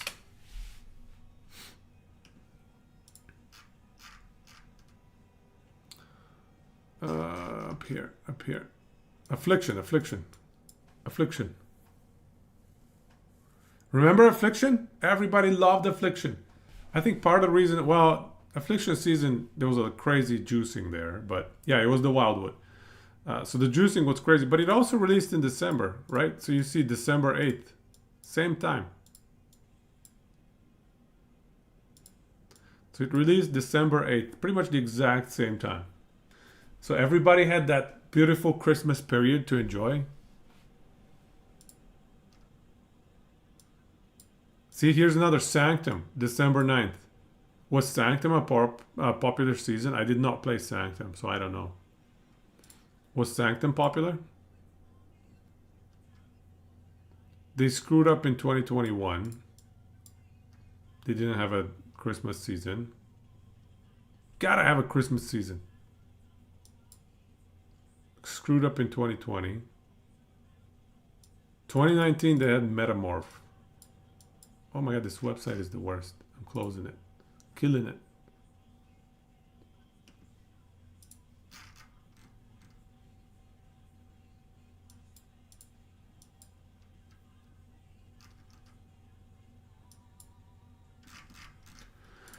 Yeah, anyways. All right. I think we call it a night. Sadly, I am still undecided on what I'm playing. However, we've made progress. I do feel like we've made progress today. We narrowed it down to 2. I think I was choosing between 3 before. Now I'm choosing between 2. Titan or Infernalist.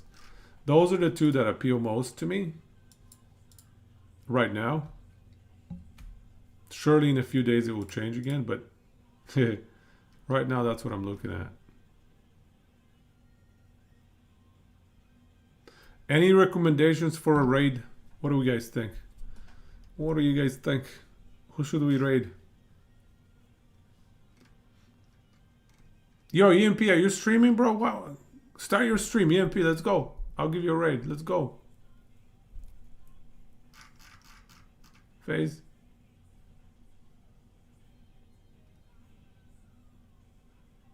EMP, are you streaming? No. He left us. He's probably playing Dota. Okay. We'll give FaZe this raid.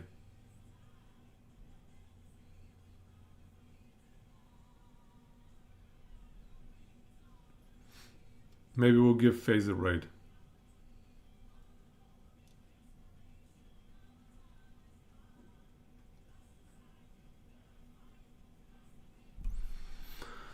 Let's do it. Okay. 5 days to go. 4.5 now, really. 4.5 days. 4 work days. We just need to get through 4 work days. I'll be back on Wednesday. I'll stream again on Wednesday for sure. I think Thursday I'm not streaming. Thursday night is going to be a night to catch up on things, to just make sure everything is ready for Friday. So we're definitely not going to stream on Thursday, but Wednesday we'll stream. And then the question is, do we stream Monday or Tuesday? Should we stream Monday or Tuesday? I'll have to think about that. There's one more YouTube video that I think I want to make.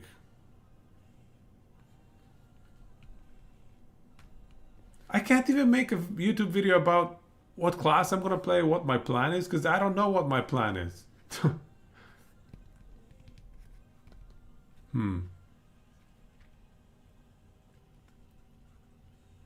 Okay, we'll think about it. We'll definitely stream on Wednesday and possibly stream on Monday or Tuesday. We will see. Now let's jump and rate phase. Thank you guys for coming by. Very lively stream. Love it. We learned a lot today. You guys the best. Take it easy tonight. I'll see you either next 2 days or Wednesday at the latest. Take it easy. Go čisto, sans rešta. Making progress indeed. I doubt it.